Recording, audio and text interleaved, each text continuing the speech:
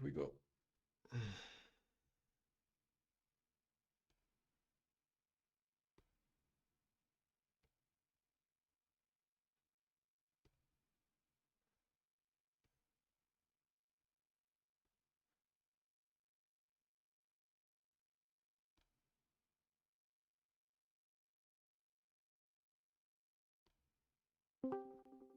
Well, neither of us is clicking hydro pump enough. I feel disappointed. Yeah. I mean, it's the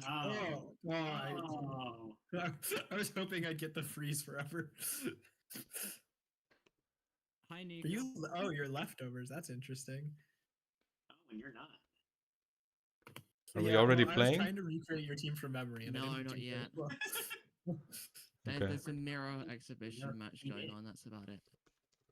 Yeah, All no, right. I'm just playing. Noodle and I'm not playing, so. You're using Kabutops? Gaming. Gaming. That's so gaming. Oh, and you're using Ancient Power instead of HP Rock when you don't have HP on your set. Gotta have. Yeah, because you don't want the speed loss. You don't. Yeah, You don't want the exactly. speed loss. Come on. Yeah, versus that classic. And he also has hidden power. Oh, he doesn't have hidden power flying. Never mind. You don't have. I have hidden power flying because I was trying to recreate his team from memory. I thought. I would expect a hidden power here, but you're using ancient power for the sole purpose of gambling. I mean, there's a brick break here, so there's no reason to have hidden power. No, I forgot it's your hidden power flying. on it only.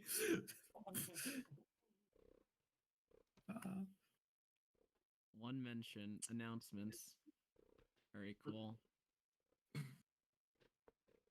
Big ice beam. Big ice beam. What's up, Walt? By the way, I'm streaming already. Don't say anything stupid. Something stupid. Okay. Oh wait, for Anything for stupid. commentary, Nico, you and the commentator should go to special.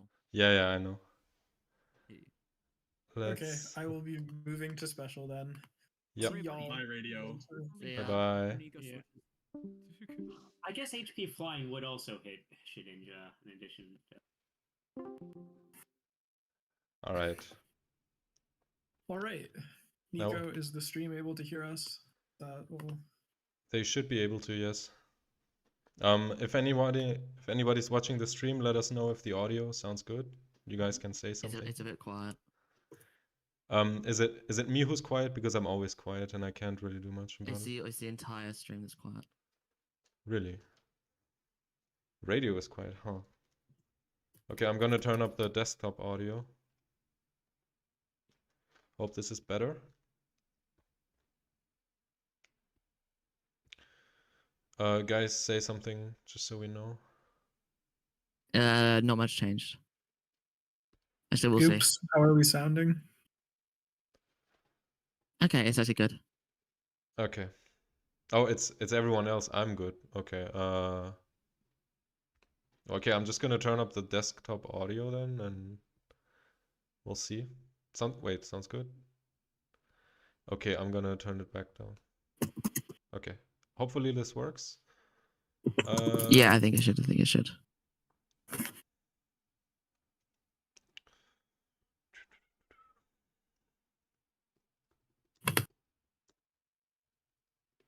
You can probably turn me down a little bit on Discord because I'm being quiet right now.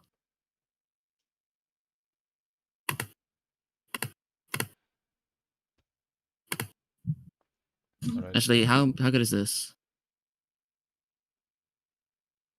They said everyone sounds clear. I think we're good to go. I'm just hacking Noodle in our exhibition match. Let's go. Noodle, if you're watching, I don't feel bad.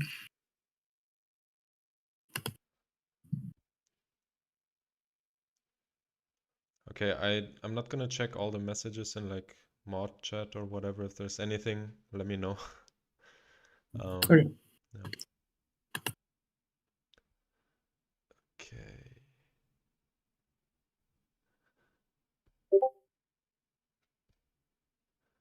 There's a delay.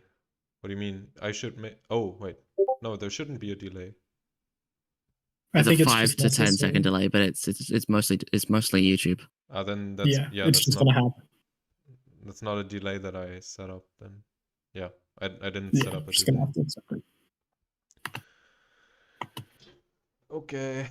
All right. So I'm basically gonna play my own matches, right? And I'm not gonna commentate most of the time until maybe we're in Top Cut and I'm not playing or something. Yeah. So I'm just gonna Nico, leave do the you want to commentating mute? to Do you. you want Just to let me mute know. us? Let me know which match you want to watch, and yeah.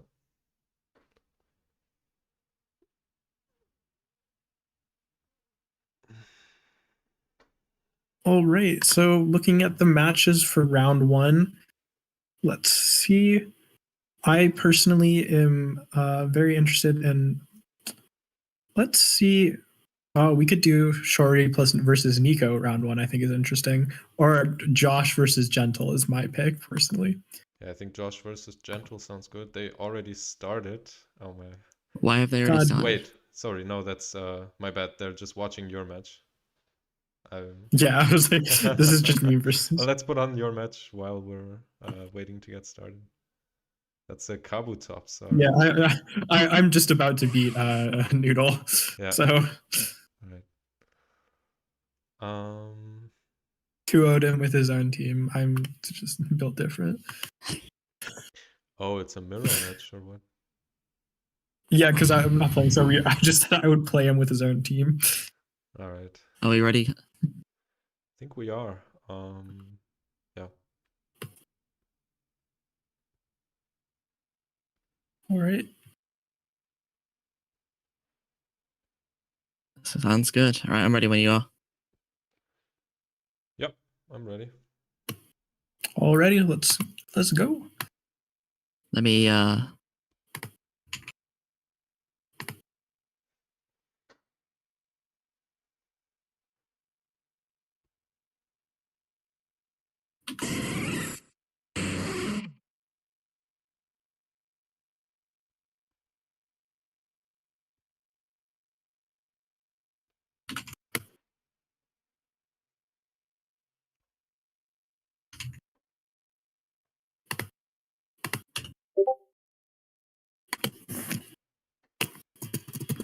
So we are agreeing on Joss versus Gentle here, aren't we?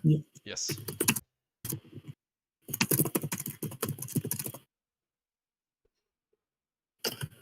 Josh versus Gentle, which is FBI Surveillance Man versus Hatsune AP2. I will point out, I do know both of these people's teams very well. I helped Gentle build their team. I also am privy to Josh's building. I think this will be a very interesting matchup. Both of them also know each other's teams because they both helped each other build. Our little group kind of did it together. So I think a very interesting round one with both of them having good knowledge. I will say right now before we start, since we have access to the OTS and everyone can see that, Josh is running Blissey. Oh my. So yeah, so that'll be interesting in terms of how they actually play through the match because Blissey, obviously, this is a calm mind Blissey. So it's basically being used as a 100% win con against special teams. Hmm.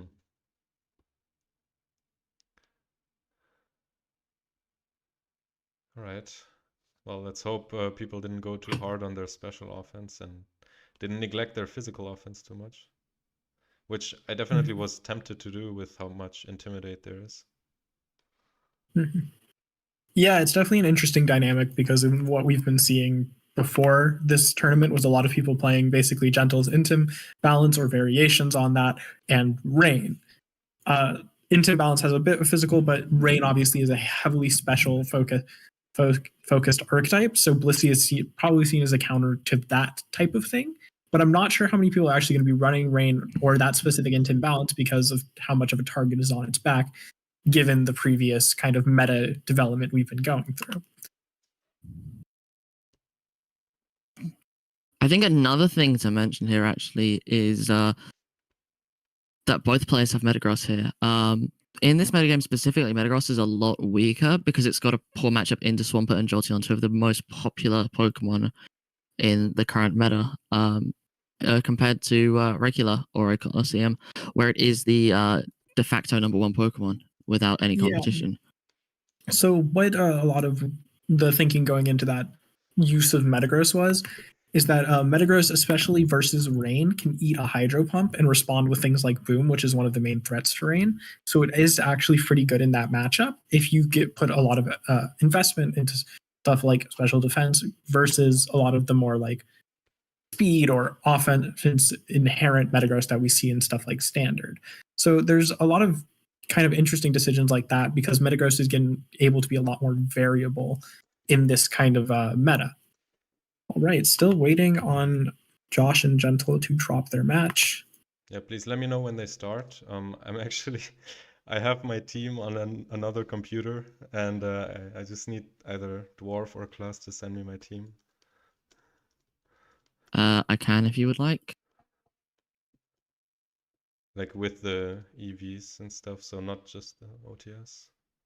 Oh, I don't have that. Oh, okay, but You Dwarf should. have It's it. submitted to one of So we can add Dastardly Dwarf.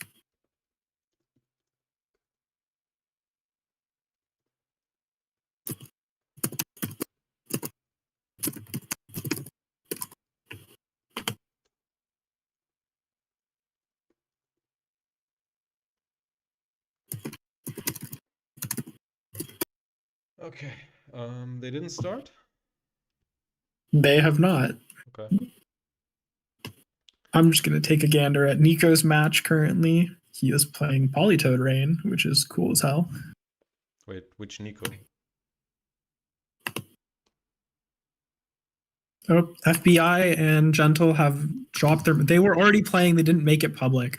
Are you serious? Come on, man. Why do they always do that? They've dropped it. They're on turn 5. Gentle has lost Can- Swampert. The Blissey is up 2 Calm Minds. Okay, how do I get this on stream? Can somebody send that to me or? It's in the Arizona chat. Ah, FBI dropped the link.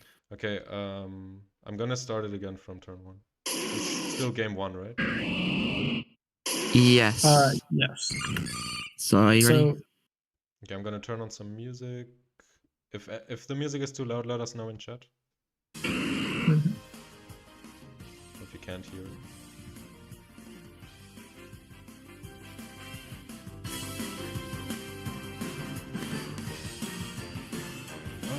Alright, go ahead and commentate. all right. So Sounds turn good. turn 1, what we basically saw was the immediate Blissey lead, and looking at how little it's taking from even physical moves here. So obviously this idea here is to get set up with Calm Mind and try to avoid something like Boom to actually remove that Blissey. Josh, I think, making very smart plays and protecting the Blissey and trying to make sure that if something like Boom does occur, that it's not necessarily a worthwhile trade. Another thing to notice here is the fact that there's double intimidate. So most Pokemon here, if they are physical attackers, are going to get quickly shut down by Salamence and Arcanine. Of course, there is Metagross, which has Explosion and Clear Body prevents the intimidate boosts. But with Arcanine threading a one-hit KO with Overheat and it outspeeding Metagross, it's a bit hard for Metagross to really do much here if Josh plays this correctly. Yeah, so what we're seeing here is Josh just making defensive pivots while setting up the Blissey as much as possible to put it into a position where there isn't a good way to remove it, because fundamentally the Blissey is kind of only weak to stuff like Explosion or extremely powerful physical attacker like that Metagross that can't be intimidated. Oh, but a big thing here was that the Arcanine went down on turn 8. And Salamence is also being chipped, and it is potentially in extreme speed range if there's a critical hit, meaning that Metagross is threatening that Blissey extremely well. And another thing to mention is this Blissey only has Ice Beam for damage, so Metagross is not worrying about any of the attacks. Arcanine, while low on HP, should not be KO'd this turn, depending on the Blissey's investment. And the Salamence is able to threaten a huge amount of damage on the Metagross with Fire Blast if it connects, of course. So this position is really, really volatile here. We have to see what the Protect Mind games have in store for us. Metagross takes 73%, is left on 17 HP, but the Explosion will clear this game out. Blissey and Salamence fall. Yeah, so Giving- really good play by Gentle there, especially in the late game, of just removing the things that or putting them into a position where E-Speed could clean up the threats to Metagross, and then just using Metagross to end the set versus the Blissey. So despite the fact that it got 2 Calm Minds up and was able to remove some of the other threats to itself, Gentle put himself into an endgame where presumably they knew that the calc that the Fire Blast from Salamence does not kill, and that they could always explode freely there. Oh, by the way, always make sure to let me know when a game ended and I need to click on a new game. Game ended, so we're on Yeah. game 2. I'm on it. Just letting you know, because otherwise I'll probably miss it. And then the stream Yeah, is no just worries, thank you. on the last game. Anyways, yeah, I'm gonna shut up. Yeah, I'm also so done. game 2 here, we've seen both of the players show their hand a little bit in terms of what they kind of see as their ways to play. Gentle obviously bringing both of his Boom Bonds in Gengar and Metagross as a way to remove that Blissey, and then using Arcanine and Swampert as a way to get tons of chip on the Mons, and then clean them up with either E-Speed or one of the physical attackers. So FBI is now kind of put in the position where he has to decide, does he think Blissey is still the right play? And he brings it back again. So we're going to see probably a similar kind of dynamic here in terms of the Blissey trying to get calm-minded up while avoiding things like Boom. But it's kind of in Josh's FBI's court here to figure out how to actually get to that end game. And we're going to see Especially that with taunt here Gengar. on the Blissey. And there's no Ice Punch on that Salamence, so it's just going to be Blissey taking 24%. And then the Gengar going down without doing anything. There was that explosion threat for the Blissey. There was that Ice Punch threat for the Salamence, but it doesn't matter if the Gengar's just removed on turn 1. Yeah, I mean, very smart play from FBI, recognizing that the taunt is likely coming out and just removing a major threat. Because last game, that Gengar was able to do 50% of the Blissey's health with Explosion. Now, really, Gentle only has one Explosion left, which is significantly more volatile. Even here, if you try to explode on the taunted Blissey, a switch is very likely. So it's hard to actually get something that looks like a favorable trade. And there is going to be a double swap here from Josh. Medium Ash goes into the Arcanine, does 34%, and we are going to see that Hydro Pump pick up the KO on the Arcanine, but there is Gengar in a prime position here, and that Salamence is likely to come back out. And there's no risk of any stray moves coming out that Josh has to worry about here, because both attacks have been used. That Gengar is threatening a Will-O-Wisp on both Pokemon here. That Shadow Ball is going to deal quite a lot of damage, and of course there is that explosion to just remove Swampert off the rip immediately if Josh so wants to. Not just that, but there is still that double protect mind game here that Josh has. So if he predicts that there's going to be an explosion here, which is while unlikely because of the Blissey in the back, it could happen. There is still that threat. Will-O-Wisp does miss, but Hydro Pump Fire Blast connects onto the Arcanine, dealing 45%. Icy Wind will connect onto both Gengar and Salamence, meaning that Arcanine will now outspeed both of them. Salamence also takes quite a lot of damage here, nearly taking 35% or 40% even. Blissey coming out over Salamence due to Josh recognizing that there is no physical threat here from Gentle here other than Swampert's Earthquake, which is now going to do absolutely no damage. Not just that, but Arcanine does not want to take any damage here from Gentle's own Swampert. And the Gengar is still immune, so it's going to be very, very difficult position here for Gentle, though, because the Gengar just protected, which gives Arcanine plus Swampert very free attacks into it, which even the Salamence switching in doesn't want to take since it's already been chipped. And if you get to that position where it's just a Blissey versus Metagross, that's an obvious loss for the Blissey. So I think Gentle has put himself into a great position here, except Gengar can explode.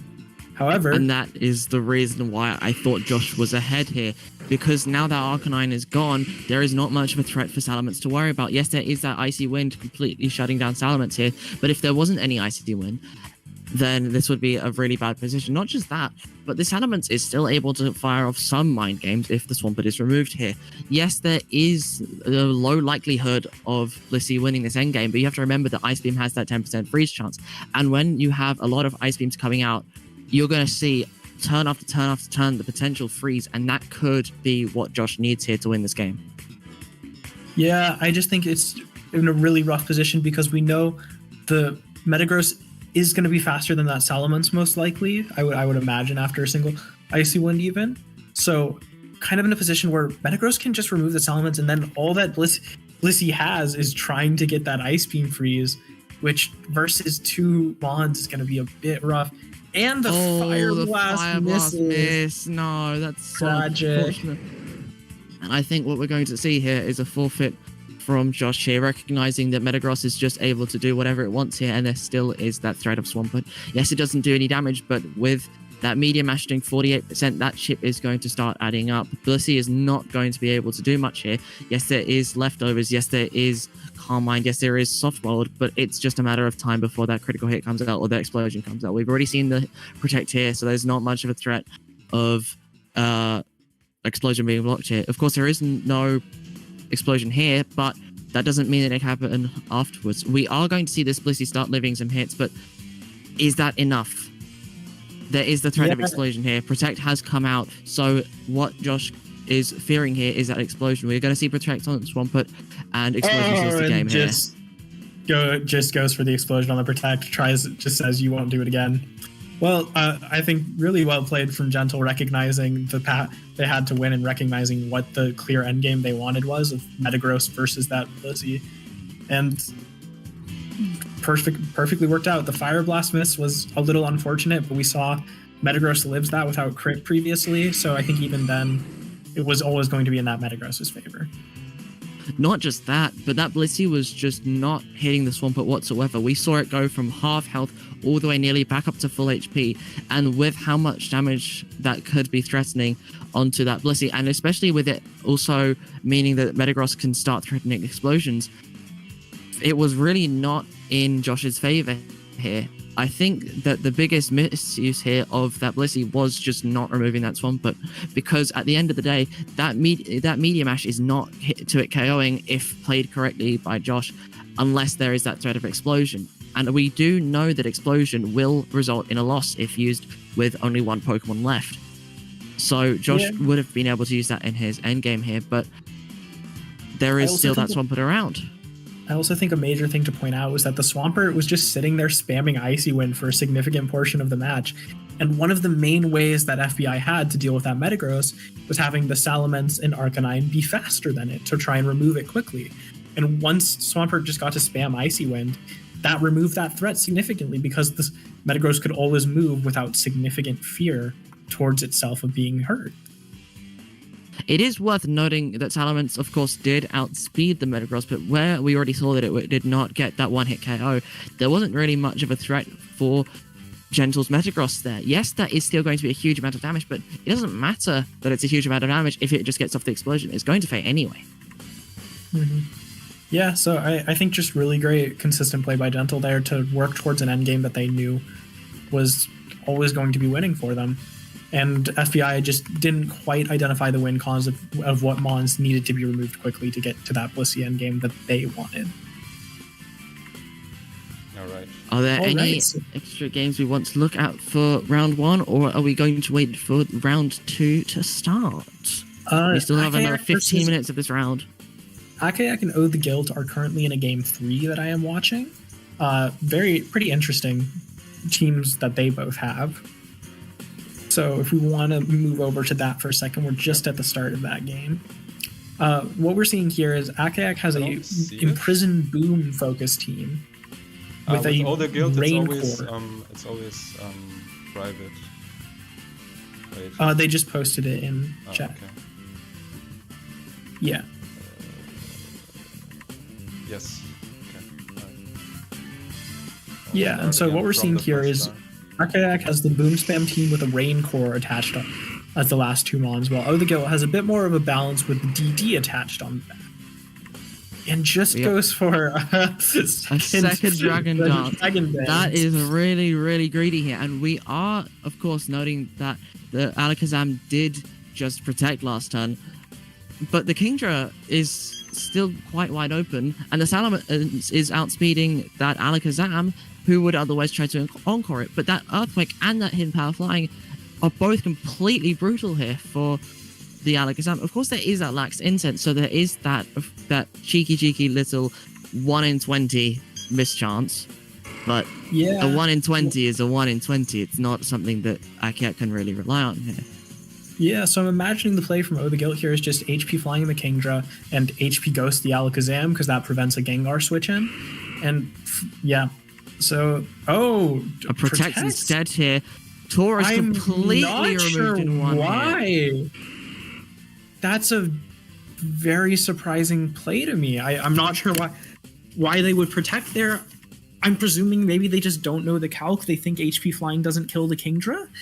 But even then, I think you need to try and protect your Tauros because the Hydro Pump there is just expected.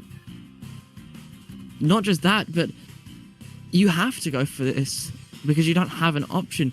That Salamence with Hidden Power Flying is going to do huge amounts of damage, and there's also the threat of Earthquake here. Even if Kingdra is invested, you still have to go for that attack because of the threat of Alakazam doing whatever it wants, because Kingdra can just fire off an Ice Beam to one-hit KO the Salamence, because of Gengar being in the back, threatening so much damage with Explosion and Curse. Yeah, I think the Guild just went from a great position to a bad one just by not going for that. It's just a really And rough we are likely tournament. to see a timeout. We're going to see a timeout. Oh, that's truly unfortunate. And that seals the game. Curse on the Salamence. It only has 4 turns left, and that's more than enough that Akiak here needs to win the game. That he can just fire off Protect here with his Kingdra, with his Gengar. Gengar is completely immune to Earthquake thanks to its Levitate. So Orre the Guild is very much locked into that Hidden Power Flying, which is only single target here. And not only is it single target, but Akiak still has all 4 Pokemon remaining. This game is sealed. There is nothing that Orre the Guild can do. And while that timeout is really unfortunate, that is the cost of not clicking a move. And so we're going to see the game end here, most likely Hidden Power Flying into the Gengar, but wafts into Protect as Ice Beam KOs. And that does seal up the game. A bit confusing from the Guild. They were in a great position and just kind of threw it away, which happens to the best of us in pressure situations, but it's sad to see it. Especially with such a interesting team followed around Fable with that Follow Me, Icy Wind and Encore. Yes, it is a slower Encore user, but Encore is always threatening. All right, so we're getting in quite a bit of the results from round 1. Oops won their match, ZMR won their match, Mosquito won their match, Kurthwack won their match, Gentle won their match, Michael96 won their match, Akant won their match, Chris Kiwi won their match. Mutant and Charmdy are playing. They're just on game 2, very start. Charmdy is ahead for game 1. All right, I will check that. All right, Nico, yeah. if you So can, please. Charmdy versus Mutant. Oh yeah. So Mutant seen here with a very strange team. I'm not going to lie. I'm not entirely sure. It looks kind of just like Hyper Offense to me, but yeah, I would also agree here. There is the screens on the Starmie, and it is quite fast for this format. But it is worth noting that there's a Medicham here with Brick and Shadow Ball, but there's no screens here. Oh, there is. Never mind. There is screens on that Starmie on both sides, so it's likely just going to be a screens war here. There is the Psychic on Charmdy's side, but there's also a Protect instead on the Mutant side, so there is the threat of Explosion here. If you can just remove that Starmie, then you have Brick Break on that Medicham later on, alongside many threats like that Aerodactyl and the Gengar here. But it really just depends on how Mutant plays this game, because he's already down a game, so he can't really decide to risk stuff to maybe have stuff work out, unless he knows that if he goes with a safe pass, he's just going to lose this. Charmdy is Nicholas Morales, by the way, just for those who don't know. oh dang, they're just Oh, they wow. just decided. Cool. Okay, well, so we have a multi-time regional champion here. Cool. Yes. Wait, one time, right? Hydro Pump, I thought it I was think it's two. just one time. Oh, well, we see a trade from the Metagross into the Starmie. No screens go up. But this is a very good... Very favorable for That's Mutant. very favorable for Mutant here. There's no worry about Medicham needing to set up screens here, and it now outspeeds completely everything when that Salak Berry is activated. There is so the Gengar potentially threatening Will-O-Wisp here, but it doesn't matter if Medicham's outspeeding, and I mean, there is no Psychic on the Starmie to one-hit KO, but is that a real issue here? I mean, there can just be the Protect on the Medicham as Hydro Pump is fired off. It is worth noting, of course, that Swampert can just still fire off Icy Winds. It can still fire off Earthquakes here, since Gengar has that Levitate ability to be immune to Swampert's Earthquake. But is that really enough for Nick Morality? Because at the end of the day, if he can't remove that Starmie before Gengar goes down, Medicham is just going to win this endgame, no matter what happens. We are going to see that Protect on the Gengar as Fake Out goes into Swampert from Medicham. Reflect is set up most likely to prevent Earthquake from doing super massive damage here, but I don't know if that's enough here, to be honest. Medicham is still threatened by that Will-O-Wisp. Hydro Pump is going to be a turret KO, so there's so many mind games here on Protect, and is that Hydro Pump even going to hit in the first place? I would like to point out that here Mutant has a pretty safe position of going for Protect on Medicham and Hydro Pump into the Gengar because Starmie outspeeds. This removes the threat of Will-O-Wisp and Explosion, and it can likely live a Shadow Ball pretty easily behind Reflect. So I think that's actually a pretty safe play for Mutant to make, to try and not worry about the Medicham so much and get off some damage, because then you can just Hydro Pump twice to remove the Gengar. The other thing, though, to note with that is after... Oh, we are going to see a switch instead. Never mind. So we're going to see the Protect from the Medicham as Shadow Ball goes into the Aerodactyl, doing pitiful amounts of damage. 20% is absolutely nothing here. We are going to now have the threat of Will-O-Wisp again, but that Aerodactyl is potentially able to just remove the Gengar depending on the spread. However, Nicholas Morales did realize the exact play that I was going for, and Newton managed to either not see the play I was going for or call it, which I think a great play from both of them. Nicholas recognizing the position that Starmie would go for. Oh my goodness, here we're going to see the Shadow Ball go into the Gengar on the Protect slot. But what I'm imagining here is the Aerodactyl was meant to threaten the Gengar with a potential KO depending on the spread, but obviously that didn't happen. We saw the Gengar Protect and then Swampert go for a Hydro Pump connecting onto the now Starmie slot. But again, we're just in the same position. Medicham is stuck here doing absolutely nothing, being threatened by the Will-O-Wisp. Yes, there is that potential damage onto the Gengar with Starmie's Hydro Pump, but that's not really what Mutant is worrying about here. It's going to be the turns afterwards where he's worrying about, is that Will-O-Wisp going to come out? Is the Hydro Pump going to connect? And is Medicham going to be able to activate that Salac Berry so it can then beat the Gengar later on? Oh, never mind, it's going to be a Shadow Ball, not dealing half, and then Gengar taking 83% with that special defense drop, although that doesn't matter. Icy Wind does come out, so Mutant will want to swap here to preserve that Salac Berry's speed boost instead of being a speed neutral. But that means I want to point out the incredibly bulky Gengar eating a Shadow Ball for 80% from a Medicham. Yeah, that is incredibly surprising here. Taking after the Gengar that I run personally, which is EV to live very similar things. We are going to now see the Brick Break into the Swampert doing 50%. Of course, there is a Protect to mean that Swampert will not be too KO'd, but Medicham is already slower than Swampert here, and Gengar is threatening a Shadow Ball KO. Starmie might also just be slower now because of the Starmie. I think is almost certainly slower but it's kind of hard to tell how Charmdy's EVs are, because enough EVs to live the Shadow Ball and also doing not inconsiderable damage with their own Shadow Ball makes me think that there is a potential that Starmie does still outspeed here. We are going to see the Shadow Ball into the Starmie, most likely trying to threaten damage, but the Hydro Pump into the Aerodactyl missing is so bad for Charmdy here. This means that the Aerodactyl can just fire off attacks into the Swampert without risk, and we already saw how much damage that Brick Break did, so we know that Swampert is not physically invested. So that Aerodactyl is now threatening a KO with Hidden Power Flying and Double Edge here. Potentially, you could go for Rock Slide plus Hydro Pump into the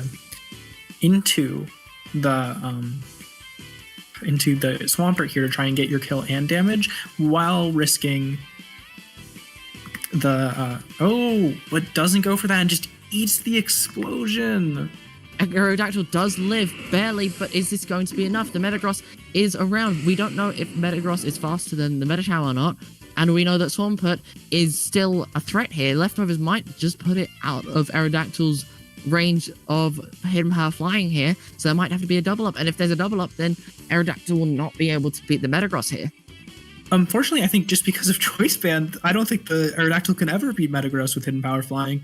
So this is a really rough position. I think Charmdy has free just double attacks here, and I don't think either Mon can ever really beat this Metagross before it beats them.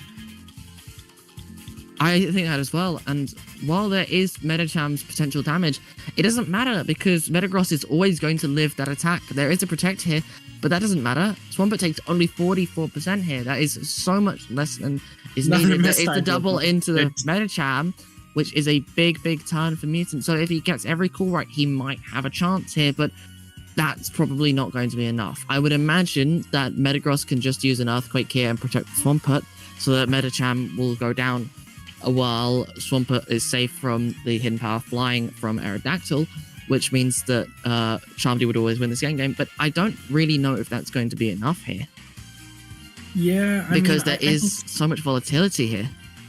I do think Swampert just protecting. Oh, then Oh, they went for See, I considered Explosion, but I thought the double protect from Medicham was too likely to come out. But Charmdy thought it was worth going for, and now we go to a game 3. I'm really surprised by them making such a volatile play when they were in such a safe position. I think maybe just the Hydro misses got a little bit to them, and they wanted to go for a fully accurate move. But ultimately, I get what Charmdy was going for there, but I think in that position, you just have to play the slow game because of how good Metagross is into both Mons. But unfortunate to see. we are going to see now the game 3 start. There is still that lead game again. The Metacham put in quite a lot of work here, threatening so much onto Charmdy's team here. Yes, there is that Gengar threatening Willows on all the team here except Gengar and Starmie, but that's not going to be enough if the Gengar is just threatened so much.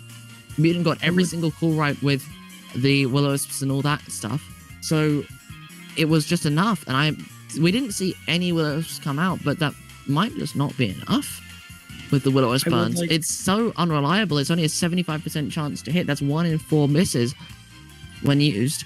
And there's just so much damage being threatened at once that maybe the Will-O-Wisp isn't as available to be clicked as we think. Starmie and Metagross coming out here with the Starmie and Metacham on Mutant side. This is quite a volatile lead. Of course, there is the Shadow Ball threatened onto Starmie, but Metagross is really, really just able to do whatever it wants here. The Protect means that Fake Out won't do anything, but there is, of course, Explosion if it wants to just trade Starmie and Metagross for Metacham and Starmie. We already knew that Metacham was so threatening to Charmdy's team here from last game. So there is always the potential double trade here with the Explosion, just removing all Pokemon. But that is up to Charmdy here if they just want to go with this aggressive play. We're going to see the Protect on the Metacham, Reflect from Starmie, Psychic onto that Metacham, and then a Medium Mash also straight into that double Protect. So we just see a free Reflect on Mutant side for absolutely no cost.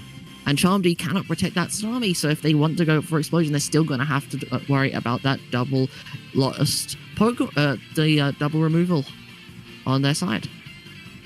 Yeah, I think Charmdy probably still just thinking a little bit about that lost endgame where they maybe felt like they had it, because I think here leading that Metagross is a really rough position, because once those screens are up, it's significantly harder to do damage with it when it was such a good endgame on. We are going to see the Explosion remove the Starmie very here. smart play. 38% onto the Metagross. Yeah. There is, of course, Metagross taking a measly 38% from a heavily damaging Explosion from Metagross with that insane 135 attack stat. But Metagross is already resisting. There's a Reflect here, and it's a resisted hit. I would like to point out that this is probably a situation where we are experiencing the screens glitch.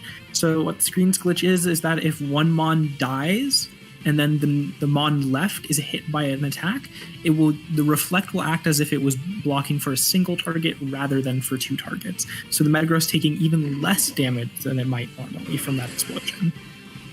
Interesting.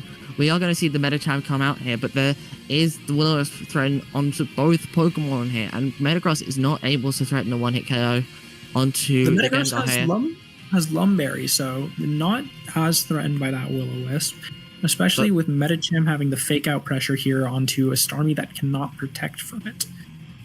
However, it is worth noting that a double up with Hydro Pump and Shadow Ball will remove that Metagross in just one turn, so it's up to Mutant if they want to call that bluff here. But Fake Out is always free into that Starmie. It does not have Protect, and Gengar, since the Metagross is Lum and behind Reflect, is not really threatened by that Gengar. However, there is still the threat of Salamence and Arcanine in the back, so it's more important for Medicham to be protected here. But we are going to see the crit Fake Out here doing 54% nearly to that Starmie. Meteor Mash going into the Gengar, recognizing that the Gengar can't really threaten a Will-O-Wisp onto it. But there is still that Medicham being threatened by that Will-O-Wisp, and that is very, very important in this endgame. Yeah, I do think they'll saw a very safe play there from Mutant, just making the obvious Fake Out into Starmie, Meteor Mash into Gengar. However, in this situation, even a burn probably doesn't save that Starmie from dying to a Shadow Ball from the Medicham. So we're in a position here where Charmdy is a bit concerned about possibly losing Mons, especially on a single Protect read, because most likely he cannot remove that Medicham immediately. And I doubt that the Metagross even takes too much. Oh, goes for Hydro the Pump, and we are going to see the Shadow Ball double up, most likely expecting the Aerodactyl to come out here, and Earthquake just removes that Starmie. Mutant is now incredibly ahead here, 3 Pokemon up to 2, but the Medicham has not taken any damage. The Metagross is not worrying about the Earthquake from Swampert, and Gengar is really not liking how little it can do here. I don't think it was necessarily calling an Aerodactyl switch. I think they were just recognizing that Shadow Ball plus Hydro was probably the only way to remove Medicham, and Medicham is incredibly threatening to their core late game. So I think that they were just trying to call it, got the read wrong on which one of them would protect, which I think was a bit of a 50-50 because either Mon can be removed by a double. That is true as well, but there is still, of course, that Aerodactyl threat either way. And we already saw that was doing quite a lot of damage here. It was nearly carrying Swampert. It was threatening a lot of damage onto the Gengar, but we are only going to see 45% onto the Medicham with the super effective Shadow Ball. That is really, really not that much. Yes, there is, of course, the Reflect that just ended, but that was still active. It's still super effective. I mean, Gengar isn't known for its physically offensive prowess, but it's a super effective hit, and Medicham doesn't have amazing bulk. I think Charmdy has actually put themselves into a great position here. Because Swampert is probably threatening a KO with Earthquake on both Mons right now, as well as Gengar threatening a KO onto the Medicham with Shadow Ball. So, and most likely if Aerodactyl, actually basically any Mon in the back is going to lose to that Swampert. So honestly, really, Charmdy has changed a position pretty well just by making a good read. Oh, but probably going to lose, does not lose the Gengar here. Interesting. As Hydro Pump goes 46 into Metagross. That isn't a removal of the Metagross like we expected here, but that's still a lot of damage. Shadow Ball from Gengar is now threatening the KO onto Metagross, and Medicham is still fearing that Earthquake because it's just going to be removed. Also fearing the Shadow Ball, so Gengar has a choice on a Medicham that did just protect. So most likely, what I think Mutant is looking for here is to switch Medicham into Aerodactyl to try and eat the Shadow Ball from Gengar, and then be able to bring the Medicham back in late game. Yep. But Charmdy makes the very clear read on that of the Medicham switching out and just goes for the Shadow Ball to get rid of the Metagross and Earthquake to get rid of the Medicham. Great play from Charmdy there, recognizing what Mutant needed to do to try and save the Medicham for late game, and just playing their way out of a really rough position by recognizing what their win cons were. It also is quite important to note here that if the positions were switched, then it would still very much be in Charmdy's favor here. Yes, that Metagross would be preserved, but that's still outsped by the Gengar. Aerodactyl is completely removed by a Hydro Pump, and Swampert isn't fearing even 2 Earthquakes here. Of course, there is Explosion, but Aerodactyl doesn't want to take an Explosion. There is the risk of it just fainting in one hit. Yeah, so now it's just up to Hydro Pump, and it connects, thankfully. Yeah, that is a big seal for Game 3, calling that there would be the switch from the Medicham and just instead removing the Metagross in one hit, so that there'll be the Medicham removed as well. Just an amazing call here from Charmdy, recognizing that, hey, that Metagross isn't that much of a threat. But the Alright. Metacham is. So let's punish the Metagross if it comes if it stays in, and then Metacham will fall afterwards. Yeah. So honestly, great plays from Charmdy there. I appreciate him making the plays that I was pointing out because it makes me seem like a much smarter person than I am. But that is the last of our round 1 matches, and we should be moving on to round 2 relatively soon.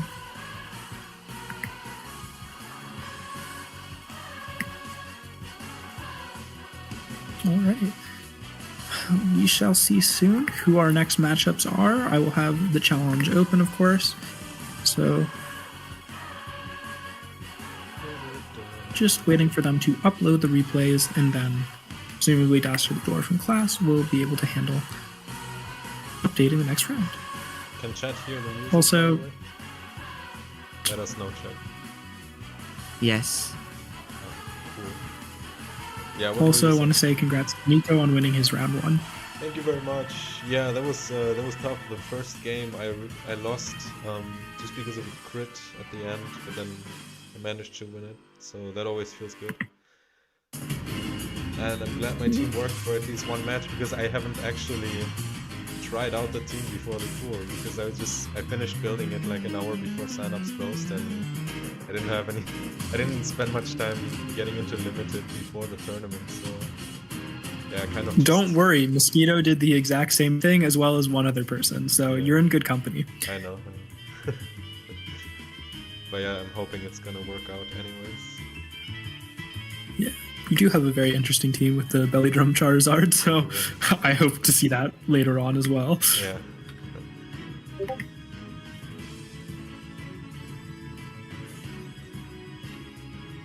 Music slightly lower, alright. Okay. Okay, round 2 is up. I think Crystal... Oh! Nico, are you fine with your own match being on stream? That is a game. Oh my goodness. Sure, but Round then 2 already, and we are seeing such a legendary matchup. Are we able to handle that in a way where you can't hear us, Nico? Is I that don't- possible?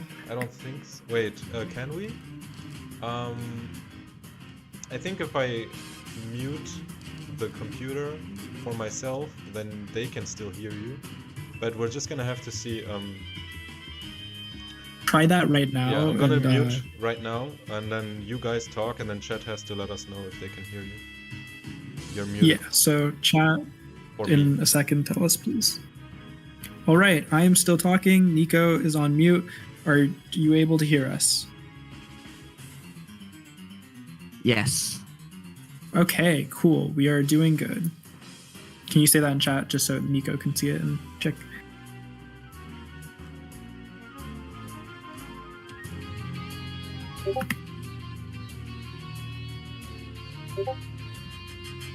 Okay, Munch So let us know VGC if said you yes can as still well. hear, radio and Clas. Alright, awesome. I cannot hear them. That means it should be okay to let them commentate the set. Wonderful. Yeah, let's do it. All right. So we will be getting to see, Then I and will for those of you who mute don't know myself yet, now. the reason for that is because we are seeing Nico versus Mosquito, probably the 2 best players in Orre Coliseum history, to be clear. So we are going to get to see a great match. Also, both of them running very interesting teams that they made about an hour before this tour started. So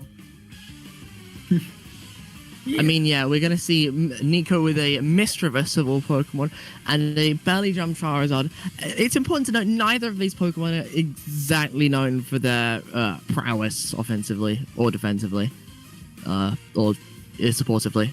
Neither of them are very good in general. just for their prowess overall. Their prowess overall. On the other side, we have Mosquito with Politoed Rain. Now,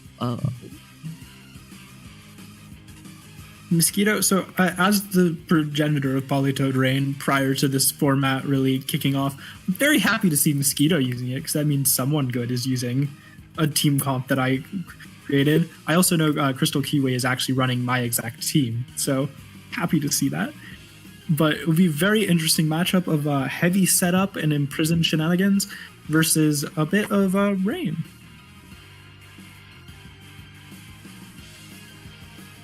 All right, they have started.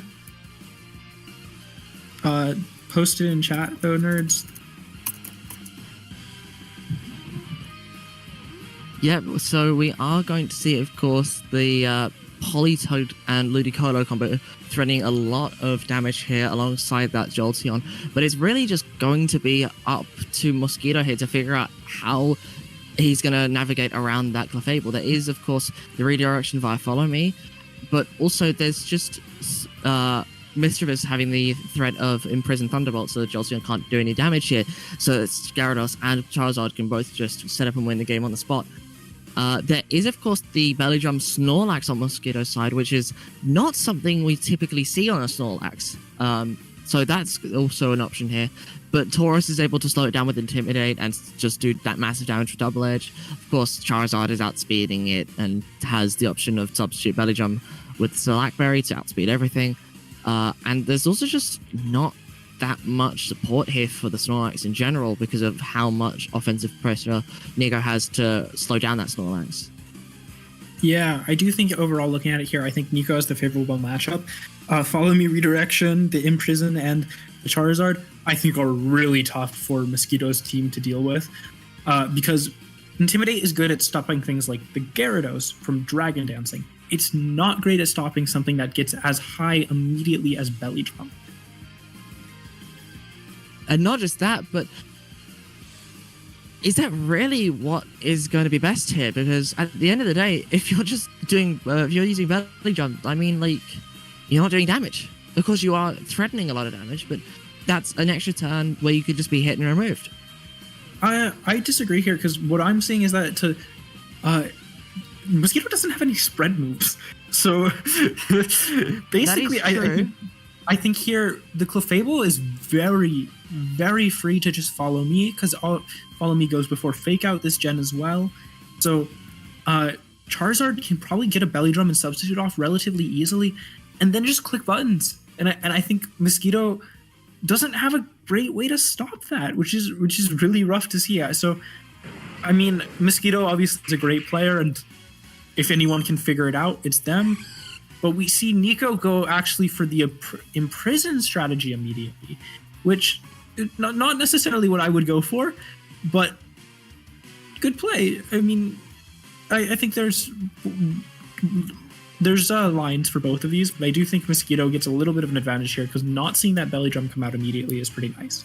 Not just that, but Salamence is threatening to just set up Rain Dance for Ludicolo to do huge damage here. That Hydro Pump, it can just potentially remove the Clefable in one hit if the investment or training on that Clefable is lacking on the special side. But it's really just what we're going to have to see here. Hydro Pump does just whiff into Gyarados, but it's not exactly known for being particularly weak on the special side, and it's a resisted hit as well. There is, of course, the Dragon Claw threat onto the Gyarados, but Encore onto the Ludicolo here really stifles how much it can do into this Gyarados. And Dragon Dance is already so threatening, especially paired with the Follow Me on the Clefable, that it might just be too little too late. I mean, that Hydro Pump not being into the Clefable slot might just be sealing the game here. Yeah, so interesting position here, though, of we'll see how much... Very nice, just double Hydro Pumps into the Clefable. We'll see if Gyarados goes for an HP Flying to try and remove the Ludicolo here, or if they will go for the Dragon Dance, which, depending on investment, can be faster than a Ludicolo in Rain, sometimes is not. We're going to see the Hidden Power Flying one-hit KO here. That is incredibly surprising. Not only is that meaning that Ludicolo is not that invested, but it's also not likely for it to always remove. I mean... Yeah, in my practice playing with Ludicolo, it definitely was not removing it consistently, so I think Nico possibly getting a little lucky on the rolls there, but obviously we'll take it. There is now, of course, the threat of Taurus here as well. Jocelyn does come out, and that does threaten a lot of damage onto the Gyarados with that Thunderbolt, but Taurus can just threaten and remove it with Double Edge, and Salamence can't really threaten Taurus with anything other than Hydro Pump, and Hydro Pump won't remove the Taurus. So it's really just up to what Nico decides to do here. Yeah, we're in a position where it's a lot down to just kind of 50-50s here. Nico obviously Mosquito can try and protect the Jolteon to try and get enough chip to kill the Tauros. Gyarados could go for a Dragon Dance then, which then makes Jolteon unable to counter it. So there's a lot of 50-50s going on here. We'll see which line each of them takes, because realistically, it's going to come down to just a bit of a read. All of these plays have merit to them. There's not a great way to decide which one of them is necessarily the exact right answer. It is worth noting that Tauros does also threaten a potential one-hit KO onto the Salamence here. We are going to see the return into the Jolteon. This does mean that Salamence won't be KO'd, but Hydro Pump missing onto the Tauros is so incredibly unfortunate. That is 2 Hydro Pump misses out of 4 uses. So that is just absolutely devastating for Mosquito. Mischievous has just come out as well, and it's threatening to just imprison to shut down the Jolteon on the spot. I mean, we did see the return into the Jolteon slot, so it's not really going to be doing much here anyway, but that's still so damning. A bit of a misplay on Mosquito's part, because a Dragon Claw there would have put the Tauros... Oh, that works. Well, that works. I was going to say, Dragon Claw puts it in range of a Thunderbolt, but just critting works, you know? Imprison does come out setting off Jolteon's attacks, but it might be too little too late here. I mean, the critical hit just removed Tauros on the spot, and Hidden Power plus Dragon Claw will be enough here. We do see the Protect onto the Gyarados, and Dragon Claw comes out onto the Protect slot as Mischievous goes for that Thunderbolt. But 22% from Mischievous is very unsurprising. It's not exactly the most offensive Pokemon, and Snorlax, it's just threatening so much here. I mean, Jolteon was already threatening enough damage onto the Gyarados paired with the Dragon Claw from Salamence, and I mean, Snorlax is doing that leagues more. Yeah, I'm not exactly sure why Mosquito switched out there, but I don't think it really matters for this end game, but... No, I mean, return only did 50% here, so that does mean that either this Snorlax isn't very physically invested, or the Gyarados has a lot of bulk here, but I would imagine it's the former. We did see Hidden Power do 33%, which is quite surprising. Snorlax usually is quite a bit bulkier, but I would imagine instead that Mosquito is focused on the special aspect. We do see the Dragon Dance and Thunderbolt come out, but returns more than enough. Yeah, there was really no way for Nico to get out of that end game. No, they would have to hit, it was probably on multiple arrows from T-Bolt and crit, and even then, I'm not sure it's in their favor. But Mosquito got a little unlucky at the start, but cleared back up with the crit, and I think just played very intelligently to get through that game. Nico, I'm not sure really why he went for the line he did there, but and inevitably it didn't work out. So I think he is going to have to adjust, because realistically, I don't think that was a game that he lost on luck at all. I think that was really just a game that he lost on Mosquito having a bit better lines.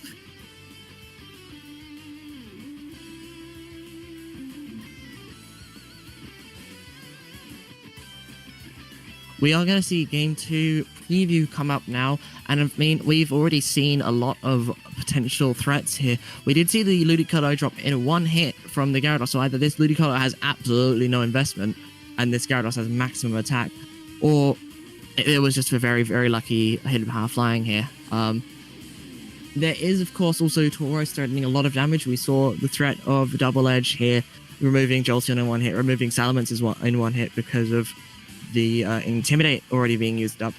Of course, it was only a threat of KO, not a guaranteed one.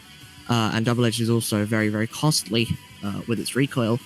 But this is very, very still much in Nico's favor if played correctly. I mean, Belly Drum Charizard is very, very scary here. Gyarados is scary once it gets going. And Mischievous is very, very disruptive here if played correctly. But it's very much if. It's a lot of ifs.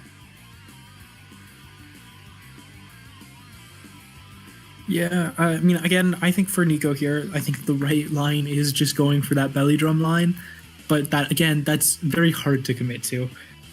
I do think though that is the right line if they are there to win this match. The other thing is that if that line is committed, the substitute really needs to come out first. Otherwise, belly drum is just not going to be doing enough. I mean, there's a speed tie with the Salamence. There's Ludicolo outspeeding in rain. Jolteon just naturally outspeeds. It's not very favorable if Nico doesn't get that Select Berry boost first. I mean, there is, of course, Imprison to seal off Jolteon's attacks, but Mischievous isn't exactly the most threatening ever, or bulky Pokemon ever. We do see the immediate Belly Drum line. I imagine this Nico is has to made the try adjustment and... that I think is.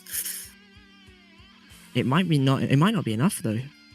I mean, Clefable will live the 100 pump from Ludicolo here, but it really just comes down to if the substitute will last. 100 pump does 33, followed by 44%, so that Rain Dance probably should have come out here. We will see that Charizard be able to get off the Belly Drum next turn, and then get the Blackberry boost, but we will have to see if it will outspeed the Ludicolo first off. And if it does, then this game gets a lot more difficult for Mosquito.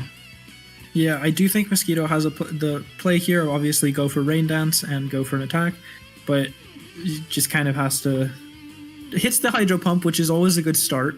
But it's not enough. There's still the substitute up. Blackberry is about to trigger, and Charizard is +6. It's going to absolutely ruin everything here. I would imagine Ludicolo is potentially removed by an Earthquake of all things. yeah, but having Salamence out is nice because it does remove the option of double targeting attacks with Earthquake. So do have a little bit there to help. That is true, stave off but the game. Starmie is now threatening boosted Hydro Pump damage onto the Salamence. Charizard is outspeeding the Starmie, so it can just remove the Salamence in one hit, punishing whatever wants to come in.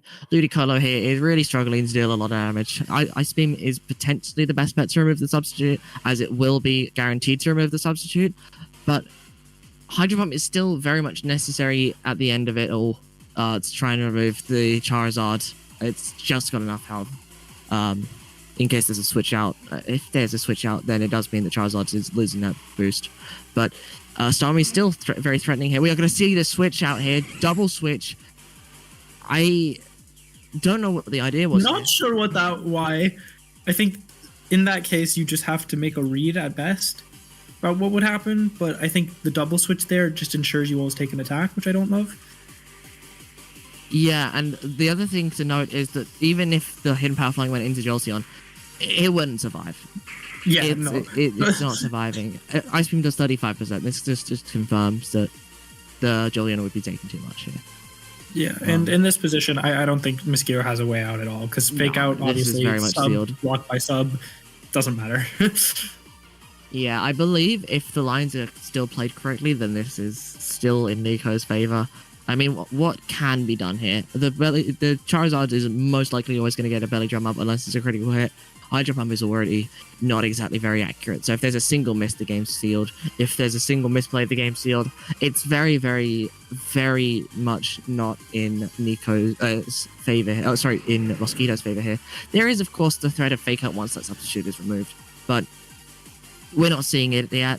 The substitute needs to be removed first off. And even if it is removed, there's still a threat of other Pokemon here. There's still the Starmie that was just removed. Tauros is now out, and that's also threatening to one-hit KO everything here. I think actually This game is sealed. Mosquito may have found the line. No, maybe in game of 3 he's found the line, but in this game it's over. Charizard outspeeds everything. No. Think about, does Charizard outspeed the Lud? We haven't seen if it outspeeds the Yes, it Ludicolo. does. Yes, it does. When did we see that? We saw the damage from Ludicolo. It's modest. Have you done the calc to ensure that? Yes, it's modest damage, which means that Charizard is never worrying about Ludicolo outspeeding it. Not even that, but if it is maximum speed Charizard, then it will just be outspeeding anyway here. Then the possible line is that Nico didn't notice that. Given how long they're taking, I think that is true, because this is a position where. Yeah, we do see the hidden power come out, so this game is over. Tauros does fall what to the I Hydro was Pump. thinking there is because Charizard did that, there was a chance that you could protect with Jolteon, kill the Tauros, and then put it in a position where you have 2 attacks into the Charizard. Still probably wouldn't win. True, but it relies on Ludicolo outspeeding in the first place, which, as we just saw, it does not. Run timid. Run back. I don't even think timid would be enough, because Charizard is still naturally faster at +1 if it's invested. 134 times 2 versus 167 times 1.5? Well, it'd have to be higher than 250. Yeah, 135 times 2 is Oh, was it? 134. Yeah, it's Oh. 268. So it is.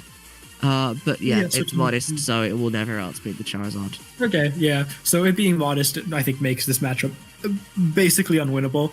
I do think Mosquito. I disagree. We did just see a potential endgame where Mosquito can win if the substitute is removed, but because that substitute wasn't removed in this game, it's not something that Mosquito could recover from.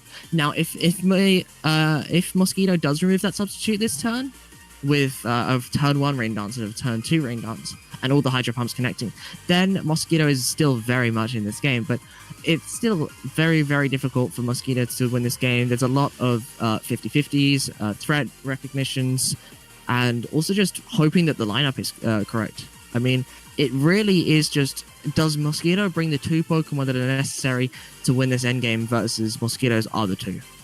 Because that Clefable and Charizard are always guaranteed here. So is it going to be that Charizard in the back? Is it going to be the Starmie? Is it going to be the Tauros? We just do not know here. It's too many things at once. We're going to see instead the Jolteon plus Snorlax lead here. Is it going to be a double Belly Drum lead here? I would imagine not, but we never know. There is the Uncle threat onto the Jolteon, so if it does go for the substitute, it is incredibly unsafe here. I mean, Charizard is also quite free here. I think that Mosquito is led wrong here, and this game might just already be sealed. We do see the substitute from the Jolteon as substitute from Charizard comes out. Return does 36, that is a measly amount of damage. There is no threat of Cute Charm charming the Snorlax because they're both the same gender, but that might not be too real here anyway, because Returns a 3-hit KO. Jolteon's not going to do enough damage with Thunderbolt, and that Belly Drum is about to come out without the substitute being removed. Yeah, I think that was just a mislead on Mosquito's part. I see the theory with substitute, but Charizard has Earthquake. It doesn't really matter to it because it can just target both at once now. It's a bit unfortunate. I'm really not sure what Mosquito's. I mean, I see the theory with substitute. It can survive 1 hit, potentially get something else off on it, but now that Tauros comes in, you just don't have a lot of options. I think the theory here is that if he has Salamence in the back, if he can call it. Oh, I see the end game goal here. Okay, so what we're going to likely see is Thunderbolt remove Charizard's substitute as Tauros removes Jolteon, while Charizard's Earthquake removes Snorlax and Jolteon. Although that would remove Snorlax at the same Tauros at the same time, so we might just see. What I think you go here is if you switch Snorlax to Salamence here, and Nico goes for double Earthquake, you only remove 1 Mon, but you get rid of the Charizard's substitute while locking the Tauros into a position where it's -1 Earthquake. Once you get that in, you probably can get Snorlax plus Salamence in to kill the Charizard with no Protect. And then you just have to play out the instead it's the Ludicolo in the back as the 4th Pokemon. We do see the Salamence come in here. Tauros won't be doing too much damage as Hidden Power Flying removes the Salamence. A critical hit does not matter, obviously, as it's +6. Intimidate is blocked by the substitute. But we are likely going to see Jolteon remove the substitute here as Ludicolo comes out, unless there is no Ludicolo here, in which case this game is very much sealed. Yeah, very smart play there from Nico, though. He just recognized that the Salamence switch-in was likely. I think Mosquito has very limited options. Oh, that's interesting. I'm not sure why they would do that, given the Charizard has no Protect and removing the sub is necessary. But I guess they were just expecting. I'm not sure what the play there was from Mosquito.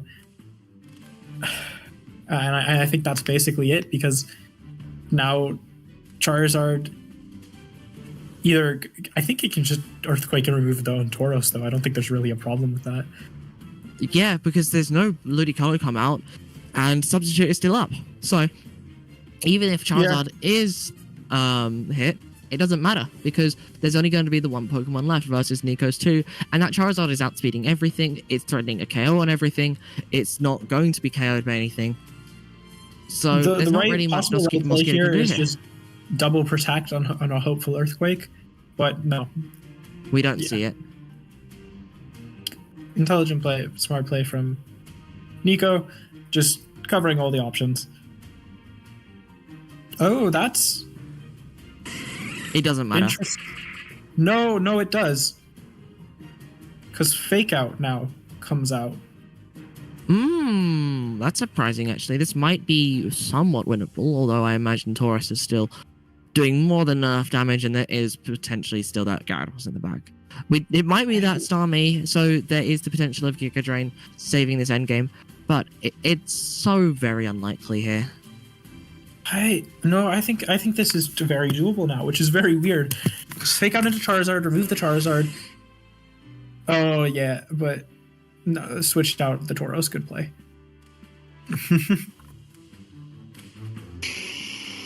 Now it's a bit of a 50-50, I think, on who the Tauros decides to target. Oh wait, no, it can always target the Ludicolo. But Yeah. that actually puts it in a position where I'm not sure Starmie can beat, or if Starmie does beat the Lax all the way with leftovers. Actually, I think it still is a 50-50 because if Ludicolo protects and Snorlax removes Ludicolo the doesn't Taurus, have then it's attack. instantly. Oh. Yeah.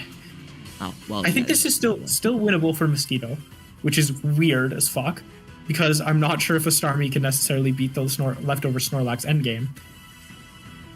So I also think it can't. 25% damage here. Yep, double edge, and I would imagine that Snorlax attacks. Yes, it does. This is a So now crazy turnout of events here. We expected there not to be any Ludicolo, so we thought the game was over. But then we see the what I Ludicolo come out expected at the was very that end. is that Nico would always attack the Snorlax. Okay, so we're in a position a bit here of it might be up to Hydro Mistis, which is I think it is. I mean, there's going to be a protect here so that leftovers can bring Snorlax up to 40%.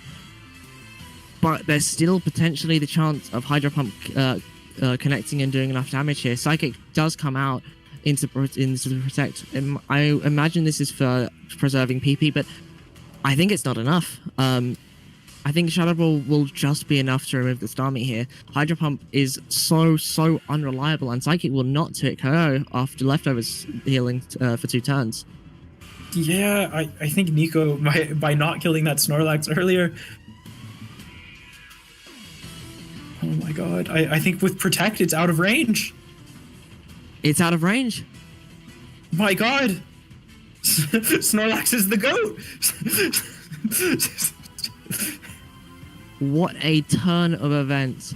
I thought that Mosquito had lost this game so many times, and we They get both to made this some end game. weird plays to get into this position, but ultimately, Snorlax is just Snorlax is just the GOAT. There's It does come down to that crit actually. If there's the Psychic or Hydro Pump crit, it will be enough here. me and I Mosquito think- saying or freeze, trying to bait Nico into going for Snorlax. Oh my god! 7 HP. That is outstandingly close. What an end game. I think, no offense to Nico, I think he could throw that a little bit by not killing Snorlax. I guess maybe trying to call it double protect. But my god, Snorlax is just too good. Did I misplay at any point, or We I think you personally think misplayed you the did in HP yeah. flying the Jolteon rather than the Snorlax, because in that position you let because I don't think Jolteon necessarily wins a lot of the end games, but Mosquito just made the right line. I think he played the only possible line to win that. Yeah. But that was yeah. because Wow. yeah, because I think am with speechless. yeah that was an insane game, but Yeah, that was pretty good. yeah. GG's to Mosquito. I'm very happy you decided that the Charizard line was right, because I was like game 1 I was like I think you just win with this, Yeah. and I think if you win 3 games with it you would have, but yeah, I think game 1 trying the other line was possibly the downfall. Are all the other matches? I mean, over? Yeah, I think they might be. Okay. I think that yeah, you guys were the last match, yeah. which is fitting. That was very crazy to watch. So we're waiting for round 3 to start now. That was an actually incredible set to watch. I am Still speechless. Snorlax living on 7 HP. That Yeah. came down to rolls. Probably. Yeah. But what was your thinking? Game 1. What was your thinking on going for the line of not using the Charizard? Because to me, that's what stood out to me immediately. Was that I thought Charizard would be the right play versus Mosquito's team. Yeah, I don't really remember now, to be honest. I'm not sure why. Oh, I didn't that's go fair. for it. I think it's just the thought that Mosquito knows exactly what I'm trying to do, so he's gonna Yeah, like, I do mean, whatever he's he just a can. good player. It's hard to. He's gonna do whatever he can to stop this art. So I thought, okay, I have to like first do something else, and then he will not expect it or something. But yeah, like then after game 1, I realized actually it's really safe. Yeah, We do I do have think you round made some 3 great up calls there. now. making a bit of the safe plays, but I think you need to just accept a little bit more aggression. But that happens. Mm. It's I hard. think- It's hard to make that in the moment. I agree, yeah. All right, round 3 is up, right? Yep. All right. Some big Well, matchups to look out for are Gentro versus Akiak, Shori versus already- Josh, and a surprising I Nick would like Morales to- versus I Allegra would- here. I would like to do, if we can, Hearthwack versus Oops. I think that's another great one, yeah. What's up? Because, and I'm approaching this with the usual theory of we should watch players we expect to cut first, so that when we get to the win and ends, we're watching people we haven't played yet. We haven't watched yet.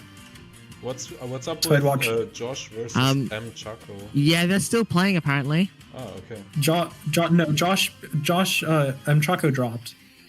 Oh, Oh. So he gets Chaco dropped. So. What? Anyways. Chaco said that they dropped. Should I report the result or? Let's. I mean, I'm gonna Where leave it to the did- TOs. I should play my own match. Yeah, play your own match and then let's. Yeah, because. Chaco, I think there was a misunderstanding. If Dastardly Dwarf asked Chaco if they were playing during round 2, and Chaco did not realize round 2 was up. okay, they have actually linked. So Oh, they just finished. Okay. did Josh win? Josh won. Okay, cool. That changes nothing then. How much did Josh win by? 2-0 or 2-1? 2-1. Okay, so we need to change Josh's point differential because it was put as a 2-0 originally, but that shouldn't change the actual round matchups. So we're good to go.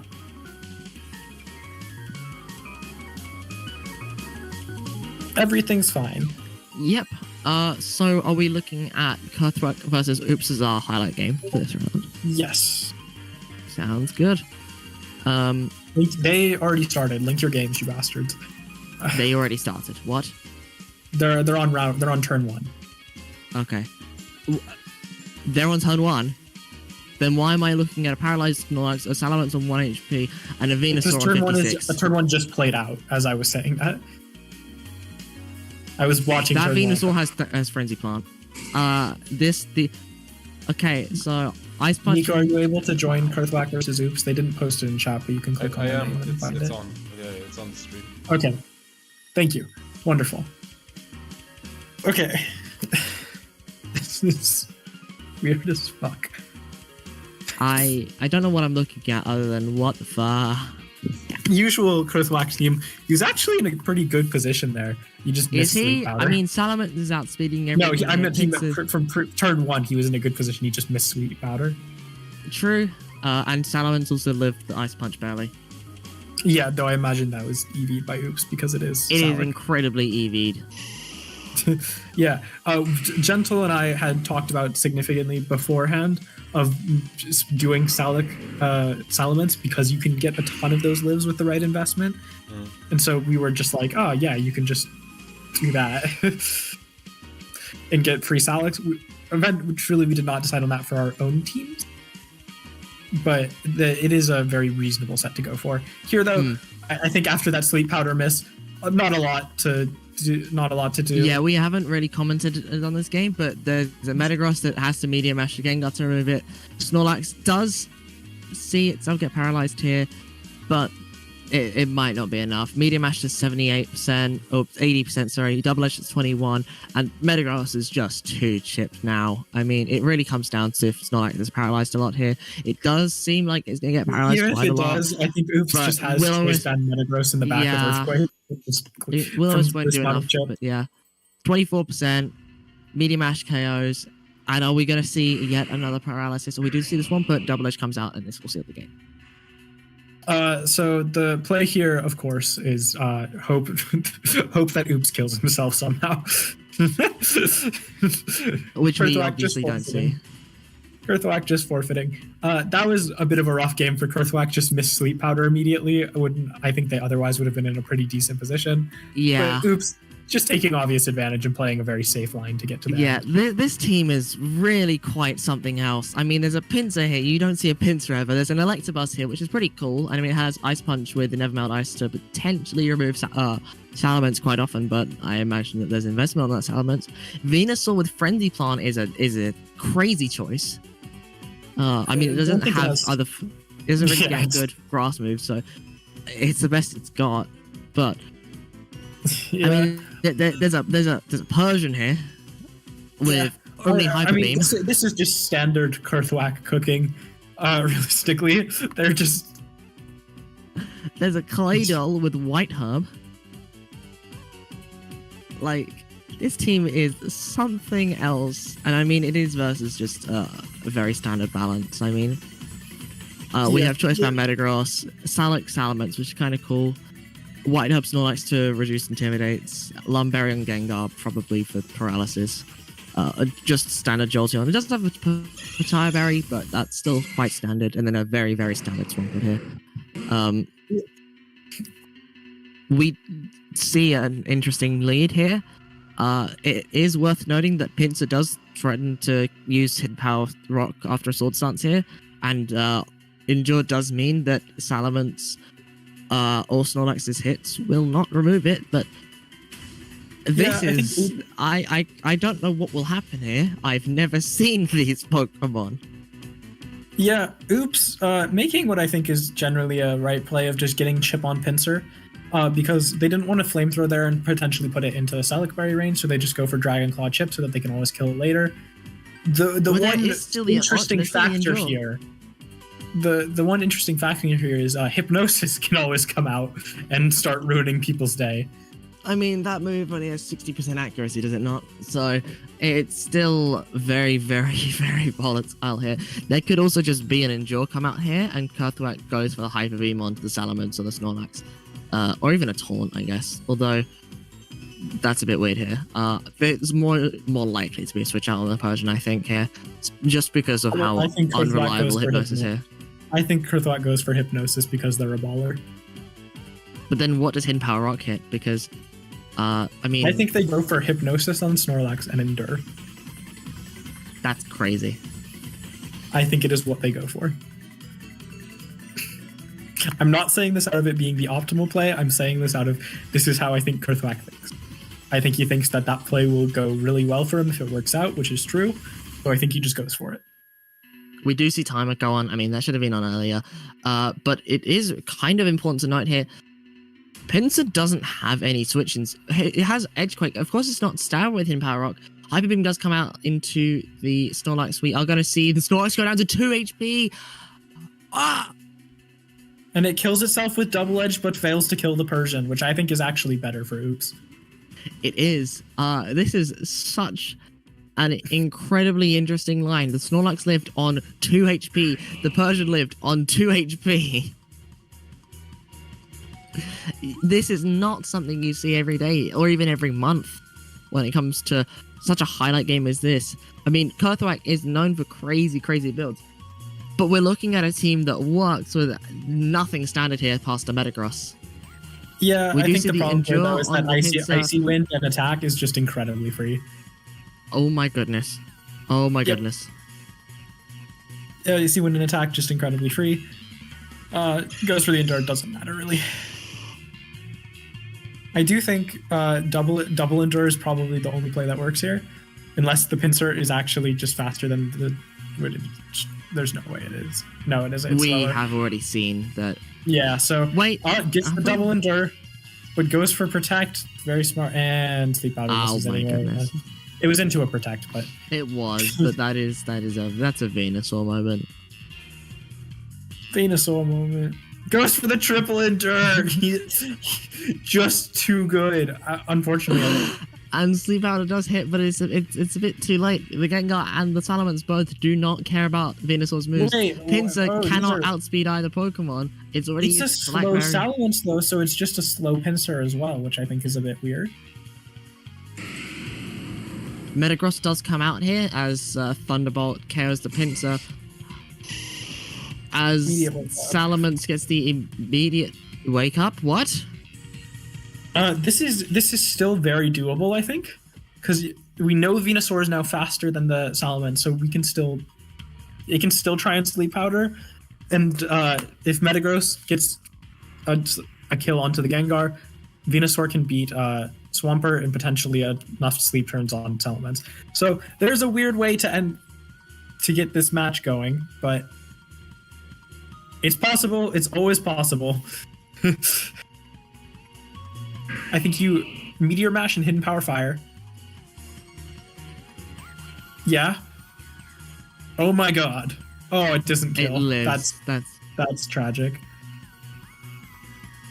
This has been such a set. I mean, you would not expect a 2 HP Snorlax to double edge into a 2 HP Persian, and then this event to happen. But here we are. I mean, we might see the Frenzy Plant into the Swampert, but no, we see Hidden Power Earthquake Fire. crit on Venu to kill it. That's just genuinely tragic. This has, wow. I'm struggling to commentate this.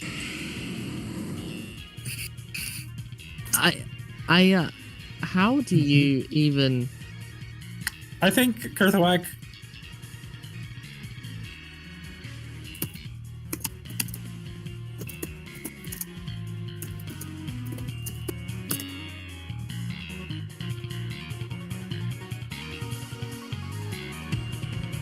Tragic. But that is how it goes. So we see Oops get a fairly, I'm not going to say clean 2-0, but a quick 2-0. Yeah, that was. I'm quite lost for words here, to say the least. I have never seen. Oops said, "Bro, it's called expert EVing, classic EVing to live that HP Fire plus Meteor Mash." My favorite. Are there any games we would like to watch now? I have opened up the 2x Noodles game. It's Okay. not opening for me, but they're on game 2. Yes. Alright. Rain is up, We're gonna start and there are from two turn one Ludicolo on the again. field. Alright, here we go. But one has not used a move, and the other one used Fake Out. So that Ludicolo doesn't have a water move. My God, ZMR is cooking too hard.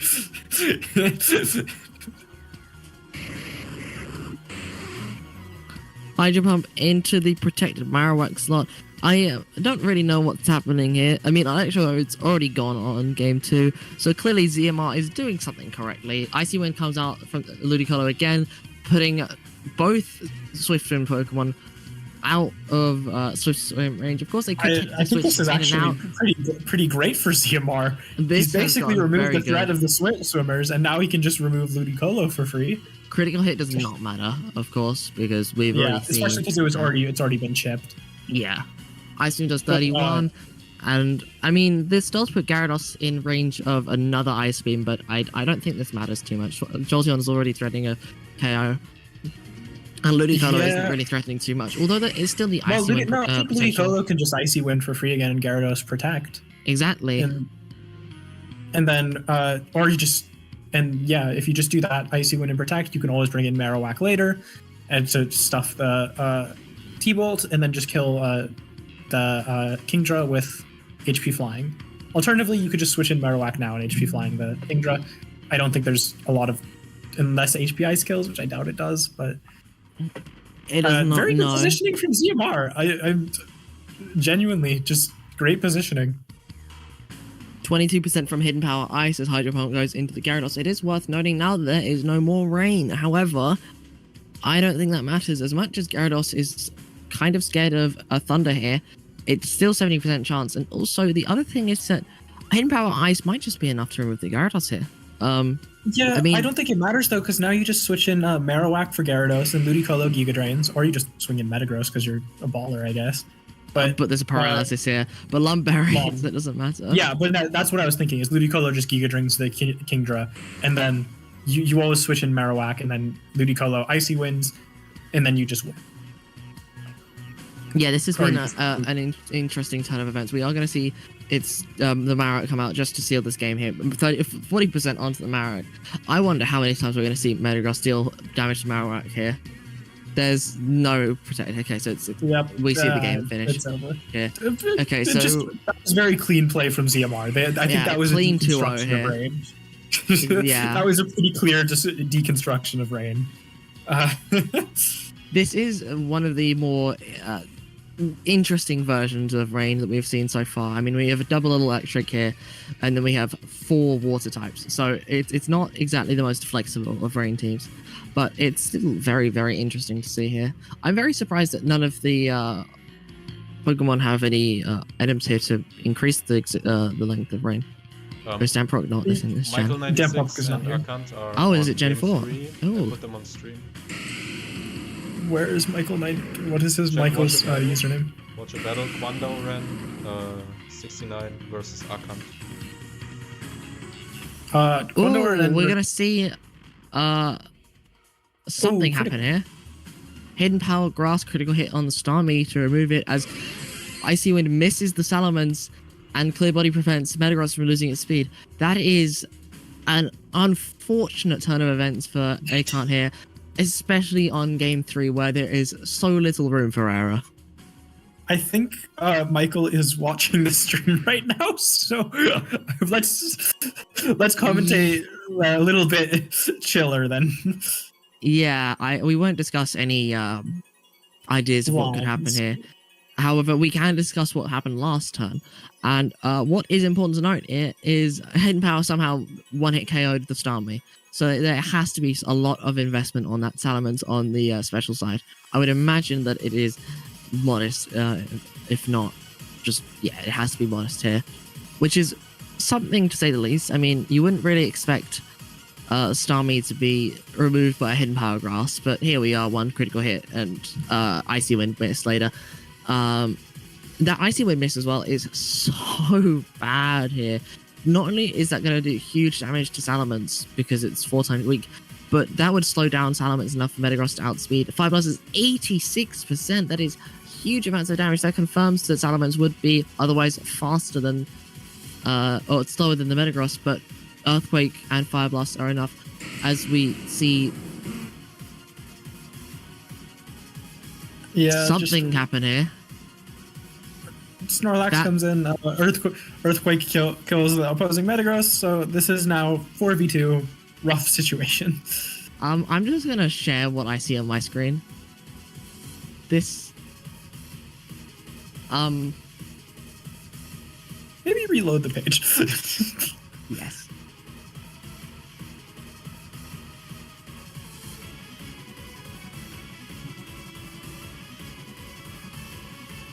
Yeah, but very clean for Michael. Unfortunate on the Icy Wind miss, but you just kind of have to make do with what you're given. Yep. It's still technically somewhat winnable here. I mean, the Gyarados is faster than the Metagross. Dragon Claw does not 2-hit KO, sorry. Metagross is removed here as Snorlax is threatening huge damage onto that Salamence, or whatever decides to switch in here. It could be that the Taurus here with that Intimidate. It could be the Swampert, which is just going to be living so many hits here, or it could be that Alakazam here. It is going to be that Alakazam as Double Edge goes into the Salamence, one hit KOing it. That is a big KO here, but it might just not be enough here. I mean, it really comes down to whoever's faster with the Snorlax. Earthquake and Psychic might be enough to remove Akant Snorlax, but we really do not know here. Yeah, Interesting was definitely worked it back because Choice Band Snorlax just does so much damage, and unfortunately Alakazam has never lived a physical hit in its life. So we're kind of in a position where everything is removable. Neither Snorlax nor Alakazam love taking physical hits, and you're versus two of the things that hit hardest. Especially because the Alakazam only has Psychic, doesn't have something like Thunder Punch to potentially remove the Gyarados immediately. Yep, just we're gonna see. Oh my goodness, how greedy can this get? 80% onto the Snorlax. This might be enough for a Dragon Dance boosted Earthquake to remove both Pokemon here. Snorlax does go down to Earthquake as Snorlax heals. The Gyarados, I think, has to. We need to see how much speed invest it has, though. I'm not sure if Adamant Gyarados actually outspeeds Alakazam at +1. Hopefully, I would assume they'd EV'd for stuff like that because of how many fast mons are in this. You need to outspeed like Jolteons. But I'm not sure if they did, so we'll find out. But Earthquake comes out and kills both. What? Gyarados wins again. Incredible recovery. That Icy Wind miss and the Hidden Power Grass one-hit KO were both so incredibly devastating for Akon, but it just wasn't enough.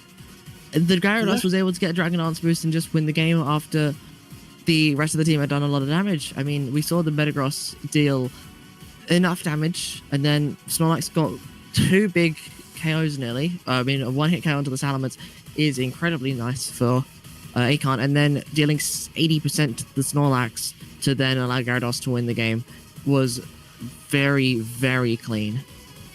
Yeah, I think very intelligent play there, though, of recognizing that the Alakazam was likely to protect, and just going for the D-Dance to set them up into a position where if the Alakazam protected, it always loses.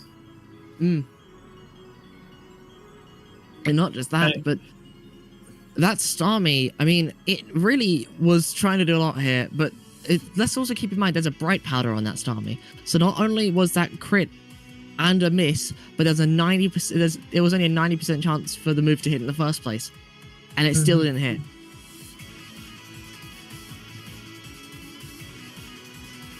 We still got some games going on. Wait. Yeah, we do. Did round 4 start? I opened Marley Madness's game. Okay, I'm on it. What game is this on? Game 1. Game 1? Wait. Round 4 is on? Yeah. Game 1.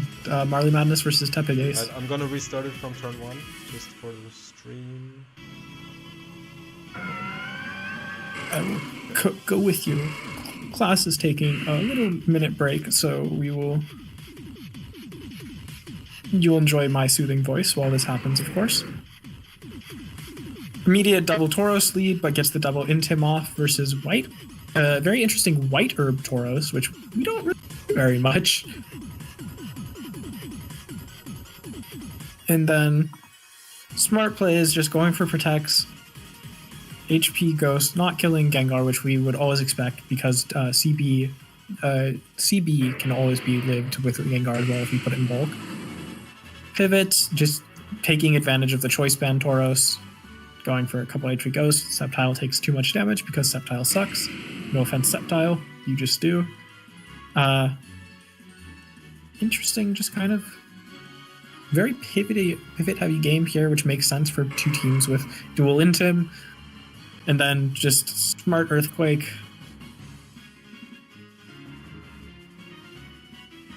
Earthquake's their own Tauros, surprisingly, but just gonna go for another Earthquake here with Salamence now.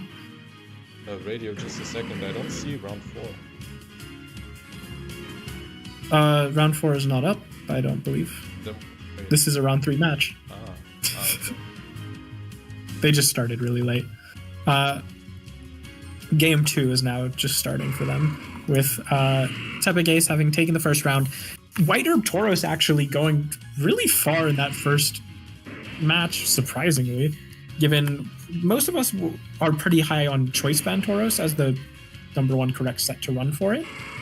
Here we just see a Protect on the Choice Band Earthquake, but an explosion from Metagross getting the trade that they probably wanted, getting rid of that Choice Band Tauros and getting rid of Intimidate.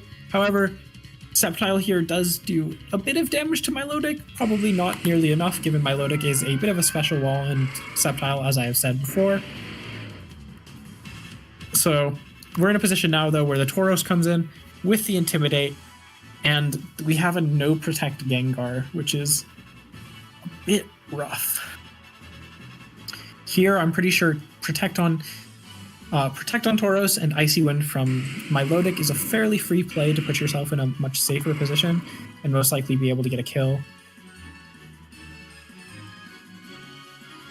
Yep. Oh, no, doesn't go for it. Just goes for the attack. Will-O-Wisp misses, so never punished, and just gets the free kill on Sceptile. I'm very surprised by that. They went for a play where they could have had their Tauros get burned on a potential speed tie. They obviously felt comfortable, and it worked out.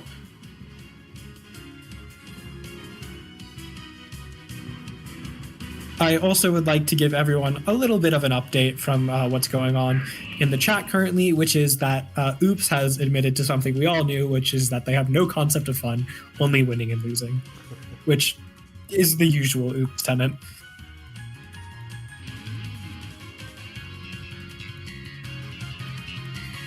Tepegase closes that out with a clean 2-0. Little bit lucky there, getting both a crit on the hidden power to immediately remove Swampert and the previous Will-O-Wisp miss. But, you know, such is the way of Pokemon. I guess that's why their name was messed up. They were originally Tepegase. They were signed in on phones. They got Tepegak. We've got game 3 between Gentle and Akiak. I'm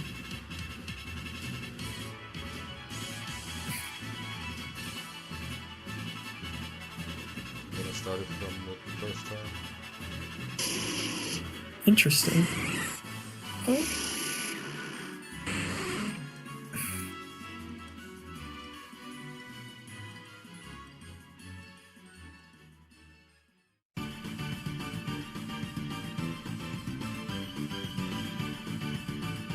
Interesting position. I've already ended up on turn 5, so but you'll see in just a minute. You guys will catch up with me.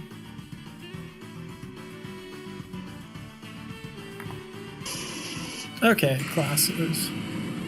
Turn to us. We're currently watching Akayak versus Gentle.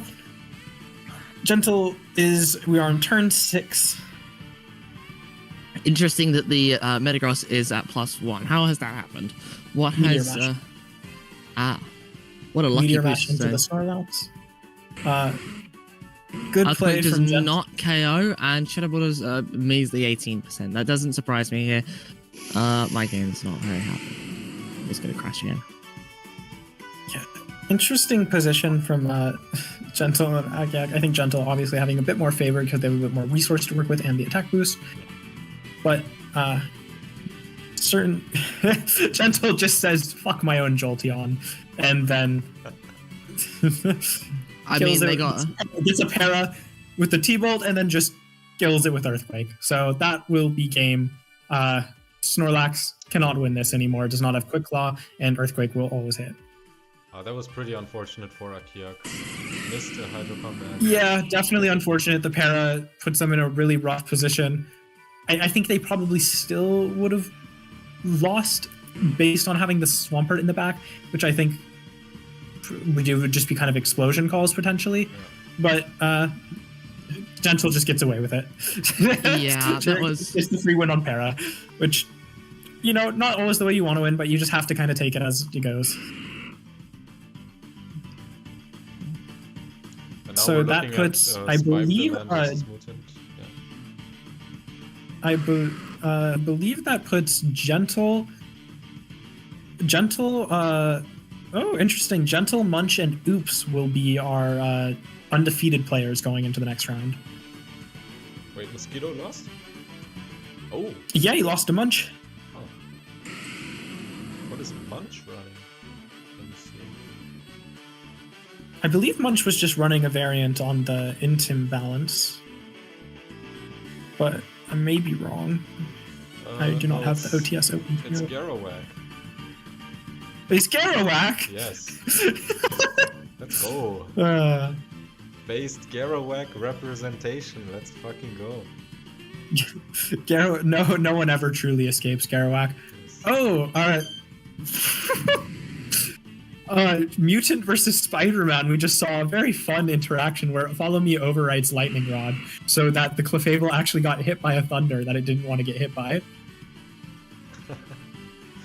But Spider-Man's still in a good position, but that's a very fun interaction that we rarely get to see. And Fast Marowak just closes it out. So Spider-Man wins in game 3. Alright. And that should conclude round 3.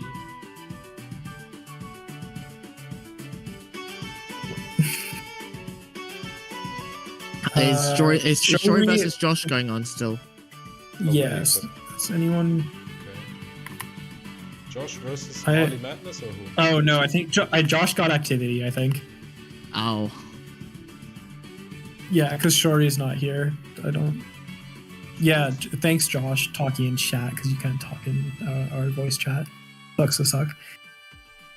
Yeah, they're saying Shory never arrived, so Oh, I think that is activity 2 over Josh. wait, Unfortunate. is Shory dropping then,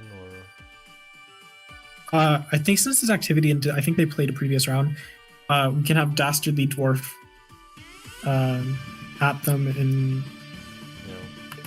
Seems like they're not replying. Yes. I'm gonna go to P real quick, I'll be back in a minute. Mm-hmm. Okay. At Shory, are you dropping? I'm asking now. But I think that is activity win for Josh no matter what. So we Yes, can. I believe round 4 is about to start. Yes. Okay. Yeah, they just need to enter Mutant Spider-Man. It's surprising that we only have 3 people at 3-0 still. I mean, we have 25 people here. I mean, we have seen Nick Morales and Weight drop, unfortunately. Yeah, understandable. When if you go down 0-2, it's very hard to get back from that. Or 0-3 especially, it's hard to get back from that. I mean, impossible for 0-3 is incredibly difficult for 0-2s. So a lot of people just don't want to. But I mean, what surprises me is that Nick Morales dropped with a 2-1 record. So clearly something's happened and they've had to go. no, they said they had to leave at 3 p.m. So they said they were okay. only going to play 3 rounds, which happens. Mm.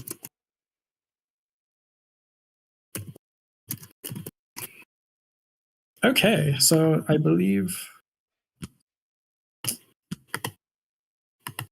that is round 4 should be up. Yes, Yeah. round 4 is up. Are there any Okay. matchups that you see that you want to have a look at? I mean, I think we I should would probably look like- at Gentro versus Oops here because they're just number 1 versus number 2 in our seeding right now. I would say against that because we have watched both of them already. I would like to get some other people's teams on stream a bit more.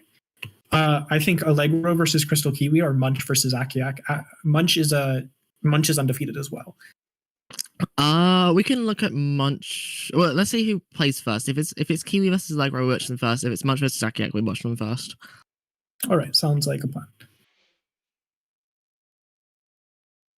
Round 4 up. Bird up.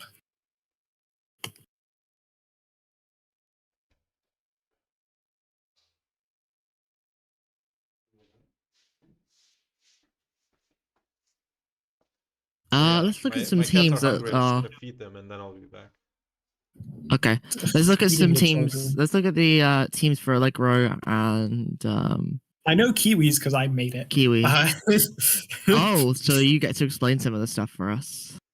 Yeah, currently they're 1-2, which is sad. My team is better than. No, I'm kidding.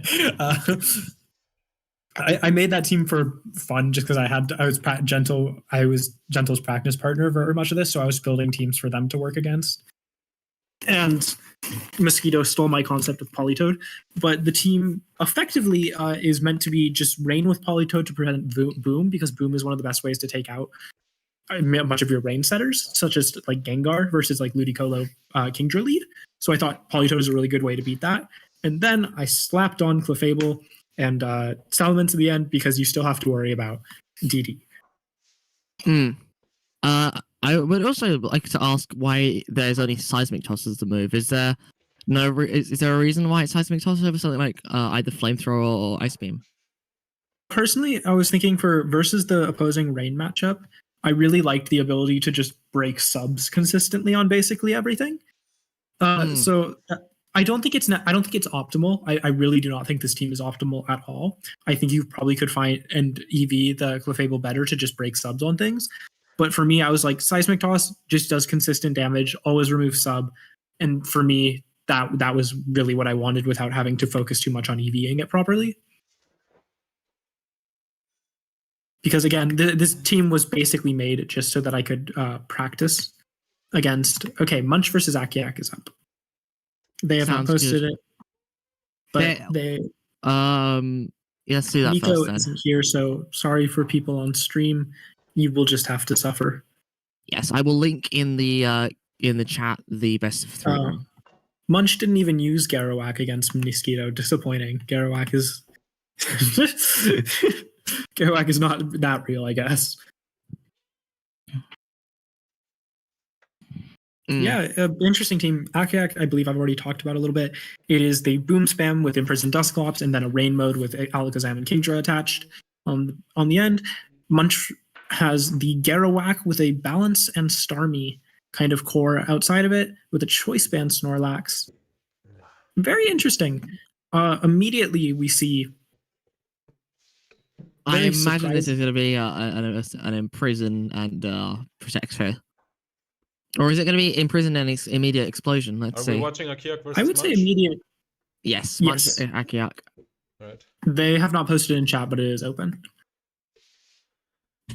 We've just had turn 1 start. So it is Dusclops and Snorlax versus Metagross and Gyarados. I think what is most important to note here is obviously that Imprison.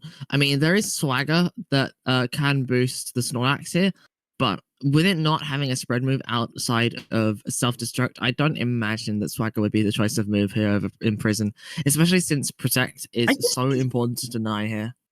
I could see Swagger plus Boom on turn 1 just to see if you catch them off guard and get rid of the Metagross as well, because the Metagross is most likely very confident about living Boom at -1.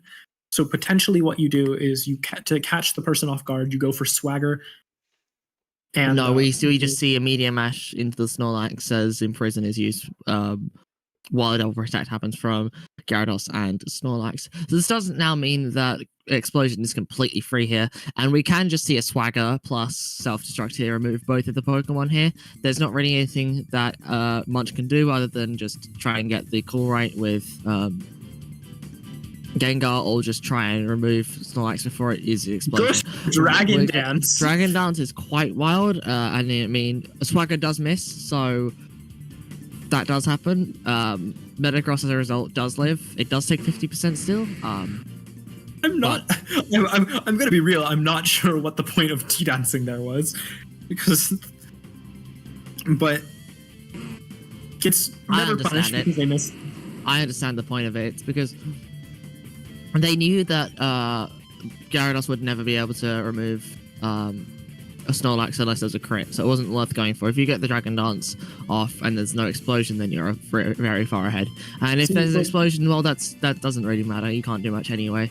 I think Snorlax is the one with the choice band here, so yeah. So what I was thinking, basically, what my thought process was on what you do, is that you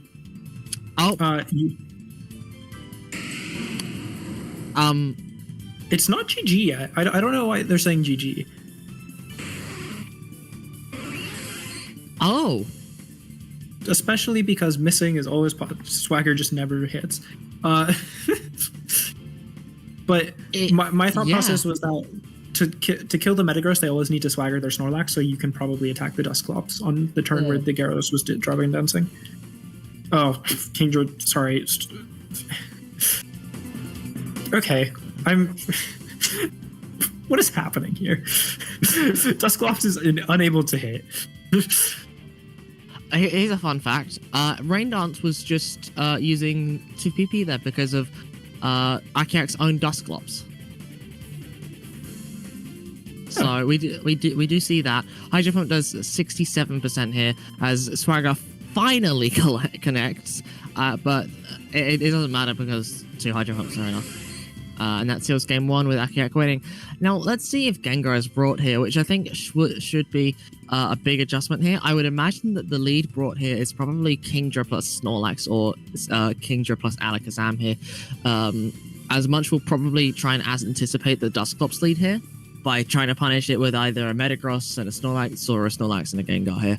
And Kingdra plus either Snorlax or Alakazam here should be enough to I think punish Munch, such a lead. if I was Munch, my ideal lead would be Snorlax plus Marowak here. Is there a reason? Yes, Choice Band Snorlax threatens the Rain lead extremely hard. Like there's Rain is balls into it, and we know that Akiak Snorlax has to be slow so that Dusclops can swagger it. So you know your Snorlax is probably faster, your Marowak is probably faster, and the Choice Band Snorlax plus Marowak is probably one of the few things that can remove that Snorlax before it ever goes boom. That makes sense. Although it could be a Dusclops with a decent amount of speed investment. Even so, I would imagine that the Snorlax is probably still pretty slow, and that you feel fairly comfortable in getting your Snorlax to hit them first. Understandable. I mean, I think the biggest thing here is if Snorlax is able to outspeed, say, a Jolteon or an Electrode at -4.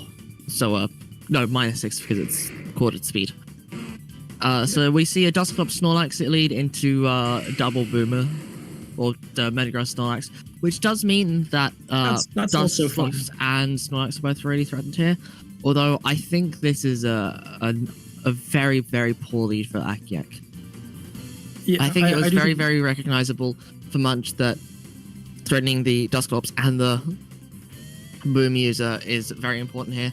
And having such a lead is super important. That's why I thought that Kingdra was nice here, because Rain Up with Kingdra means that you rip the Metagross, and Snorlax is forced into a move that isn't shatterable for Dusclops to use. We do see the Protect, but it might be the double up into the Dusclops, and it is an immediate Beautiful. removal.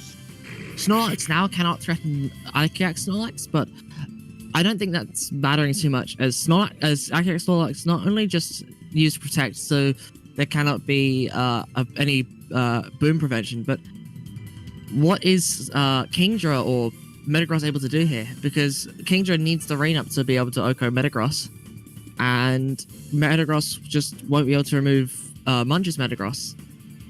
And it also what means I'm that hoping- there's a lot more likelihood of Gengar coming in for free.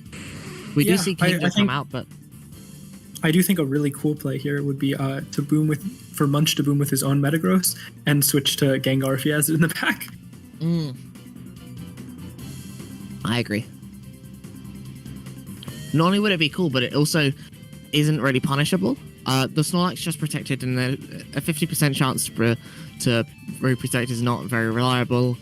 And I mean, Kingdra wants to be attacking here realistically, or at least getting Rain Up. Mm-hmm.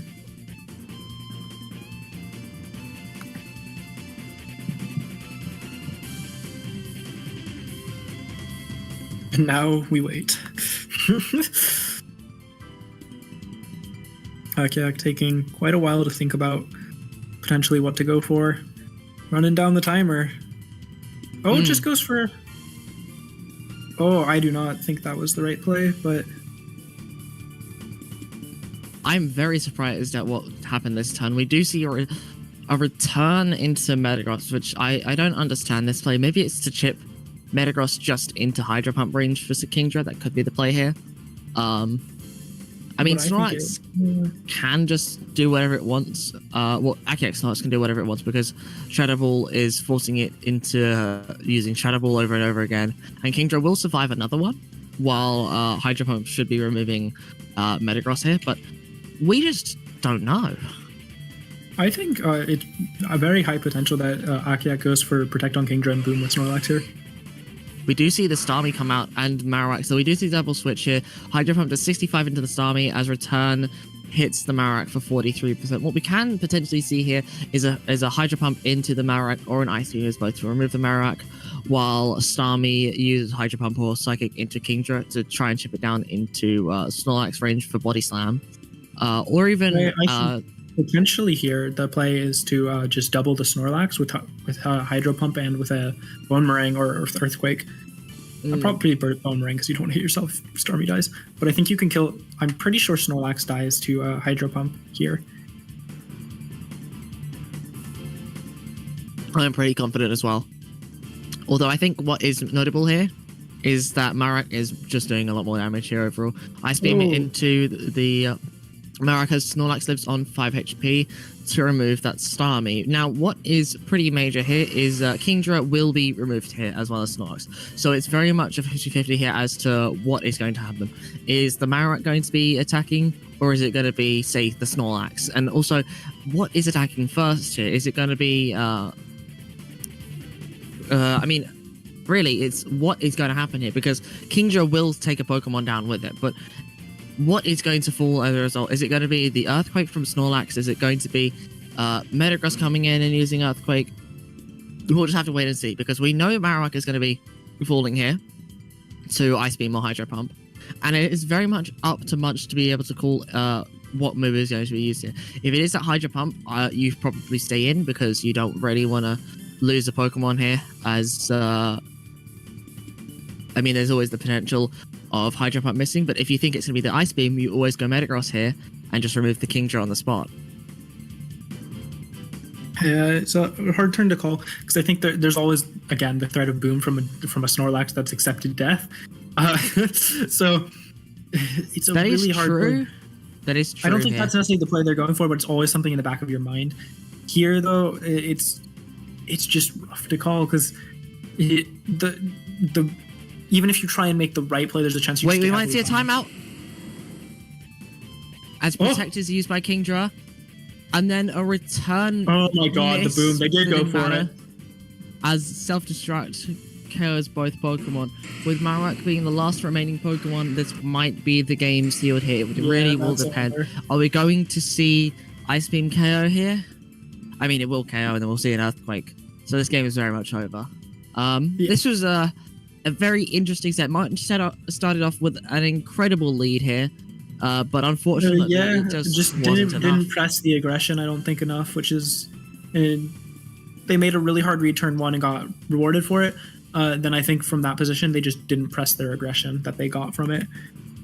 I agree. They had a really, really strong opening and recognized what they needed to do to be able to win this game, but after the Dusclops fell, I mean, nothing happened. I mean, we saw Snorlax be able to fire off attack after attack after attack.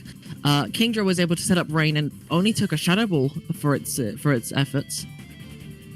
And Metagross never took damage, so... I mean, it was also important to note that Self-Destruct was completely unpunished there, but I don't know if it mattered all that much. Yeah. Interesting game.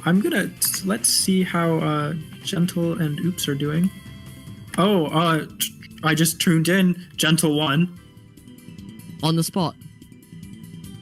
I just joined in. It was game 3 and Gentle had won. Oh.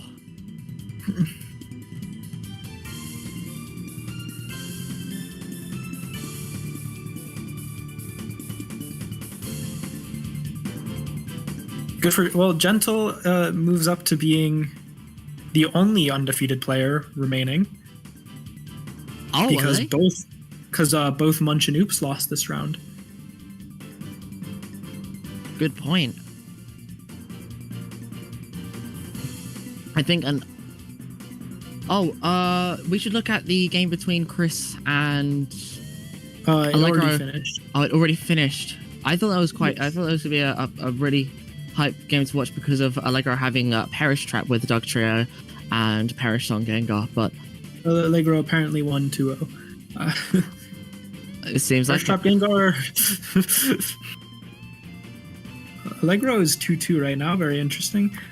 Gentle 4-0. I believe our first confirmed for Top Cut. that is indeed the case here. Gentry will be our first qualifier here. It is likely that Mosquito will qualify. It's likely that Oops and Munch will qualify. I would imagine that Akiak is going to qualify, and we might see ZMR Akiak, qualify as well. Akiak, Oops, Munch, Sappy, Josh, and Spybetterman are all at 3-1. Mosquito has gone to 2-2.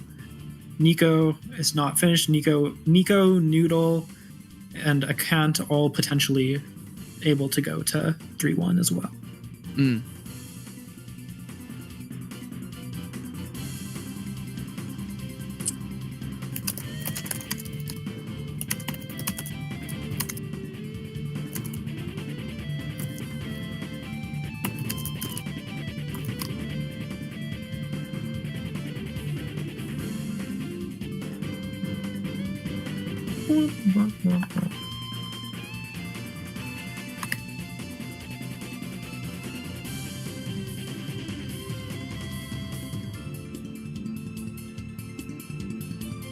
Okay, where's the round? I think most of these are done. Let's see, is 2x Noodle still playing? I don't think so. Who is he? Who is Noodle watching?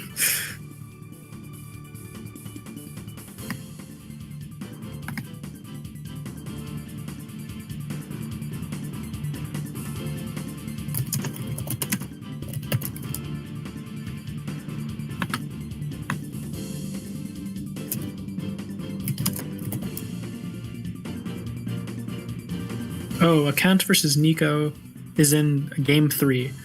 We will not commentate it because Nico is playing it. If you want, I can. We can still put it on watch. YouTube. No, it's fine. We'll just watch and enjoy our time.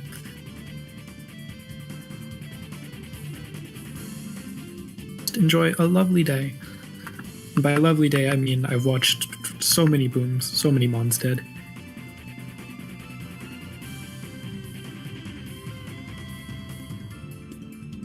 Wild. I can't just self-destructed on Yeah. their own army. What the hell? I guess. Yeah. Okay. They want to bring in the I- Sam. Fuck. Yeah, I assumed they were trying to kill the Clefable and then self-destruct on 2 Mons, but that's a funny funny move. Well, that's not Ghost. Oh, I mean, that wasn't saying. I'm just saying what I thought they were doing. Oh, That has already happened. What I thought their intention with the play was. What game is this? 3? Interesting. Yeah, game 3. Nico is running the belly drum Charizard line like his life depends on it, which it almost certainly does.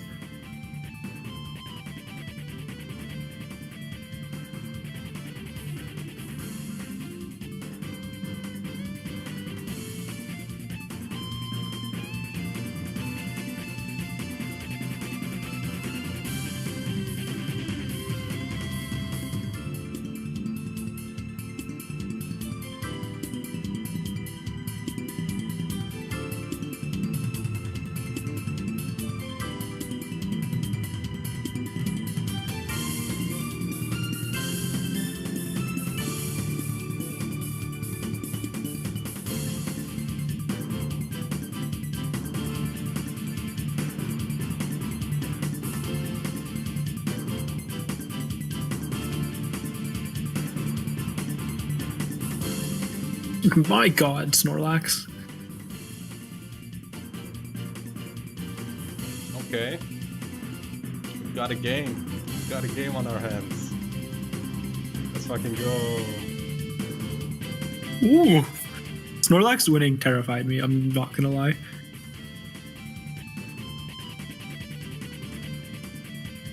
Okay, that's there we go. Should be Nico game. wins. Unless Alakazam has some crazy defense investment. It's actually max HP, max defense Alakazam. That'd be crazy. It would not live. It does not live anyway. No, I know it doesn't. I think Arkant's power Lots of level people- rises with every tournament they join, man. They're also really. Account is just I was they're in crazy a, shit. I was in a Scares me. draft, VGC draft. They're also doing really well there. yeah, they're just a very good player. I mean, like I'm on their in terms of like their team build. I'm not like in love with them, but they always are just so good in game that they just make their team work. Yeah. Let me know if you want to. Watch Okay, I believe anything that else. was. I believe that's the last of that round. No, they're still Michael 96s. They just said they're dropping. So Oh, then no, that'll be it. Where's Dastardly gone? Dastardly's hanging around. I just see them in. Oh, they disconnected. I guess No. I'm taking over. Well, I think Nico, they can disconnected to put input Michael's dropping because they just said that. Oh, okay. I would not worry about them for just this moment. I think they were on challenge just a second ago.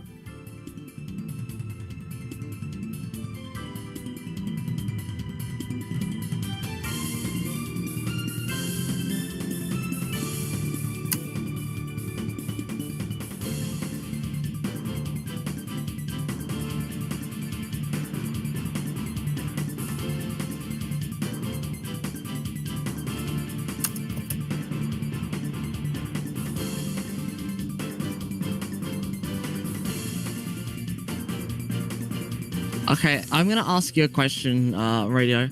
Between standard and limited, what do you think the better meta is? Currently, I think limited. Is there a reason why?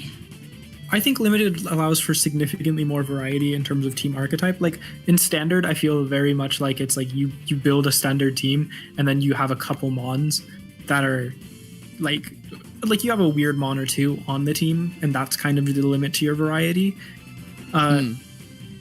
And then in limited, I feel like you're really working with different archetypes. Like there's a lot, like in terms of what we've watched, we've seen a lot of setup teams, we've seen rain teams, we've seen dual intim balance teams, we've seen Akiak's boom spam team, and to me, it feels like there is really a lot of variety in terms of the teams that you're actually building and playing with. And so, to me, I think that makes the meta better. I know. Yeah. Standard has a bit more variation than I'm giving it credit for. Nico obviously has been able to make some pretty amazing off-meta teams that have done incredibly well. But to me, that's just not what Standard feels like overall. In this, it feels like, you know, you can make those teams and you will have some success without having to be the level of genius that Nico is when it comes to team building. Understandable, yeah. I think limited is, yeah, it's definitely more variety. For a second, when you guys brought out this balance team, I thought all variety was dead and it's just balance or rain. But yeah, I think people are having a lot of fun building in limited. And for standard, I think what's nice though is you have like better options for like setting up. I don't know, at least Calm Mind. It's like Calm Mind isn't really a thing in this meta. At least I Josh is at 3-1 with Calm Mind Blissey, to be fair. Calm Mind Blissey, okay, alright, fair enough. Also, Josh saying standard heads represent. Yeah, for sure. I think I do like standard a little bit more.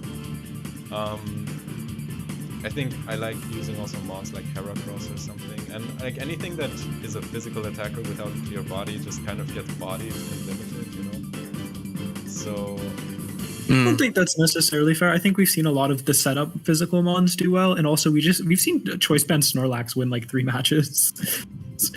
yeah, fair enough. I think it's, to me, standard. I just don't think the variation. Yeah, shut up, Josh. Don't ignore he's lying about Blissey being bad.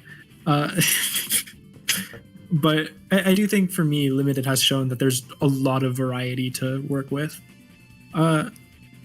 Do we want to watch Akant versus Allegro? I believe they're about to start. Sounds good. They're both at 2-2, so a very important match where one might get knocked out from potentially cutting.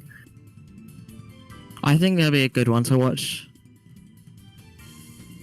I mean, Allegro's got a really interesting team, and we haven't actually seen any of it be done yet. Yeah, and we only saw a little bit of Akant's.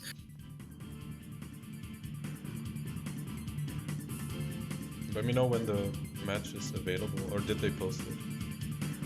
They have not posted it yet, but I just saw them attempt to schedule, and they both responded, so it should be up soon.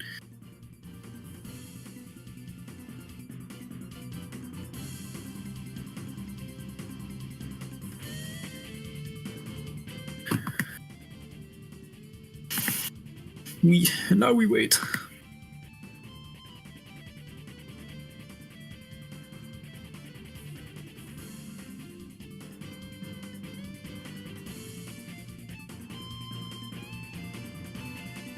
Oh, the Guild is asking who their rival is. What? Oh, the Guild is Sappy, right? Yes.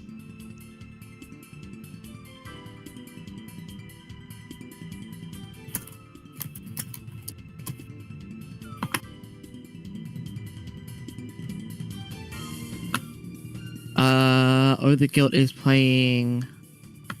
Oh, the Guild is Sappy, right? Yep. Yes, they're playing Munch. Okay. Yeah, I told them. Okay.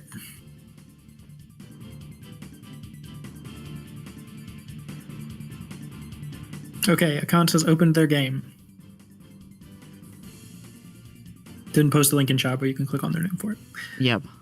I mean, Allegro's not even in the room, so. Yeah, but they've opened their match.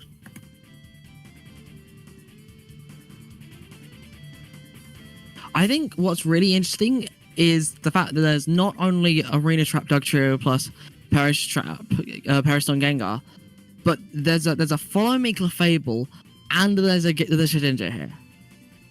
Yeah, there's a lot going on this team that's mildly insane, at least to me.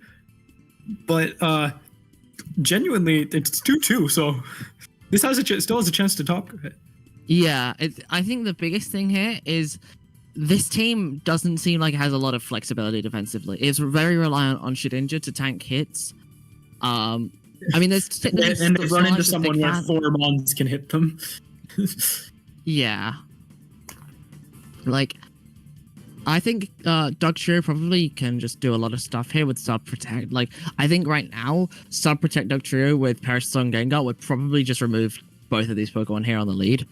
But obviously we don't see that yet. It could be that we just see an explosion turn 1 and then we see the Perish Trap. But yeah, we'll see. Definitely a potential. Are we gonna see the explosion? Yeah. Just to remove the Snorlax. Oh fuck, I didn't. That is a big Bit of an threat obvious for play there, Akon, but, actually. Sorry, Allegro. I actually think that's a good trade for Allegro. Yes, you do lose your Metagross, but you still have Perish Song. Alakazam is definitely annoying, but I think it's a fine thing to deal with. Yeah, I think this is a great Parasong situation if they want to go for it. And they're also running the Seismic Toss Clefable. Let's go.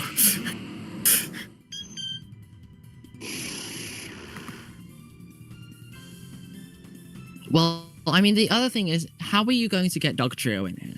Because if Alakazam gets off, I don't think they brought Dugtrio. then they can't use the Perish Song here, so this is actually a very bad position. I think they kind of still can because they'll still get probably 1 Mon killed while they're trying to reposition. But yep, they went for the Parasong even if they don't have Dugtrio. Paralysis onto the Gyarados is pretty damning for it. What is most notable here? I think it is necessarily because there's not. It anything is because here. Clefable is now outspeeding it. Yeah, but what? Clefable is at most doing Seismic Toss to it. If it's Follow Me, it prios anyway. I mean, the other thing is, what is the last Pokemon here? If it is that Dugtrio, you can just go straight for a Double Protect into a Perish Song, Dugtrio switch in here. From Gengar, and then go with Follow Me. If it is Shedinja, then you Double Protect, and then you have to play a 50-50. I mean, the biggest thing here is, it's Snorlax. Oh. Yeah, see, I thought they wouldn't bring the... Paralysis, full paralysis is big here. This does mean that whatever decides to switch in for Gyarados is going to take a huge amount of damage from return from Snorlax. I mean, Metagross doesn't really want to be coming in here because of return into self-destruct. Marowak takes too much damage, and Starmie just isn't having fun. We are going to see the Psychic do 52%. We're going to see the Alakazam drop. We are. This will probably seal the game here right now. I don't think it does because they just lost their Clefable. No, because there's still the Gengar. So what you can do is you can use Explosion here, trade, and then have Gengar win the end game. But if Metagross just protects, and then you have Gengar use Perish Song and you win. Do you not? Just Meteor Mashes you twice. Yeah, you just Meteor Mashed. And then nope, they didn't protect. Oh, but Yeah, because now And now Gengar will win this because there's Follow Me on the Clefable. And even if there wasn't, then there's still Fire Punch on Gengar to remove the Metagross right now. the fire punch is the problem, but I don't think they could ever Perish Song in this situation. And if they just protect it on, Yeah, we Fire do Punch- see that Fire Punch is enough to but KO yeah, the I don't think they Metagross could have here. ever perished that. Even I think with leftovers, I don't think it was enough. that's what I think if they protected there, though, they were in a fine position, but they didn't. So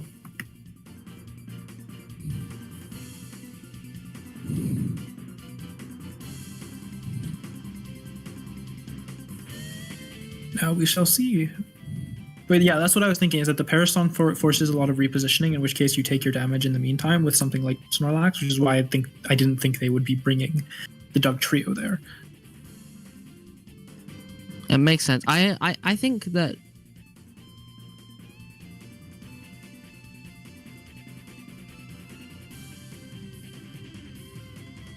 Hello, Clas? sorry, no, I was having a look and realizing that what I was going to say doesn't really work. We do see the Gengar and Snorlax lead here versus Gyarados and Starmie. What I imagine here is the play is that we're going to see Gengar threaten to remove the Gyarados via Perish Song and just try and prevent it from dealing as much damage as possible. All that we might see here from Akon is just removing the Gengar with Starmie on the spot with Hydro Pump. Although that won't really happen, so it might be that we see an Icy Wind instead to set it up the Gyarados for next turn. Mm-hmm.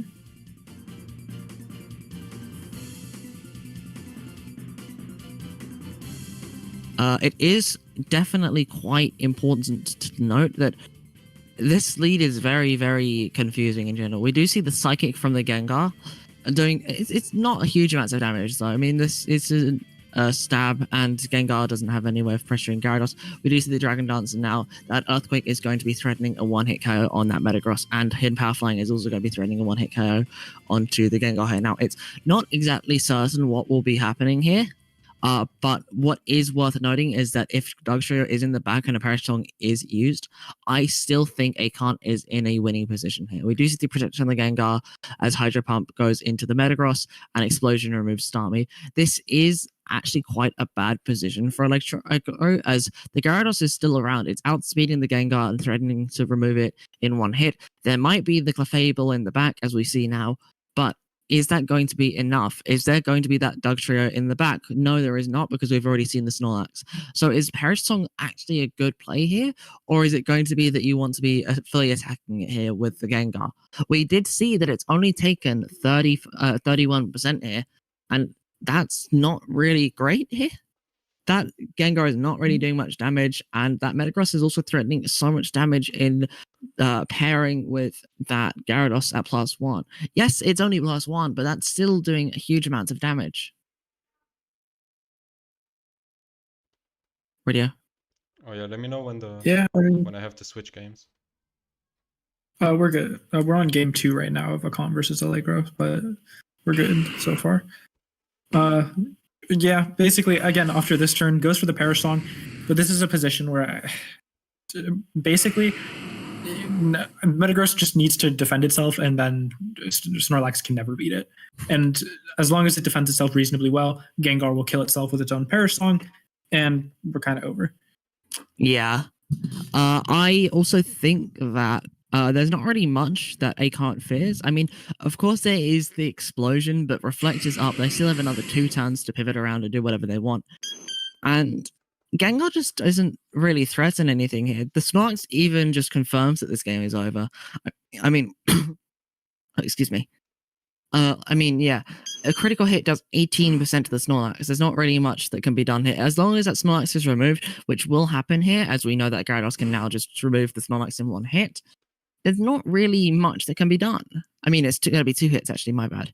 But it doesn't matter. There's still the Metagross that can remove the Snorlax. There's still the Choice Band on Akon Snorlax to remove Snorlax in 2 hits.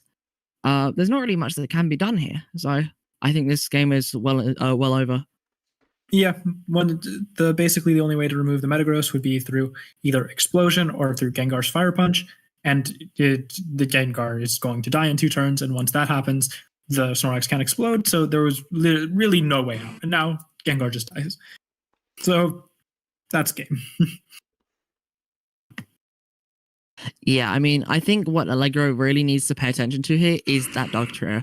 I think that yes, Gyarados being able to switch out is annoying, but I think that's a cost that you have to account for. I think as long as you have pressured the Gyarados with Clefable early on, I think that dog trio is enough. Or what you can do is just try and trade as fast as possible, and then try and get into an end game where Snorlax is able to just win via Perish Song timeout. Yeah, it's tricky though because based on what they've been using, what Khan's been using, the Earthquake is really only hitting the Metagross and kind of the Snorlax. So you're basically using a dead weight mon to try and sub protect potentially, but Bone Meringue or doubling into it are all just really good ways to mess it up before it ever gets the chance.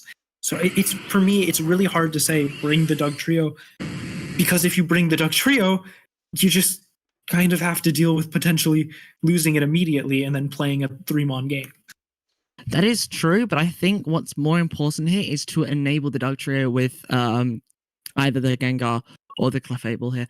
I also think that maybe Shedinja should probably be considered to try and pressure that Snorlax a little bit. Yes, there is Gyarados, which is just able to remove it on the spot if needs be, but there's still the follow me on the Clefable, and you have a lot of ways of removing the Gyarados if you so choose to. You have Double Boom, you have Perish Song on the Gengar to force it out. Dog Trio can somewhat threaten it with the Rock Slide, although it's not great. And Thunder Wave plus Seismic Toss on Clefable means that Gyarados isn't really able to do a lot if there is that +2 from the Swords Dance on the Shedinja.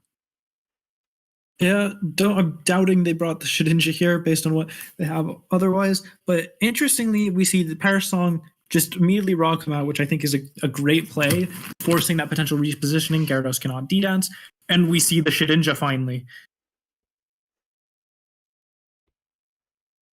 Great play from Allegro. I agree. I think finally having that Shedinja is a big thing here. We do see Perish Song go off, of course, and then there's Shedinja coming in on the switch as Hydro Pump into Snorlax. Means there's a self-destruct removing both Pokemon here. Critical hit does not matter on the Snorlax, I believe. So we're in an interesting position where it really depends on what Akant has in the back. I think if they have something like Alakazam, they're in a great position. If they don't have Alakazam, it gets okay, so it's Metagross. So this just got a bit interesting. I think here, though, you can reliably double the Gengar. I agree. As long as Shedinja is preserved, though, you can just focus down the Gyarados, I think. Perish Song is revealed here. I wonder if that's going to be enough. Oh, it's over. I don't... Okay, so now in this position, we're in a weird place where Metagross doesn't have a great thing to lock into. Because right now, the Gyarados just goes for HP Flying, moves the Shedinja, so Explosion can never work. No, this comes down to coin flip. The best play here is to Explode. But if they do that, coin flip. There is no cost. There's no way to win this unless Gyarados protects, because it's by being insane. But if it then they protected. Hold up. This is still winnable though. You can't win. You can't win by Perish Song in the Gist Gen. You're kidding. You can't. It's self KO plus. I thought that didn't work because it wasn't the user. Have you ever? I mean, Perish doesn't work that way this gen. Let's see. I am 99 point, unless there's some weird thing with how Gengar. No, whatever. They just get that's 25% chance. Yeah, but I'm pretty sure Perish doesn't work that way this gen because of self KO. I play Perish a lot for memes when testing for limited, and I don't think it works that way. Yeah, same. Unfortunately, I do have to go now, so I will be saying goodbye to everyone. But I hope the rest of this tournament goes really well. Enjoyed commentating. Best of luck with everything, Clas and Nico.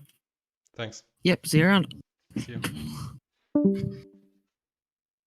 So it is just going to be me for now, it seems.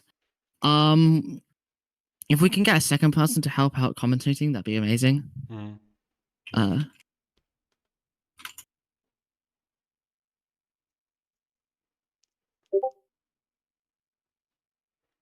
Just because I'm not knowledgeable enough for the metagame present to really say why things are being done the way they are.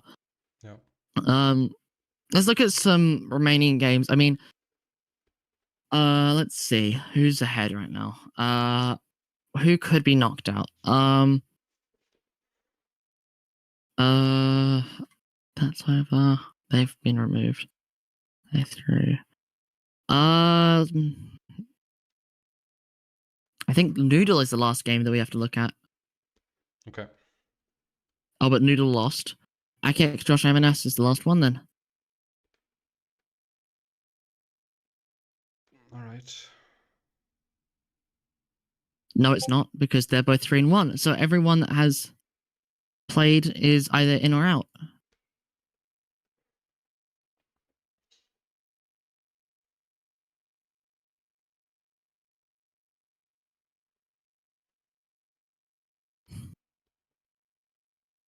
So let's look at who have we not showcased yet? I don't think we've had a look at the Guilt yet, although they haven't posted their game. Yo, I have Yes, I have. no idea what just happened versus Oops. I thought I was gonna lose for sure, and I think I timed out, and then when I timed out, I clicked by accident on the skip the turn button, right, to go right next to the current board state. And then to me, it just looked like, wait, what's going on? I glitched and suddenly my Gyarados is like, has one more stat boost in attack and speed. And I don't know, it was so weird. I thought there was a glitch or something and suddenly I boosted for no reason. But I think I skipped the turn and yeah, it was really weird. Anyways. Did you lose then? No, I won. Oh, nice. So I think you're what, 3-2 or 4-1? 4-1, yeah. Nice. Wait, then I'm guaranteed top cut. Let's go. Yep. Turn 10. Okay, and Othergood Elders just lost their Gengar. Taurus is 1 HP basically. Earthquake removes the Taurus as Metagross is brought down to just about 35% as Otherguilt locks in the forfeit, giving Munch the win this round. Although these games no longer matter as we have a oh no, we do not have a confirmed top cut yet because there's still round 6.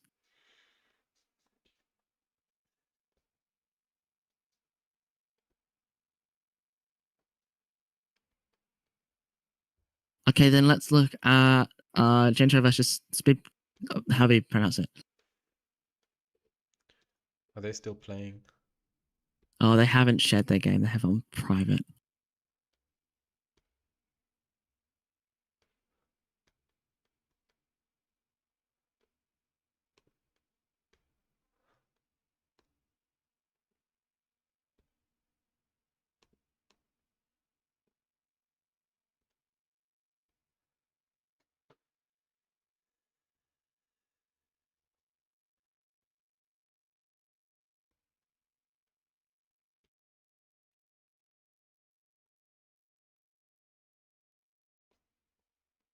Let's see who's still left to play. Akiak versus Josh. Are they playing? Oh, yes, they are. They are on game 3. We are on turn 4. So what happened on turn 1?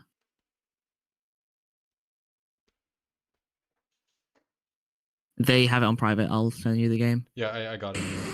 I got it. Okay, cool. Are we on turn 1? Let's see. Okay, so what we are going to see on turn 1 is Alakazam go straight into Metagross on the Dragon Claw from Salamence as Hydro Pump hits Metagross with just under 50%, with Earthquake then removing Metagross via a critical hit on Akiak's side.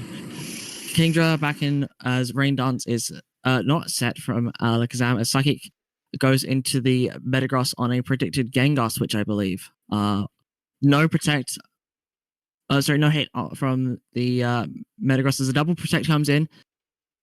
Rain is set up and a medium mash misses. That is so incredibly unfortunate. Ice Beam goes into the Salamence, one hit KOing it.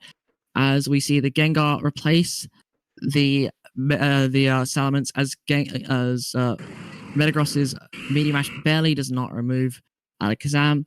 Encore means that Ludicolo is forced in as Psychic goes into the protected Gengar while Hydro Pump goes into the now Ludicolo slot.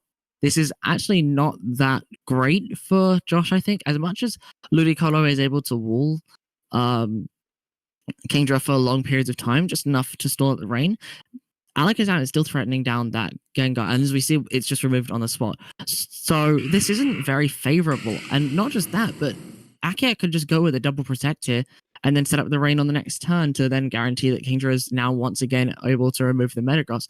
There is still the threat of Gengar or Snorlax at the back here, of course, but we do see a protect from the Metagross and then an Icy Wind to remove the Alakazam and put Kingdra slower than Josh's Metagross. Of course, most notably, there is still that Snorlax, but is that going to be enough here? The Ludicolo cannot protect, so Explosion will lose Josh the game here if it's used.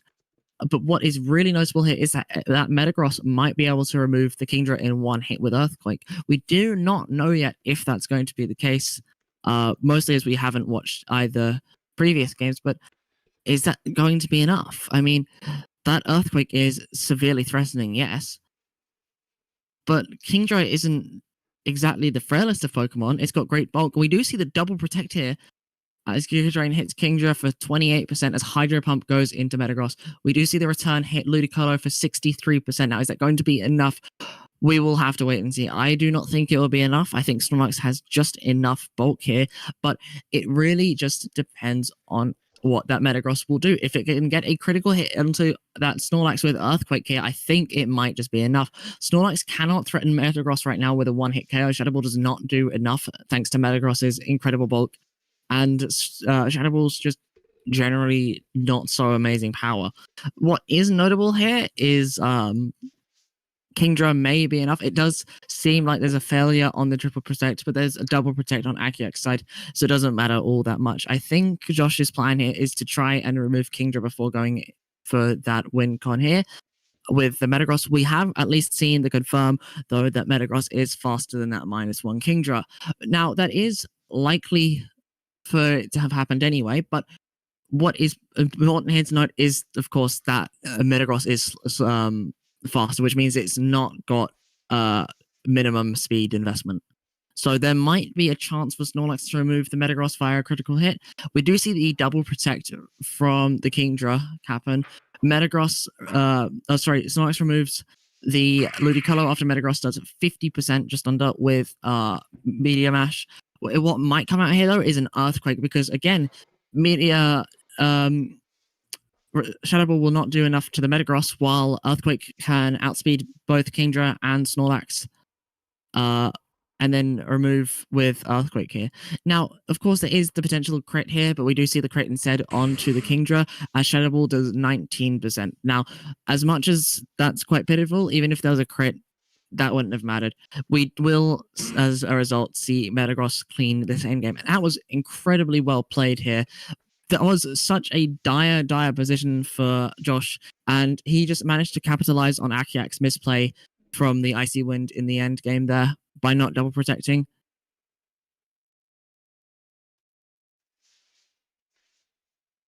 Is the match over? Yeah. All right. Any others? No, that is the last of the round. So we're about to see round 6 start. Oh, fuck, I forgot to update the round counter. Anyway.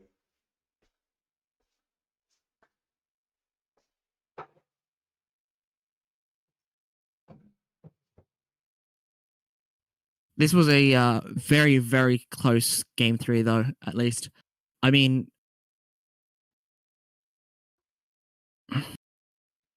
one second. Yeah. By the way, to pick Ace was asking how many is Top Cut, and Top cut will be however many people get a record of 4-2 or better. So we're gonna Yes. go- So we have at least 2 people guaranteed right now. I mean, there has to be at least 4 actually, because a lot of people started this round at 3 and 1. So Nico is now guaranteed in. Josh is now guaranteed in.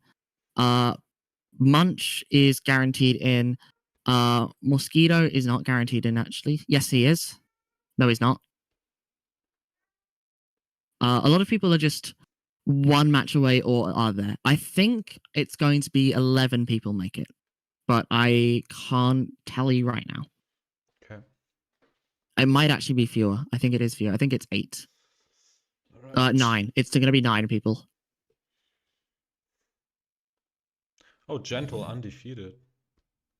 Let's Gentle go. is still undefeated at 5-0. That is incredible. I mean, we have 4 people already confirmed. So we have Gentro, Nico, Munch, and Josh at a 4-1 record. However, we have a lot of people still at that 3-2 record. So Yeah. we are still waiting on the final 8 to be decided, or rather, final 4 to be decided from the remaining 8. So we have Akiak, Spibidaman, Oops, Mosquito, Sappy, Akan, Tepigace, and Josh Sketch remaining as our 3-2 players.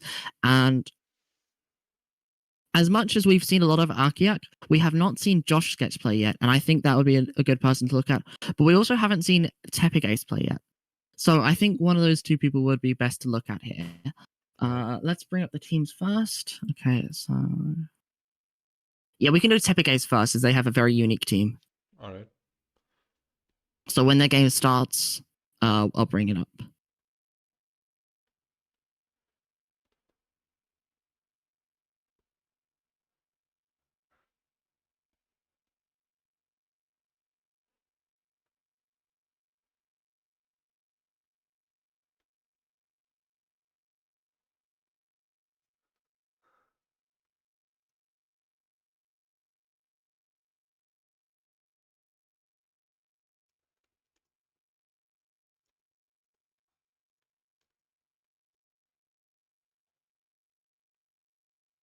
And game is up. I will invite you, Nico.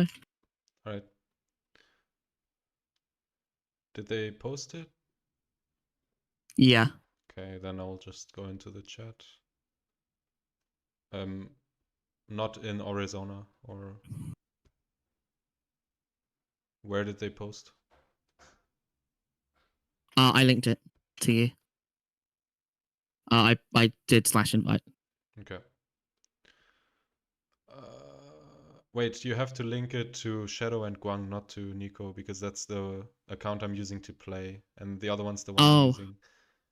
But I didn't get any message from you anyways. Huh? I sent you an invite. What? I don't get that. Dawn? Where? Okay, I've invited it.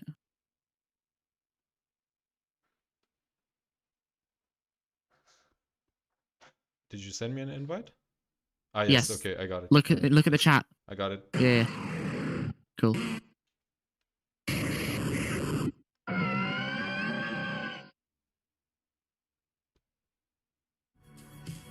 We're gonna have some Shin Megami Tensei so- music for this one. Yeah, go for it. Yeah, feel free Right, to so- commentate. Yeah. I was just making sure. Right. So, let me start from turn 1. So we have Salamence and Snorlax versus Milotic and Electrode. Now, Milotic is quite interesting here, as it's able to threaten quite a bit here in combination with Electrode's Explosion, although Electrode isn't really threatening too much damage with Explosion thanks to the high bulk of Salamence and Snorlax in combination with his already low attack stat. We do see Gengar come in, though, on Milotic's Protect here, as Light Screen goes up and Static punishes Snorlax on the KO. We do see Salamence as the replacement here. Quite interestingly, it is a sub-protect variant. We see Thunderbolt go into Salamence as a substitute set, as Hydro Pump does 32.4% to Snorlax, which is 8 damage. As a paralysis happens, we do see the Thunderbolt not remove Salamence's substitute, as Icy Wind and Dragon Claw come out. Now, Gengar is now going to be slower than that Salamence, which is quite big here, as Gengar is mainly here to try and slow down this Salamence for Jolteon to then be able to remove later on for Oops. And Tepig has really taken advantage of this. I mean, there's not really much of a threat here, so they're able to just go ahead and click another substitute, which they go ahead and do as Hydro Pump brings Snorlax down incredibly low. We do see the explosion remove Salamence's substitute and Milotic entirely. However, I'm not completely convinced that is too major here. We do know that there's still potentially the Metagross in the back, and I also think Taurus is incredibly dangerous here. We do see the Taurus instead come out. Now, this is going to be quite an awkward situation here. Are we going to see the Protect from the Jolteon on the double edge KO, or are we going to see a Thunderbolt here, predicting there to be a substitute on the Salamence? If Tepig gets this turn right, they will win this game. However, it really comes down to getting this 50-50 correct. Of course, there could be the substitute from the Jolteon, just trying to keep in mind what is going on while Thunderbolt comes out from the Gengar. But Gengar will not be able to remove Salamence's substitute with this light screen up. There is only one turn of substitute left, though, so I think the play that will be more likely made is that Thunderbolt going into the Salamence. But we do see the Earthquake after the Jolteon sets a substitute. Oops, misreading the situation, but still getting it completely correct, as Salamence does not go for that substitute. We now have a very, very dangerous endgame here, where Tepig just has to get all the calls correct here. I mean, the Taurus is now very much threatening Jolteon with a lot of damage here, but that Salamence is able to 2-hit KO Taurus. There is the Protect on that Salamence as Thunderbolt goes into the Taurus, doing 76%. Earthquake will be threatening the Jolteon. And are we going to see it KO? Yes, we are. As Salamence goes for the Dragon Claw. Now, is this going to be enough? We do not know. If this is a speed tie, which it seems like it is, Tepig will lose this in a incredibly close set after such a horrible, horrible start with that explosion and the Electrode loss turn 1. I mean, that was incredibly close. If the speed tie was 1, or if it isn't a speed tie, then it is incredibly close. I think if it is a speed tie, then it might be outside of Tepig's favor. But it really just comes down here to the rolls. I mean, I think Oops is timid. So what will likely be happening here is the Dragon Claw will be winning, and there won't be a KO. But if it is a speed tie, there is that small chance for Tepig to be able to win here. It's very, very unlikely, but we do not know the damage rolls yet. We do not know in the investment. So it really comes down to just what happens before the Salamences get to that end game. And I think another thing Tepig has to realize is that Taurus cannot be going with that Earthquake so aggressively. Yes, there is the White Hub, but that means there's no Choice Band, so you're not doing as much damage as you would like. And not just that, but you do not even have a Choice Band on this team. So Taurus is really, really struggling with its damage.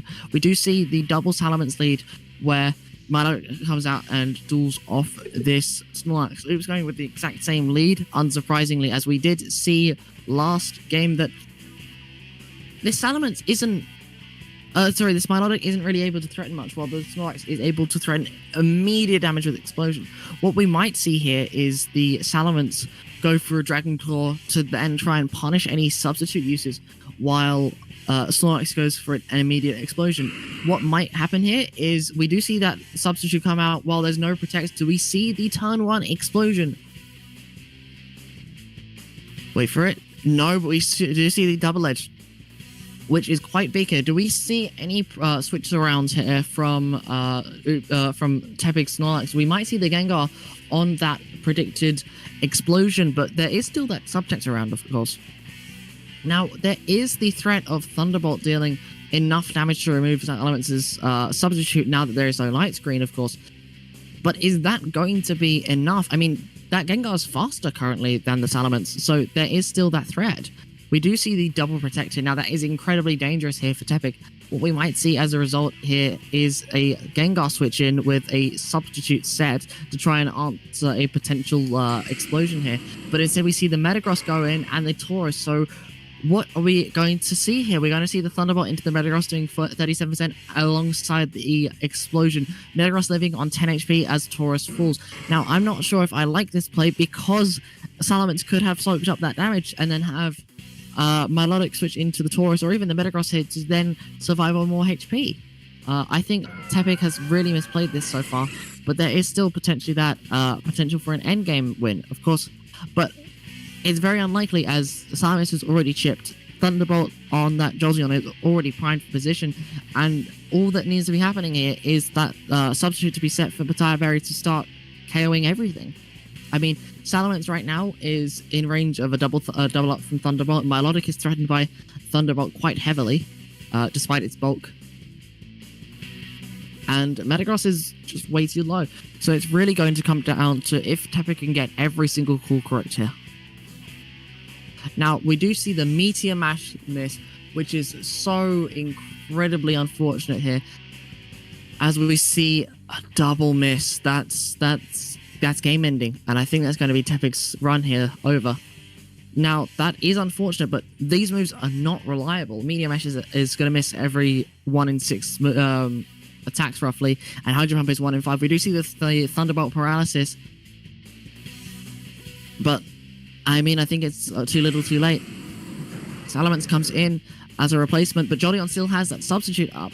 Of course, it is removed here, but Salamence is slower than that Jolteon, and there is now that paralysis as well. Are we going to see the Jolteon fall here? Very, very unlikely, because as much as Salamence has that Dragon Claw, there is, of course, this, where there's the Hidden Power Ice, and then a Giga Drain on the Gengar, and that will seal the game 2-0 in Oops' favor. What incredible showing from Oops here, showing how deadly these standard balances can be with those Jolteon Gengar cores. Yes, there is, of course, Salamence being Salamence here, but at the end of the day, that wasn't really what won the game here. What won the game here was the combination of double Thunderbolt from Jolteon and Gengar here. And that flexibility between the pairing of the two means that there's not much that can really switch in here. And I think Tepic had a better game plan on game 1, where there was that light screen setup, there was a damage reduction, and there was actual resists, but it doesn't happen in this game. And so Salamence can't get its substitute set up, Taurus can't really do much, and Melodic is just struggling into a team that has so many resists. There's the Salamence, there's the Jolteon, there's the Gengar, there's Snorlax, which is more than enough here. I mean, Jolteon and Gengar both threatened to remove the Milotic in 1 or more hits. Salamence is just fast enough and has substitute. Well, no, it doesn't. It has Hidden Power Grass, so that doesn't do anything. My bad. But between Snorlax, Gengar, and Jolteon, it's just more than enough here. And Tepic just can't really do much in return. That Metagross, while powerful, it won't ever be able to remove the Gengar in 1 hit. The Salamence is strong, but it needs that substitute to get going along with that light screen. That Taurus, usually it's quite strong, but as we just saw in this game, it needs to be clicking super effective moves to be able to threaten any damage, which really limits its potential here. So it really wants to be using that choice band. And then the Milotic, while it was cool, it wasn't providing what was necessary in this game.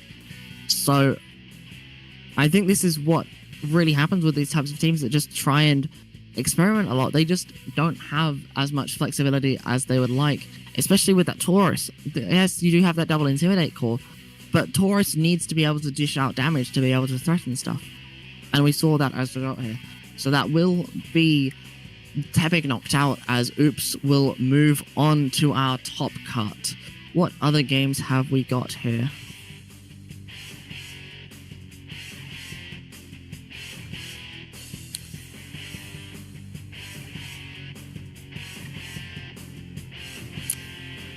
We still have Josh Sketch and Akiak playing. However, this game is already over, with Josh Sketch losing to Akiak in 2 games. What else have we got here? Let us see. We have Noodle playing against Allegro.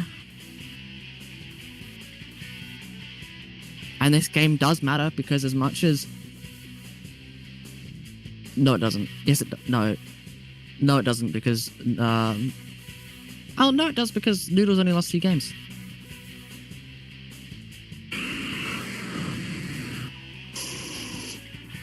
So Noodle is still in this, so this game very much matters. And we are here on turn 3. If we restart to game 1, oh, we are watching a different game entirely. It's okay, I got Noodle later. Okay.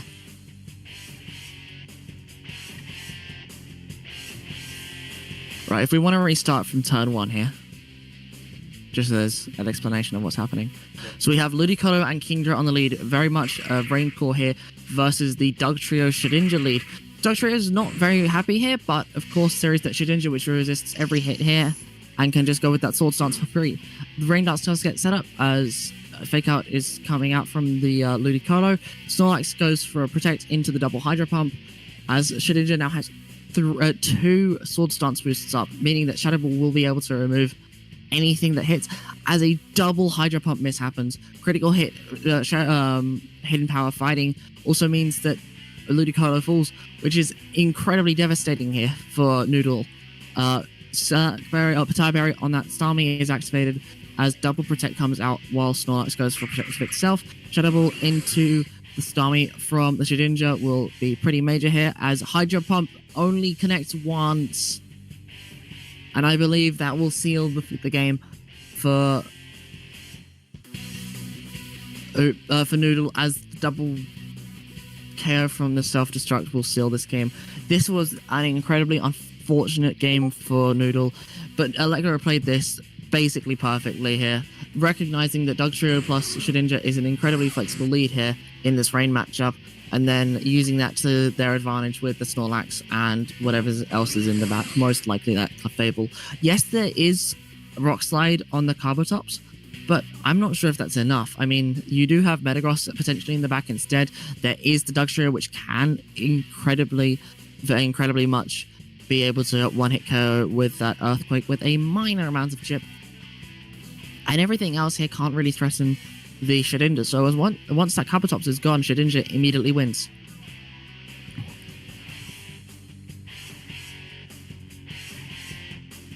What else have we got here? Gentro versus Merchant is guaranteed in for both. Spibidaman has already played, I think. Versus Akant. Nope, they are playing right now. It's game 2. Oh, never mind, it's over. Spibidaman has won in 2, so they have qualified as Akant is knocked out. Who else do we have here? No one. I think that's everyone.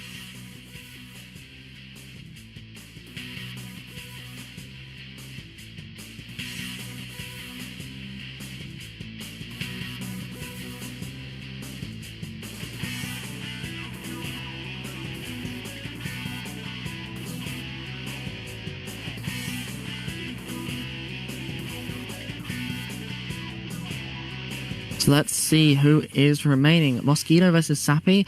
Is that a game that matters? Yes, it is. Mosquito versus Sappy, if we can find that.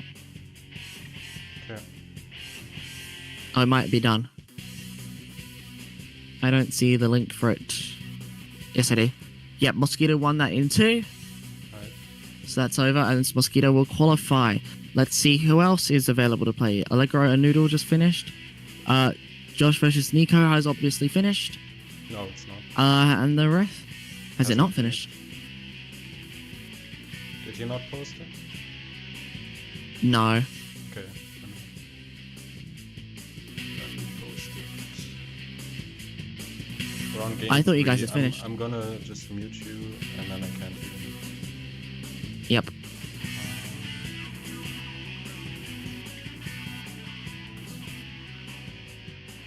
Alright, here we go. And Josh, if you're watching, stop watching right now. There's the battle. I posted it in Arizona. Thank you. So, game 3, we are on lead here. Of course, we have Nico's And tried I'm and muting you true. just for the Or record. not Now so you're tried and true. muted. Yeah, sounds good. Alright. Right, so we Can't hear have you anymore. the Calm Mind Blissey here from Josh here being pretty nice into most of Starmie's things, although I don't think it's that relevant here. What we do have to look out for is Nico's surge of setup sweepers here. Of course, we have the Gyarados with Dragon Dance, but we also have a belly jump on that Charizard, which looks quite nice here. Not really anything can outspeed but the Gengar, and as much as Explosion is quite threatening, there's not really anything that I can outspeed other than Ludicolo in Rain, but there's no Rain set up here.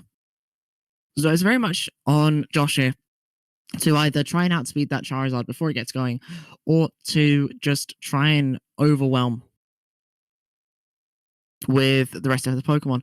Although what is notable here is that Tauros with Choice Band is really going to be threatening a lot of damage. Yes, there is the Gengar and the Metagross alongside double Intimidate, but is that going to be enough? There's going to be that Ludicolo bring in the back for sure because of that Charizard. So is that going to be what is needed here? We do see that Metagross and Salamence lead on Josh's side versus Starmie and Gyarados. We see the Starmie protect alongside the Gyarados as the Dragon Dance from Gyarados means that Metagross's Explosion will hit it. Salamence and Starmie are both protected, so they are completely fine here, but Gyarados is gone. That is one major threat down for Nico, for Josh to be far, far more ahead. Yes, there is still that Charizard in the back, potentially. Yes, there's still that Tauros in the back. And there's, of course, the potential redirection from Clefable, but I'm not sure if that's going to be enough. Yes, there is Starmie up, but if there's Blissey and there's no Tauros in the back, then there might be a bit of an issue here. If there's no Charizard here and there's Bring from Gengar, it might be quite tough. Same with Arcanine here. And of course, there's still the Ludicolo to worry about, where Charizard will be shining here. Of course, Tauros does come out here, as we see a Ludicolo come out. So this is not the most viable of situations for Josh here. There's the guaranteed double up of Tauros and Starmie into the Salamence slot. And Tauros is threatening an Oko with Double Edge, of course, as well. But is that really what Nico wants to do here? It's not. We're not really sure, because Double Edge is potentially allowing Gengar to come in. Yes, Gengar is slower than Starmie, but Starmie can just be hit by Icy Wind from Josh. So there's a lot of mind games as to what will happen here. We do see the Charizard replace the Starmie as Gengar hubs out. We will see the return into the Ludicolo. Critical hit will knock it out in one hit. This is a big, big KO. However, that critical hit, it might not have mattered. It really depends on the Ludicolo's investment. I'm going to say it did, because this Ludicolo is more of a support attacker since there's no rain. However, that still is a KO, and now Josh is down to just 2 Pokemon. There is that Gengar and Salamence up, and Tauros is intimidated with no way of attacking the Gengar, but there's still that Starmie in the back, and not only is there Starmie in the back, but that Gengar cannot slow down that Starmie, so it's completely on Josh to predict when that Starmie will come in. 57% into the Salamence as Charizard goes for an immediate belly jump, not risking anything. What else into the Tauros will punish it as Charizard falls. Now it is completely down to if Nico can call this explosion turn correctly. Although there might not be an explosion turn, as we might see the Starmie go for just a straight up protect instead. Tauros cannot threaten this Gengar, obviously, but as we see the Psychic into the Starmie, as return does 26%. That Starmie is now on 69%. Citrus Berry now activates, putting Starmie back above 50%. But that Citrus Berry healing so much that it just might be still in Shadow range. And Will-O-Wisp means that Gengar doesn't have to use Explosion to win. However, Tauros cannot do anything here. Will we see the Psychic into the Gengar? Yes, we can! Nico salvaging this game barely. And that will seal it, Nico, with an incredibly close game, navigating through the threat of Ludicolo, the threat of Gengar, the threat of Salamence, all incredibly well. Yes, there was the Psychic lock on that Gengar, but that was still so risky and so volatile. And Josh, while he didn't recognize that the double protect was necessary, that's still a double protect. It's still luck based, and so there wasn't much that could be done here. This was incredibly close, but is that going to be enough? And the answer is probably not, as we see Nico secure their qualification in the top cut as our second seed player. Yeah, so I already had my top cut secured, but Yeah, that's hopefully why I said it was secured as second seed. maybe I can get a top 16 buy or something. I don't think you can. Gentro got his 6-0, and there's Okay. only 9 people in top cut. If Only Noodle 9. won, and Noodle lost actually, so no, there's only 8 people. Okay. All right. So no buys. All right. Fine by me. Yeah, it doesn't matter. We can just go on to the next round. All right, if I refresh the page, I think it might have. So Let's you're gonna have see. to. So we do have 8 people in our top cut. All right. It will be Gentro, Akiak, Mosquito, Munch, Spibiderman, Nico, Josh, and Oops as our top 8.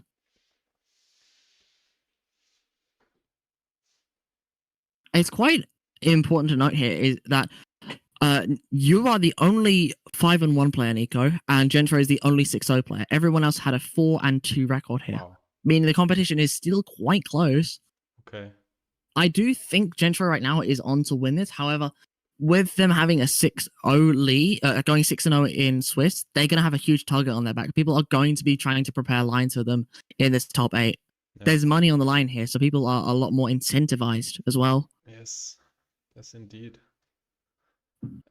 To remind Is there everyone, anyone that there's you... $40 for the winner and $25 for second place.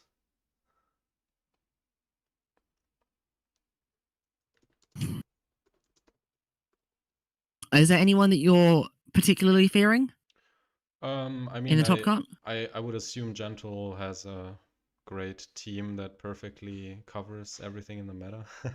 Well, that's not exactly possible, but I would assume they're gonna be one of my worst matchups. Yeah. Let's see what the team they brought again. So they have... If I can find it.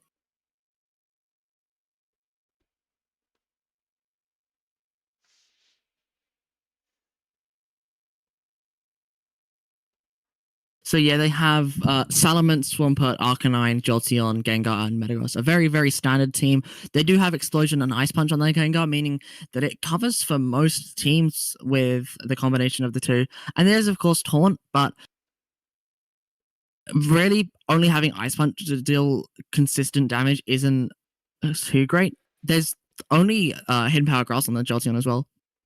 And that's fine because Salamence and Kingdra are the only 2 major dragon types in the meta. But it does mean that Salamence will not be fearing Jolteon nearly as much as if it was Hidden Power Ice. What else is there? There's Extreme Speed and Helping Hand on the Arcanine. I don't imagine Helping Hand has been too relevant, but Helping Hand is Helping Hand. Metagross is Standard Lumberry. Salamence is Dragon Fang with 3A, so there's no substitute. But if it's using Dragon Claw, Hydro Pump, Hidden Power Grass, it's going to be doing quite well, especially since it's targeting that Swampert. What else is there? Is top cut best of 3 or best of 5? Best of 5. Yeah, right. Can you send a new challenge for everyone, like when you ping? Just the. Yeah, I'm making it right now. You haven't given me. I don't have account access to Orre Coliseum. Actually, I'll get Dwarf to make another one. To the challenge. Or what? Yeah. The access codes are in the mod channel pinned. Can you ping it for me? Yes. So you mean for the challenge account, right? Yes. Okay, 1 second. I found it. You got it? Okay. Yeah.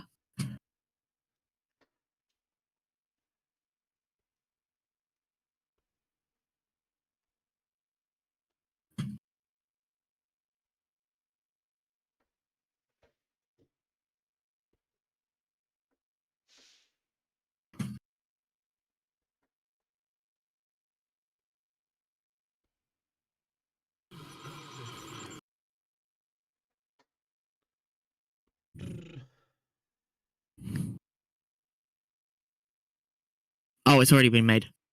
Okay. Fine. So is Dwarf back? Because it seemed like they were gone for a moment. Wait, why are you seed 8? You should be seed 2. That. Huh. Well, I don't mind if I don't have to play against Oops again. Well, it's supposed to be seeded, so. Yeah, I know. Yeah, can you wait? Did they already make it? Yeah, I'm gonna just delete it though. Actually, I can just move the seeds across. Perfect.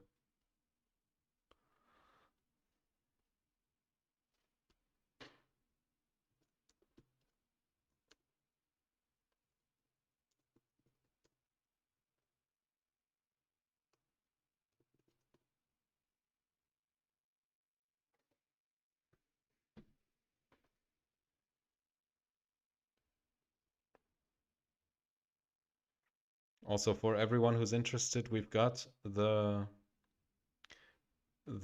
auction is already going on. For ADV LTL1.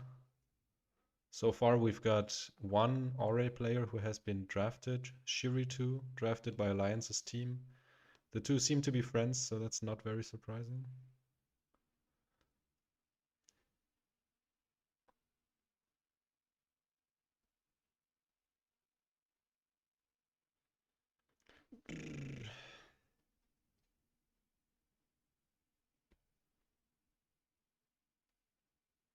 Right, seeds are up.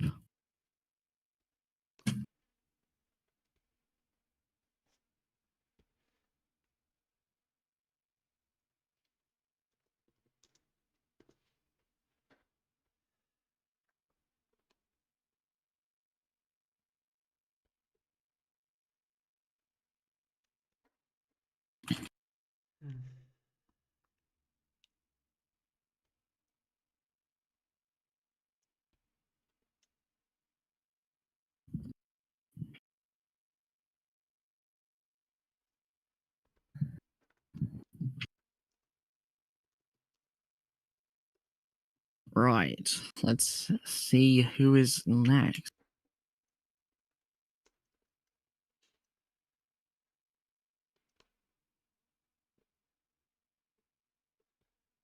Right, so who do you think is going to be a good pick here?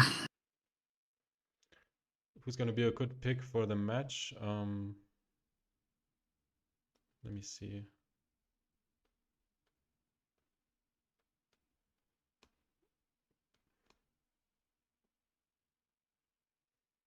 Did you post the bracket or?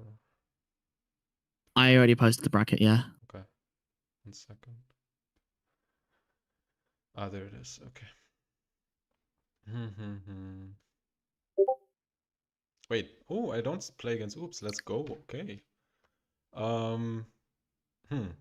Yeah, you play against Spibida. Yeah. I mean, I feel like undefeated player versus Mosquito has got to be the most hype match. Right? Also, like, just in case Gentle drops out, like, at least we get the undefeated player on stream for top 8, you know? What do you think? Have we had too much Gentle and Mosquito? Is there anyone here? I guess we haven't had Spider Man, but have we had them on stream? Is there anyone who we haven't had on stream? Hello? Sorry, I missed that. Can you say it again? Is there anyone here who we 1 haven't had on second. stream yet?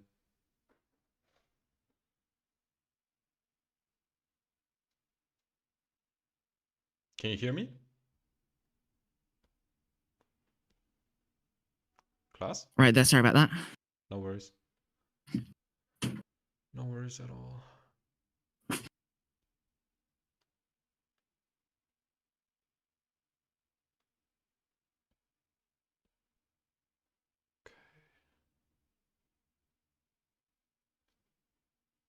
Wait, how the fuck is this a Belly Drums Charizard mirror?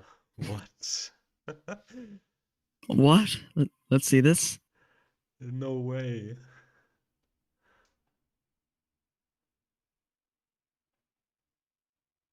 Can you send a link?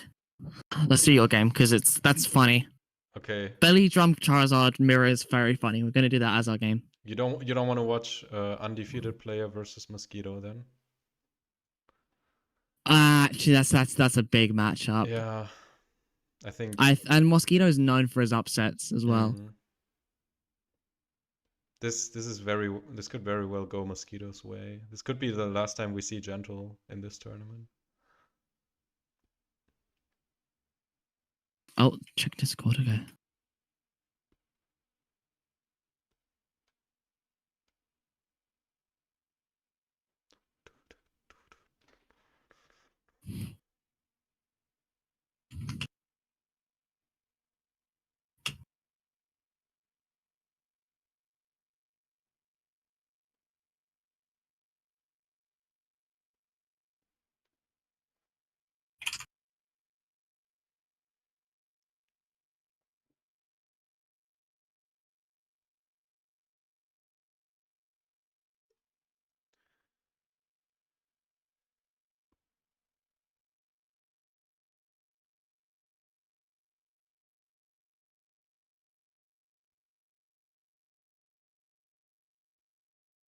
Oops, got drafted.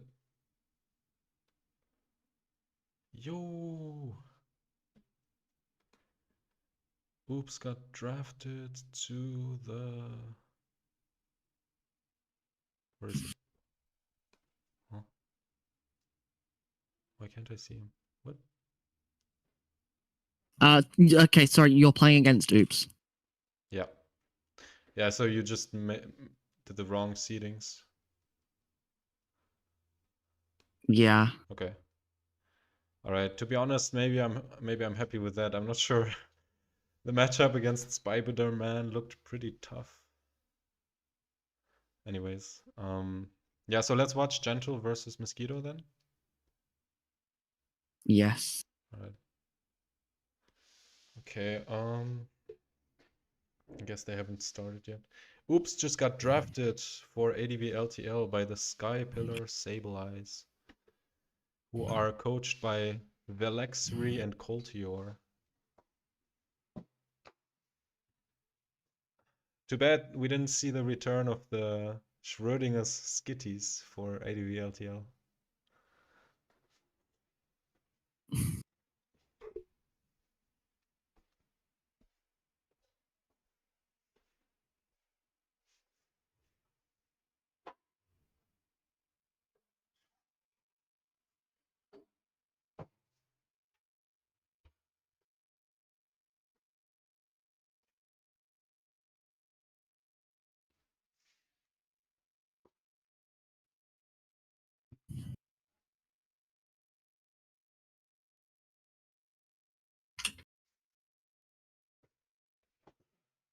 Clas, are you there? Yeah, sorry. I'm just sorting out matchups. Yeah, sure, sure.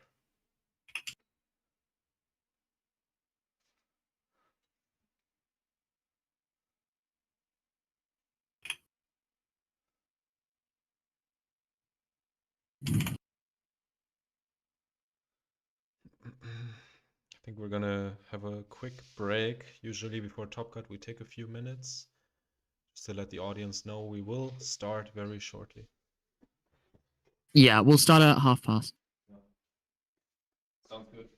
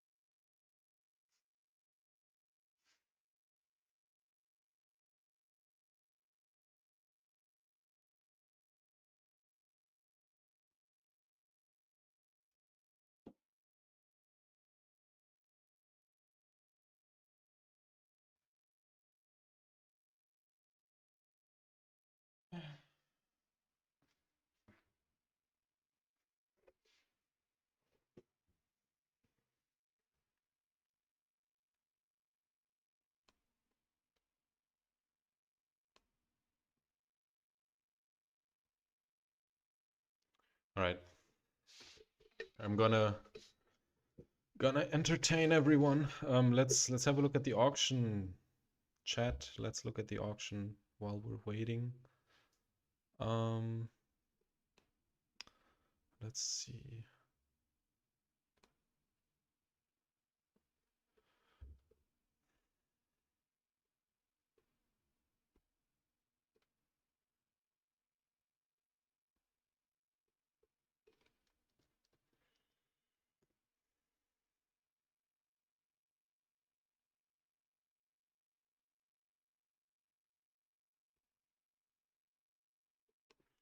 Let's transform this a little bit.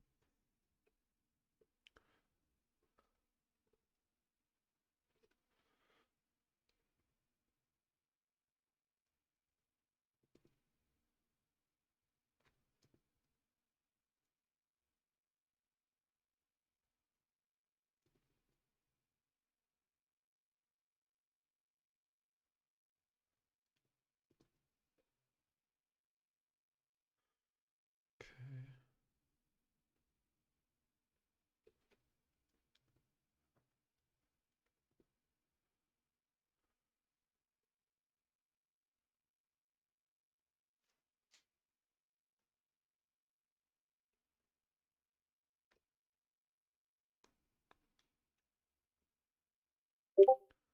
All right, we're gonna look.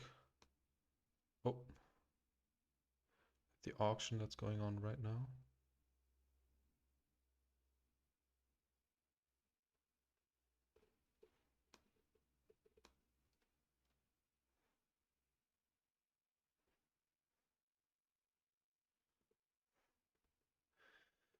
Okay, who's being nominated?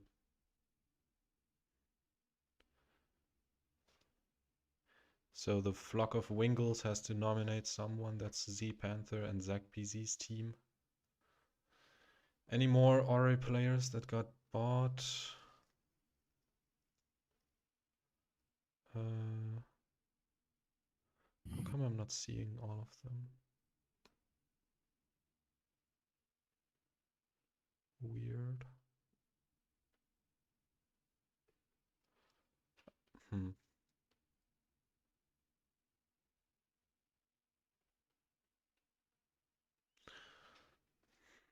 Okay, they nominate just Leonardo, who we don't know. They don't play Orre, so it's weird though. Usually all the names should show up here.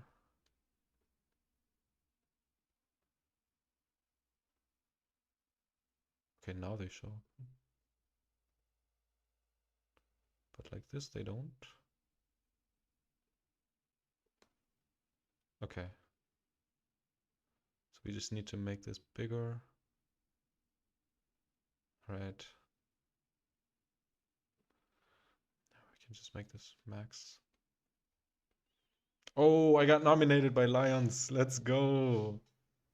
Okay, how's it gonna go? How's it gonna go? What room is this in? I got nominated by Lions in the auction. No, what room is it in? Because I can't find it. Sorry, what? What server is this on? It was posted in general. I'll have a look. Wait, it's just play PokemonShowdown.com/auction. It's the auction room.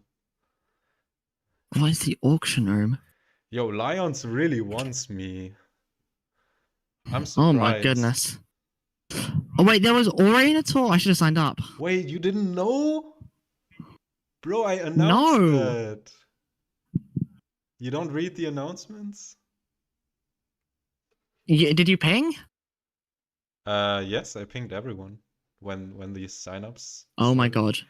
Okay, I got bought by the Zero Graph Gravelers for 15,000. Let's go.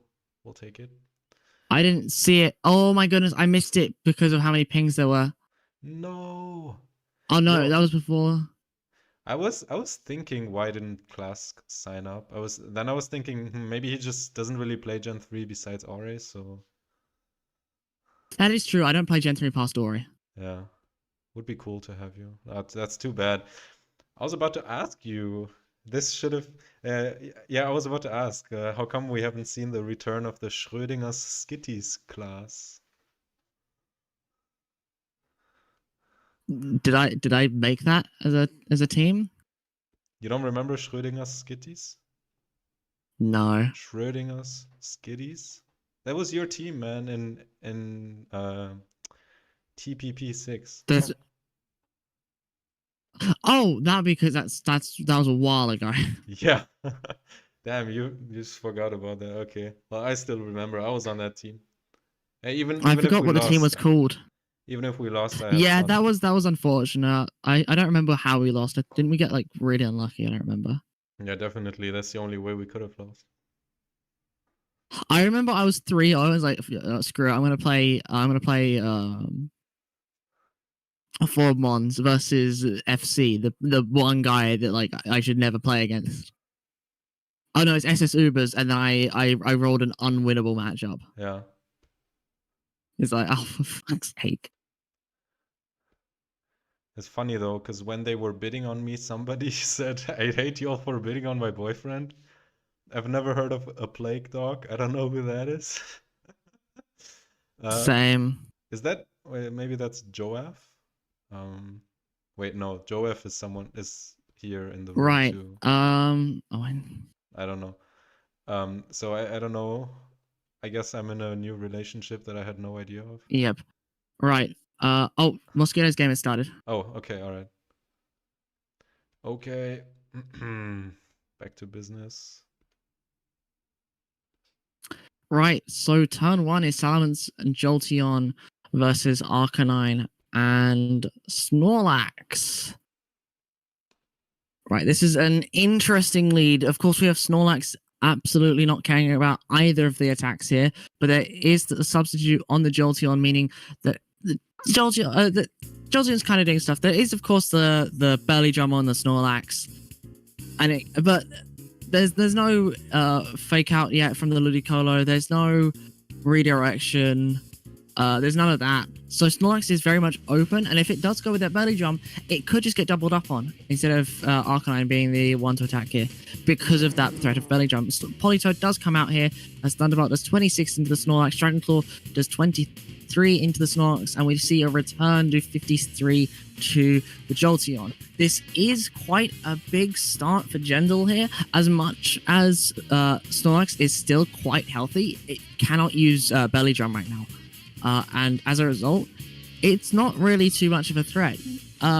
So there's still that to consider. The other thing is that just Snorlax is quite hard to punish. It's quite hard to do much with it. We do see the double up into Politoed as Snorlax doesn't go with a protect, but instead it goes with a return into the Jolteon, knocking it out and potentially allowing Snorlax to set up a belly drum in the future. We do see the Salamence come out as Politoed's replacement, but Gengar's still doing a lot of damage here. It has the Explosion to remove Snorlax, it has the Ice Punch to remove Salamence, and Arcanine, while it's strong here, it really fears that Hydro Pump from Salamence, and we've already seen how much damage that Salamence has been doing all tour. So you just have to think about how much it can be done here. Salamence goes for the Protect as Ice Punch is used. We do see the Dragon Claw into the Snorlax from Salamence, and Shadow Ball is a critical hit to completely remove Gengar in one hit. That is incredibly major here. Not only is Salamence now safe, but Snorlax is not worrying about Explosion, and neither is Arcanine. As much as Arcanine isn't really as threatened by Explosion as Snorlax or Ice Punch for Salamence, it's still quite major, as it's going to allow it would have allowed Salamence to then KO Arcanine with a little bit of extra chip from the Ice Punch. But now, of course, it cannot. We do see the Dragon Claw into the Protect from Gentle as Explosion removes Arcanine and P2. However, this is an endgame where Snorlax should be shining here.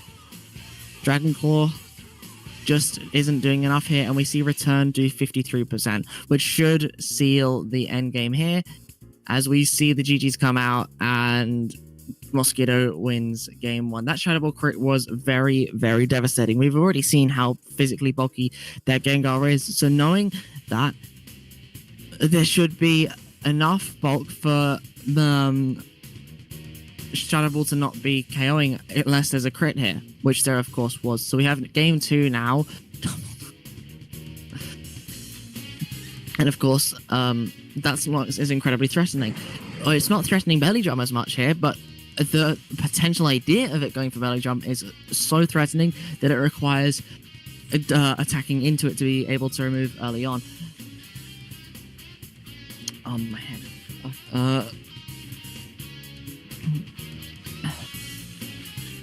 Now, that being said, there is quite a lot here that Gentle can do. Of course, we already saw the default line where Gentle would have won without that critical hit onto the Gengar, of course, but that's fine. That's still fine for Mosquito, I think. They're already one game up, so they can play a bit more aggressively here and a little bit riskier as a result. However, Gentle really needs to be playing concise. They need to be playing consistent, and they need to be realizing the deep lines and difficult positions that they need to realize to be able to win this. And not just that, but Ludicolo is threatening a lot here, especially with that Politoed supplying Rain Dance so that Ludicolo can be outspeeding stuff, which is quite major here. Now, if we look at what the lead here is, we have Swampert and Salamence versus Mosquito, Salamence, and Snorlax. This Swampert is actually quite nice here because it allows Gentle's Salamence to not worry as much about both the Snorlax and the Salamence, thanks to Earthquake and Icy Wind, respectively. However, I still would imagine that Dragon Claw would be the choice of move here into Mosquito's Salamence, while they have the investment to live opposing Dragon Claws, I would imagine.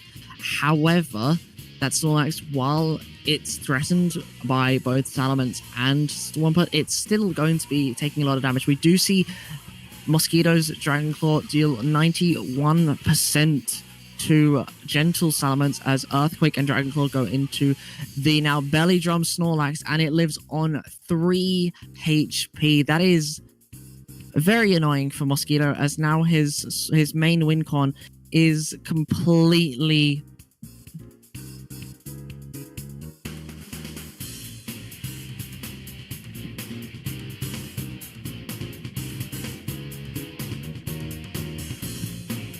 But yeah, his main win con is now completely shipped. And as much as it's quite a bad situation, I think that Mosquito might be fine here. I think it's still winnable. Yes, you have just lost a lot of HP on your Snorlax, but Swampert is now forced to target into that if it wants to do anything. And so we do see the switch from Gengar here. Dragon Claw goes into that Gengar slot as Earthquake then removes Snorlax. I don't know if I like that play just because there isn't much done here. Ice Punch is still going to one-hit KO that Salamence. Hidden Power Grass is not going to remove the Swampert, and Hydro Pump is going to remove the Arcanine unless there's actual progress made here. And I would imagine that in the back is that Ludicolo here. Now, is that going to be enough? We'll have to wait and see. But it is really, really unfavored here for Mosquito now. That Belly Drum was way too greedy to be really accepted in this situation. And Dragon Claw was already quite risky, as there's not much investment needed to even live the hit. Politoed is revealed to be the last Pokemon, which isn't amazing, as we do see the Arcanine go down here. This means that it's very much over now. Gengar can switch out here without much issue. It is now 4-2, and just generally this is not very favored. If there is the Gengar going down here, though, then Salamence will be able to win on the spot, I think. Just because it's able to threaten everything else with Dragon Claw and Hydro Pump without much issue. Politoed can also potentially go with an aggressive Rain Dance if Mosquito calls the switch out. However, that is incredibly risky, and I'm not sure if that's worth doing. We do see the Protect from the Salamence as Ice Punch whiffs into the Protect on the Salamence, and Hydro Pump removes the Gengar. Now, this is actually still quite playable. If Metagross is slower and there's a double Protected, there might be some way that Mosquito can pull this back. We do see the Rain Dance as Hydro Pump misses, we do see Meteor Mash do 73%, as Politoed is now slower and Salamence goes down. This was quite an unfortunate turn, however, this was something that was always going to be considered.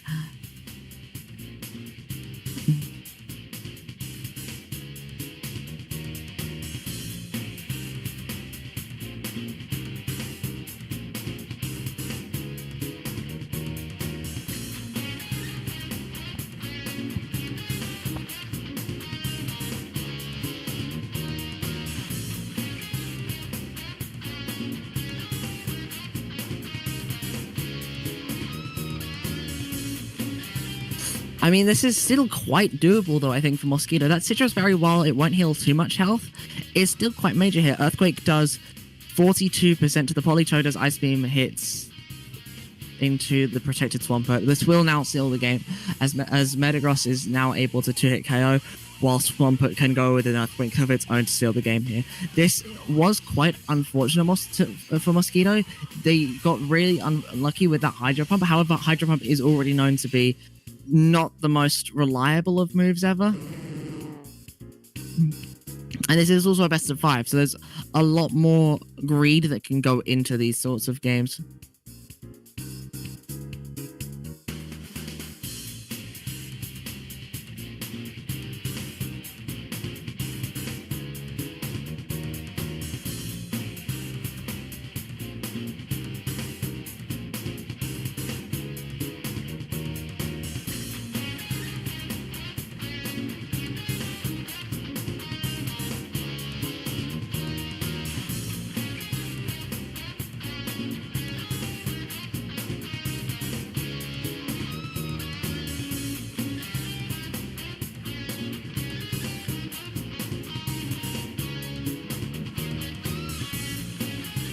As we get to game 3, we do see the double OTS happen yet again.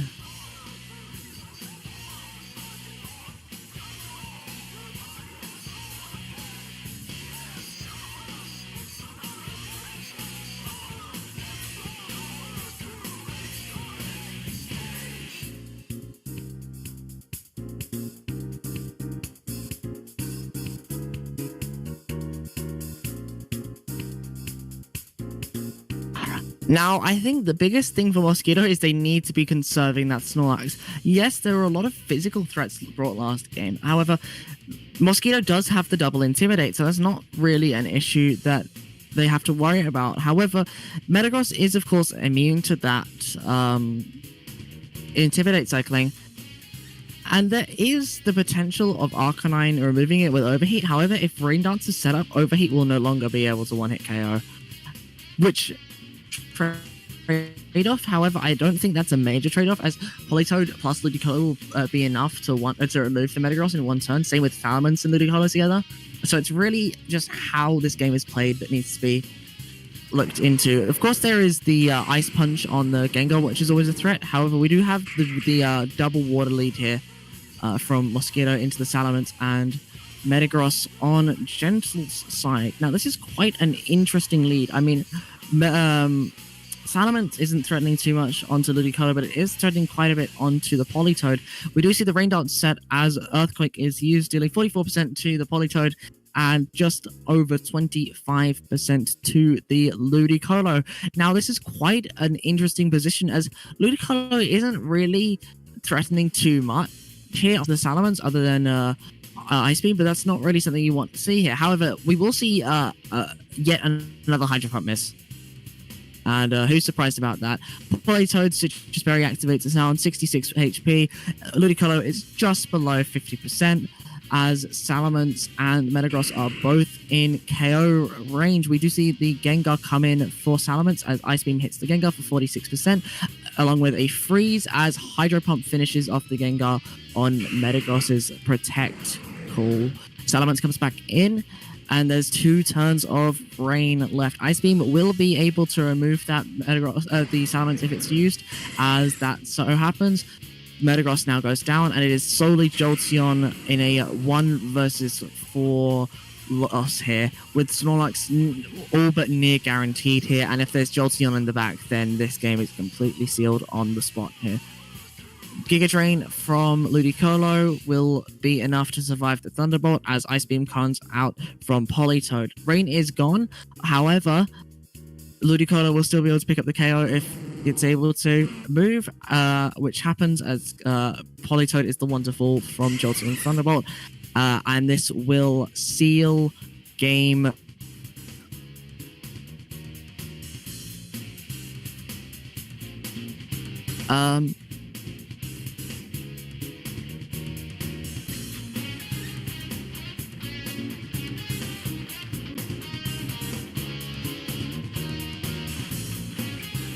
Now, I think what's quite interesting in that game is just how well the Rain Lead worked. Metagross didn't really do too much other than Earthquake, but I think if there was an explosion instead, that game would have probably been sealed on the spot.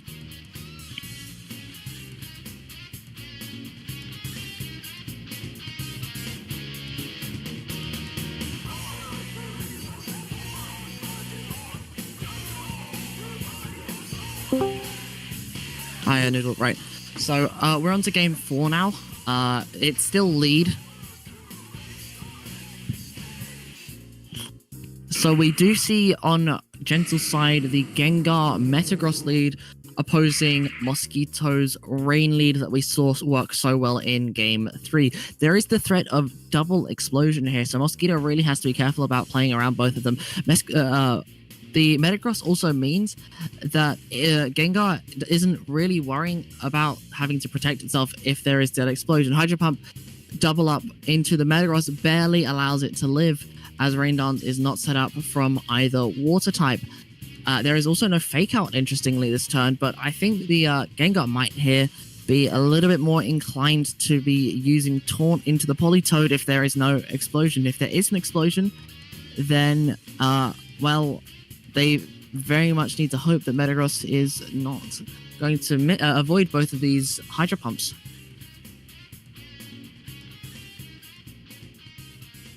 Taunt comes out into the Politoed as Ice Beam removes the Metagross, and whatever comes in has to be very, very careful of potential Hydro Pump. However, the Hydro Pump goes into the Gengar instead, chunking it for 80% of its health.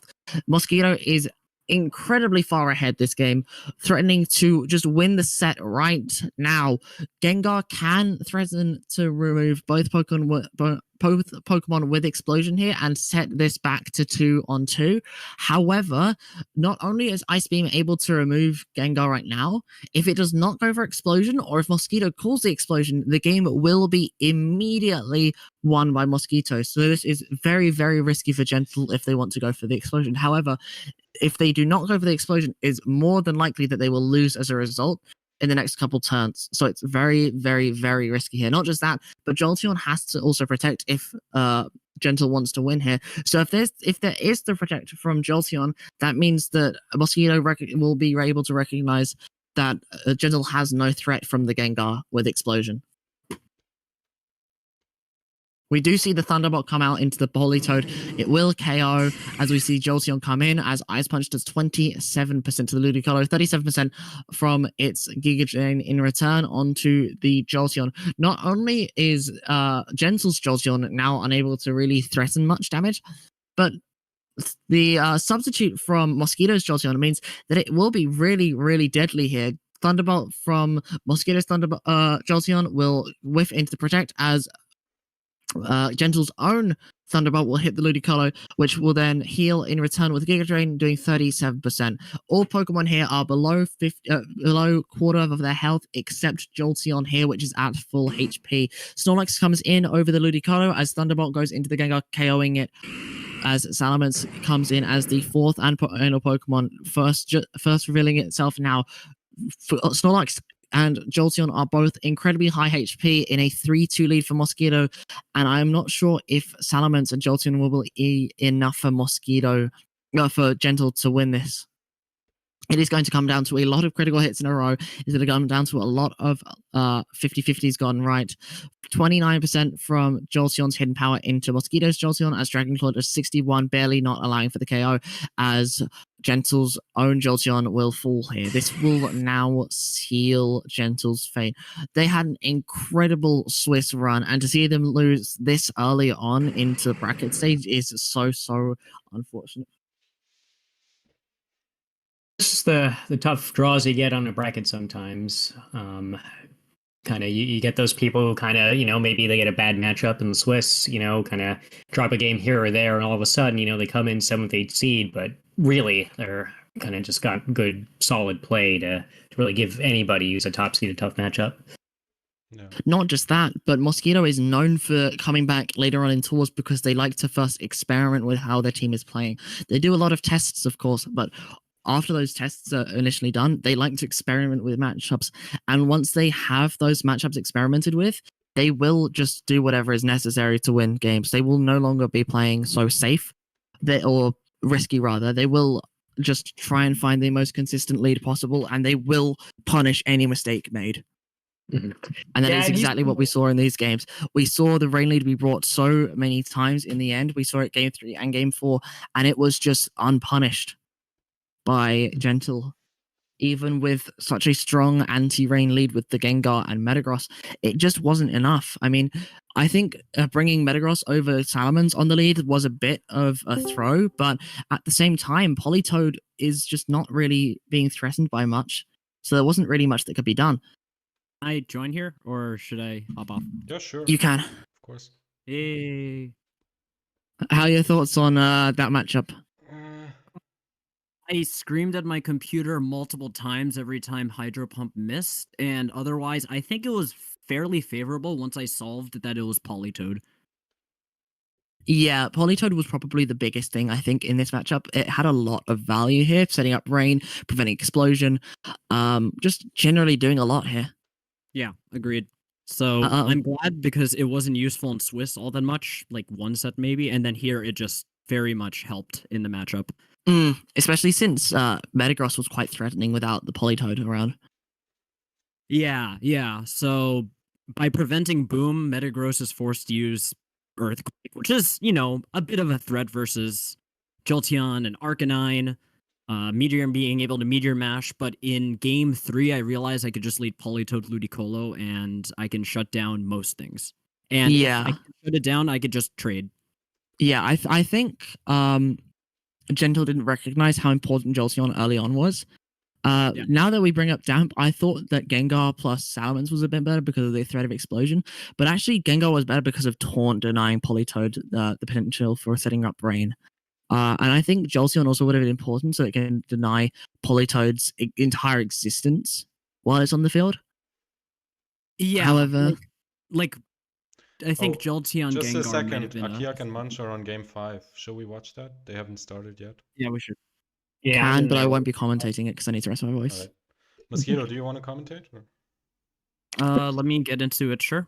It's Akiak versus Munch. Game 5. We have well, I don't know what has been revealed, but we do have the open team sheets. It's game 5. Akiak using that powerful imprison Boom strategy that takes down teams that do not have preparation, especially in this format where there's no Zapdos. And Munch going with a fairly old team. It looks like it was designed by you in 2023. It is, yeah, it does look like that. It is actually the same 6 as my first Garrowak team. Yeah. I do want to point out that Alakazam is running Lax Incense. And yeah, that just amuses me greatly. We'll see if we get any of those 5% misses on Alakazam. Yeah. At least in this position, given that Munch has the Gengar in the back and the Metagross, I somewhat foresee Swagger Lum being as valuable as going for the turn 1 Imprison. Sure, Gentle wants to commentate. We're gonna get them on the voice channel. All right, let me add Gentle Yes, thank you. missions.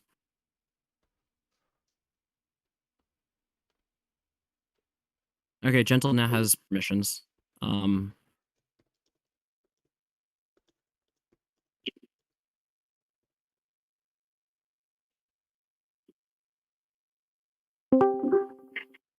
Here we see a Protect from Dustclops, which I found very interesting. And Akiak, instead of trying to set up, goes for an immediate turn 1 self-destruct. So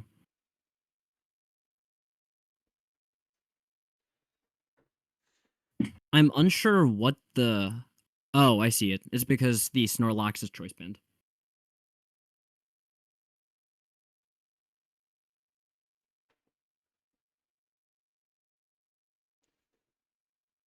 So understandably, Akiak, seeing the choice ban, goes for a turn 1 trade, willing to remove Snorlax with Snorlax.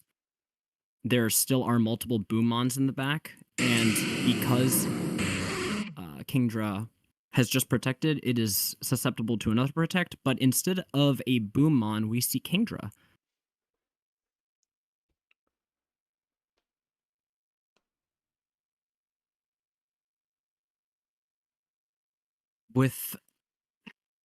I will say, I don't know if the Dustclops is going to be as impactful paired up with the Kingdra. It can go for Swagger onto the Starmie, which can heal itself with Natural Cure.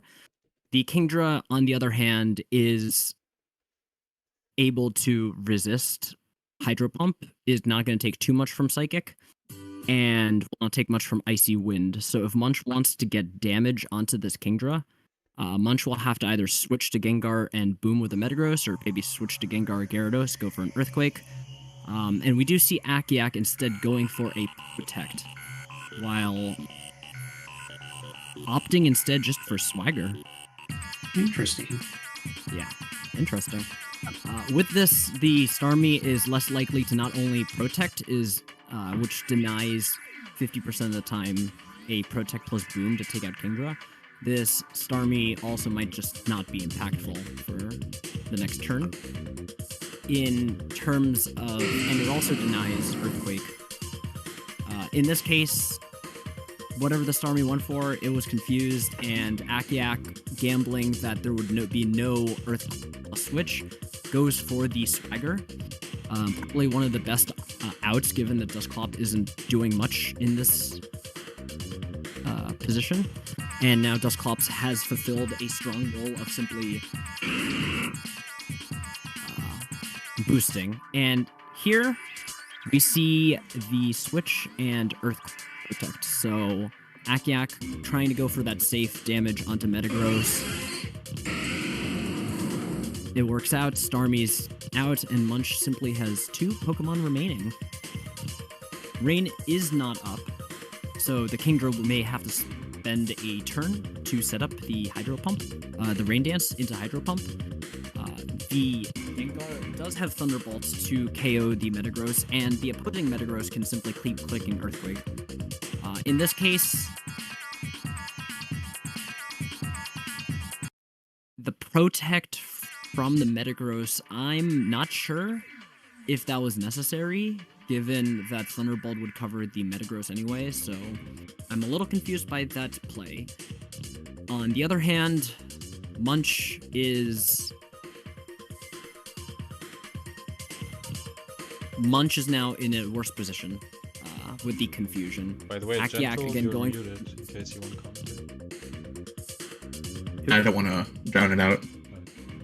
Oh, And Josh, we see. A second sorry, Protect. Josh was asking, what is this music? Somebody has never played a Wi-Fi battle on Pokemon Battle Revolution. Oh goodness! You're playing. Is it the Lagoon Coliseum music? Yes, I love that one. All right. I don't understand what Munch was going for with that second Protect. Thunderbolt does, again, perhaps just expecting Gengar to be confused. So just covering the odds of another boom. Ultimately, I do think Akiak's position really favors just clicking Meteor Mash rather than Earthquake. Get rid of the Gengar and then try to 1v1 with Kingdra versus Metagross. We'll have to see what happens. Time is running out. We see a switch to Kingdra and a Protect on Metagross. The Gengar confused again. That's 3 turns in a row. It simply hasn't been able to do anything. It's almost KO'd itself.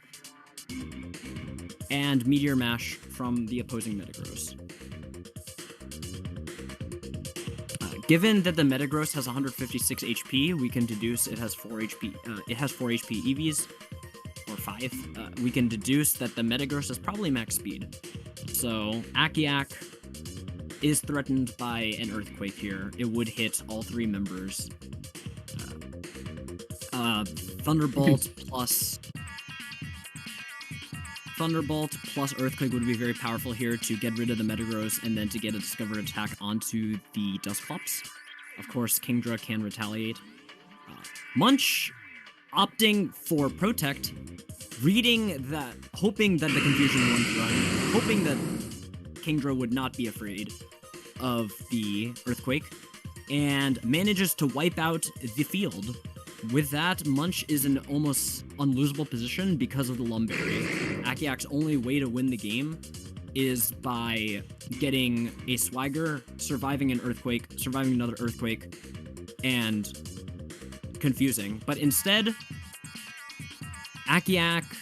Munch uses the less useful Earthquake, Meteor Mash, which missed. And Akiak just going for his outs. Does go for a Swagger. The Dusclops is now susceptible to Earthquake and Meteor Mash. Munch understandably using the safer Earthquake, which 2 KOs. And this game is going to come down to confusion hits. Akiak can just substitute again. Can substitute. Ooh, interesting. Alright. If there's a confusion, you can substitute and then Protect and then Swagger and just repeat the process over again. Akiak instead going for a Protect, calling it right both times, somehow, and unfortunately does not get the 3rd Protect on the 3rd no confusion. With that, Munch defeats Akiak 3-2, advancing to the top 4, where Munch... As Aaron Zhang once said, Swagger is not God. and with that, we've got our top 4, I believe, correct? Yeah. All right. I should probably hop off then, because top 4 will be starting soon. Yeah. All right. So, Radio, welcome back. Oh. Ray, Clas, would you like me to? Right. All right. So, I think... Okay, we'll actually just do pick. So, is that all 4 done for this matchup? Yes. So, it was all just... 4 Okay, done. how much?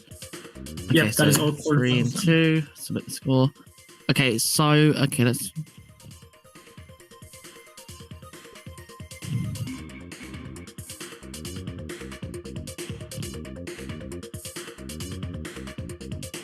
So we're gonna have... Alright, so we're doing... This is Munch. Yeah, so it's gonna be Mosquito versus Munch and Oops versus Josh. And because we just saw Mosquito and Munch, we should watch Oops versus Josh. Oh, actually, we're gonna watch both. What am I saying? We're doing them in order. So it'll be Mosquito versus Munch first, and then Oops versus Josh. Yes. So Munch... Yeah, we'll also have about 3 to 5 minutes after the Mosquito versus Munch game to do interview for whoever won. Clas, do you want me to update the bracket? Or you got it? I've already done it. All right. I must have a wrong link for the bracket. All right.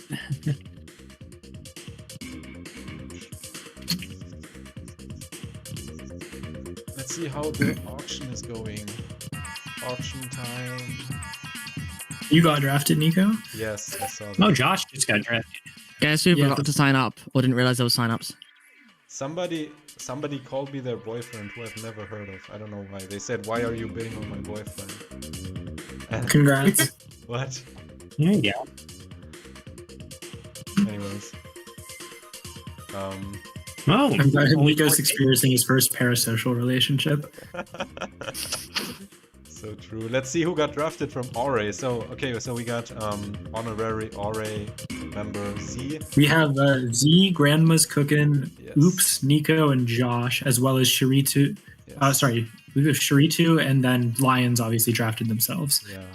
I was so confused that Lions, first they draft Shiritu, and then they also nominated me, and then they also were bidding on me, like Well, continuing I think to bid. Lions was just nominating Orre people, regardless of if their team was going to take them, just because they wanted Orre people to get picked. Oh, that's so cool. that's so cute of them. Yeah, they're a homie. I think Z was 16K. Nico, you were 15K, right? Yeah, I was 15. Oops was 7K. 7K. Josh is was 4K. 4K. Yeah. And Shiritu. Z was 16K. Shiritu, I'm not sure on. If I don't know if any of y'all know how much he went for. I don't know. They went first, so I didn't see it. So let's see who still needs some Orre players.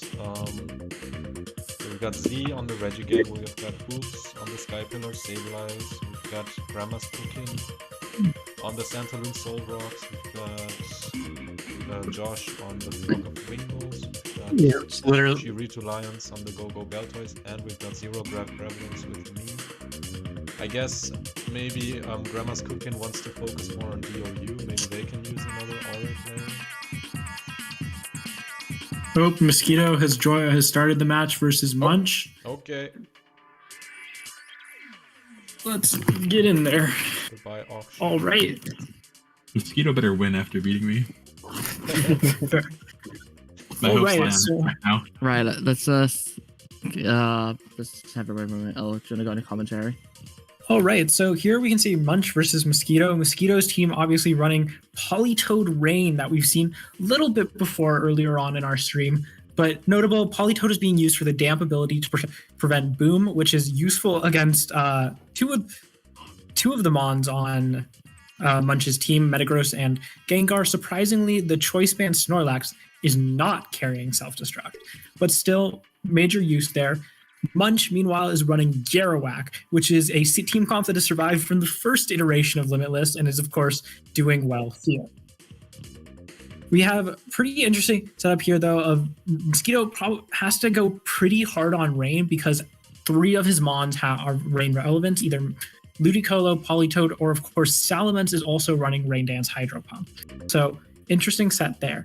What the Polytoad does have a pretty significant use here in stopping those booms, but in comparison, Mosquito is kind of in a position where he's not going to have a lot of easy kills on things because Ludicolo is the only thing that is going to get outspeeds and hydro pumps compared to a lot of the other team.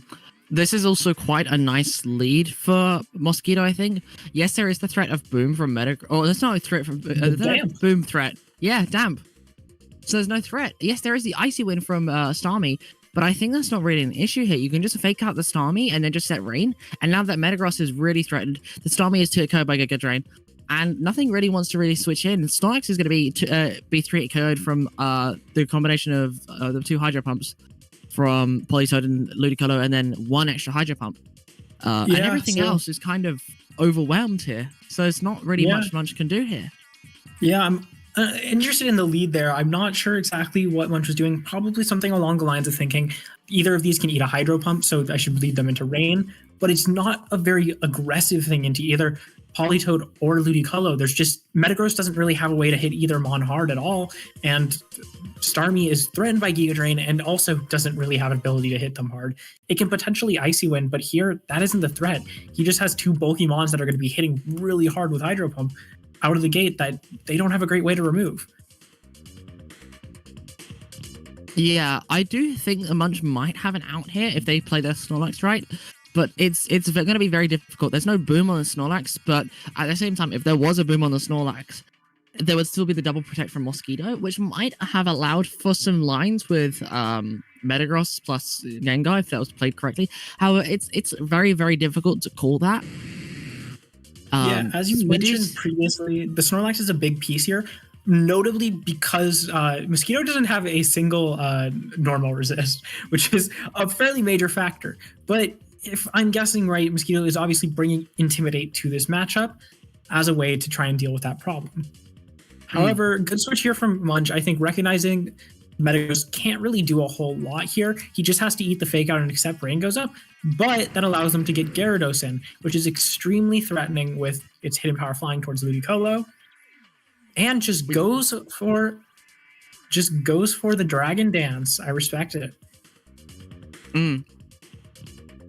Hydro Pump does that miss, Mosquito- but Hydro Pump wouldn't be enough to put it into KO range in the first place. Politoed isn't exactly hitting the hardest of Pokemon, even in rain, and it's a resisted hit as well. Gyarados does go for the protect here as the Icy Wind comes out from Starmie, dealing about 35. Oh, never mind, it's a critical hit. It does 90% to the Salamence.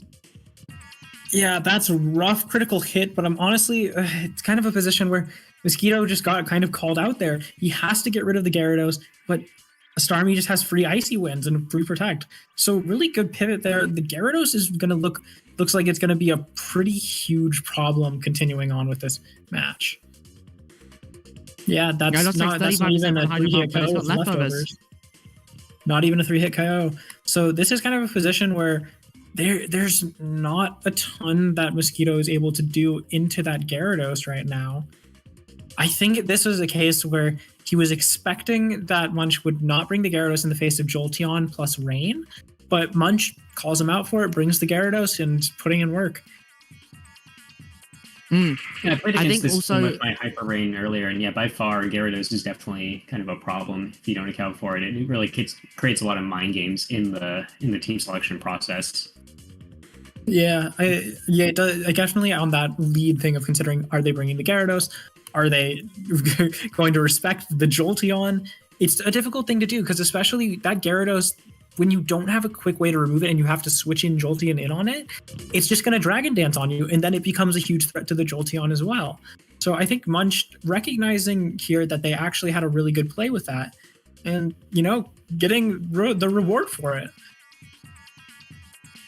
Yeah, especially since there was no switching from Salamence into the Politoed slot to try and reduce the damage. Instead, it was the Ludicolo replacing the Snorlax. And we do see fake out into the Gyarados, those Psychic Kits. Sorry. As Starmie hits Snorlax with a Psychic, doing about 20%. Gyarados is still, despite only being neutral right now, it's still a major threat because of Hidden Power Flying hitting everything without really any resists. Yes, there is Salamence taking reduced damage thanks to its Intimidate, but there's still it's still 1 HP, and the Starmie has Icy Wind that it can just use whenever it wants. There is no threat of Rain as well, so not only is Mosquito behind, but there's no way of him quickly getting back into position here. We see the Salamence come in over Ludicolo to try and intimidate Gyarados as Hidden Power Flying is used to remove Salamence on the spot. And now it's up to Mosquito to decide what will be the replacement as we see Ludicolo come back in. Psychic into the Starmie as return from Snorlax removes said Starmie. I do think here we're seeing a little bit of the recognition of the flaws in Mosquito's team here, in that it doesn't have Icy Wind, it doesn't have Boom. So there's a lot of times where it's like when you're put into this position where trapped between a rock and a hard place of playing against this Gyara that hits your team so hard, and then another Mon that's just sitting there clicking Icy Wind, Hydro Pump, Psychic, and just taking damage over and over on these turns, Mosquito just doesn't have a great way to deal with it. And not just that, but Snorlax is just also such a problem for Rain in general. It takes so little damage, and its bulk is so good alongside such high power already that there's not really much that Mosquito can really do to accommodate for it. Other than try and set Rain, but there's two water types that resist as well. The thing that I would point out there is that double Hydro Pump probably in Rain probably kills Starmie and Snorlax based on the calcs we've done previously. Probably does not kill the Gyarados, or definitely doesn't kill the Gyarados based on what we saw from the Tolly code. But Mosquito does have a way to remove the Snorlax and the Starmie, especially with Rain. However, when he's put into that position where he has to double them on, meanwhile Gyarados is free to just D-dance up, click HP Flying over and over again. You just kind of have to accept that you're taking losses over and over, and then you don't have a good way to remove the Gyara. So you're put into this hard position. where you know that you have to go for doubles to remove anything, but every time that you double something, you're just giving up ground somewhere else. I think Munch has been expertly taking advantage of that. Especially with that Gyarados, which is starting so much damage, as you said. But also that Snorlax, where it's been so carefully positioned to remain at such high health while having so much power. We do see the Jolteon adjustment here with the Arcanine. Both Pokemon were not brought last game, as we see Gyarados plus Snorlax on the lead instead. Whiteherb used up on Arcanine already, but it's not really threatening much here in the first place. Salamence coming in over Arcanine as Marowak comes in over Snorlax. Gyarados goes for Intimidate, Dragon Dance, but it's still -1 from the double Intimidate here. Yeah, Marowak, I think you go ahead. good adjustment from Mosquito, recognizing here that he does need to play with the Jolteon and respect that the Gyarados will appear, and well as bringing just the double Intimidate so that he can deal with a lot of the problems that the rest of the team has. However, here, Hydro Pump doesn't KO. And this is why I was personally running Mystic Water Hydro Pump, because it got KOs on Arcanine and Marowak. In this case, obviously, that's not occurring, which is a huge problem for Mosquito here, just losing that essential piece in Jolteon so early.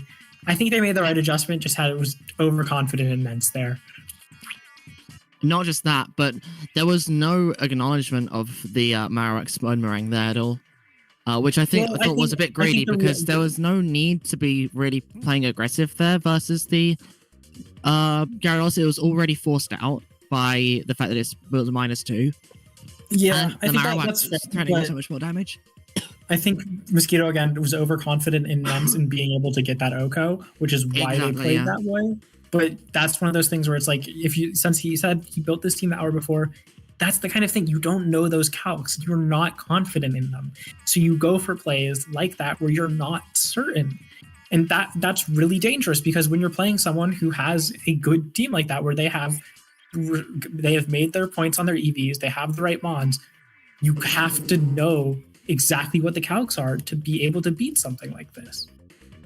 Exactly, and we do see the Body Slam go into the Politoed. It does paralyze, and that really sets Marowak in such a good position here, especially since Salamence is already not really doing too much here. So, and Gyarados is really looking like it's going to be quite a problem in the back in the late game. Snorlax is also not even chipped much. So this is a situation where I think Mosquito has to accept he's probably lost this game just off the fact that he doesn't have the firepower to bring down this Snorlax in time before it just starts rolling through the team, especially with Gyarados' Intimidate being able to put pressure on basically everything else. However, I think for next game, Mosquito has realized what the probable game plan is, and he has an idea of what the calcs are going to be like going into the next match. I do think he is capable of making the adjustments needed to win this, but I think that he has to recognize the main thing to beat here is that Gyarados plus Snorlax core that he's struggling so much with, and that just Intimidate alone does not stop that. Yeah, especially since both the Gyarados and the Snorlax really threaten Arcanine out, so you have to be very, very careful as to how you're playing. Yes, you can Intimidate cycle, but it doesn't matter if you're Intimidate cycling if one of the Intimidate cyclers doesn't threaten anything, because it's just an extra turn of Dragon Dance. Mm-hmm. We do see the double up into the Salamence as it goes for Protect, but Politoed is just unable to move this turn thanks to the full paralysis from Snorlax's previous Body Slams. So it's just a static position here, where Snorlax and Gyarados are just able to do whatever they want without punish. Yeah, again, I think this is just a situation where Mosquito is recognizing that he's really going to have to outplay these next couple games if he wants to come back, and that the tools on his team are just not matching up well at all into the team that he is playing against. So it's going to be something where he's going to need to make just a bunch of right calls effectively, and that's really difficult to make peace with, but it is where it's at. Munch has the team advantage here. He has that pure core of Snorlax Gyarados that can pin most of Mosquito's team. So now Mosquito needs to figure out what are the ways that, I get through this. And the reality is it's just making the right play over and over again. There's not going to be an easy line. Exactly, and that's really what Mosquito has to figure out. Yeah. I think the Mosquito here, we're seeing him say in chat, I'm at a weird point. I've tried every line I can think of and they lost. I think the line he had last game with a slight adjustment is probably the way through this. Unfortunately, it is really hard after you've just lost a game somewhat handily to say, no, I think I did it right. I just need to make a little bit of adjustments. And that is the way through. Doing that is difficult, but I think for Mosquito, that is the best path. He just has to make peace with that. And that's ultimately one of the hardest things to do, to say, is, yeah, no, the person just beat me outright. I made the right choices, but they won. I still have to go for that. Not just that, but when you're playing at such a level as this, every single mistake is going to be incredibly costly. Even ones like that where it's small mistakes, like where Boomerang can KO Jolteon through substitute. That is a small mistake that happens that has drastic consequences. Yeah, I mean, he just got a little bit greedy in terms of thinking, oh, the Hydro Pump kills here. It doesn't. You didn't know the calc, and that got punished for it. I think right now, you know the calc, you can avoid that mistake again. But that doesn't get you entirely out of the woods. But it does give him a place to start of saying, okay, there was a clear mistake that happened here, but I can change that. I can make the better play now that I know.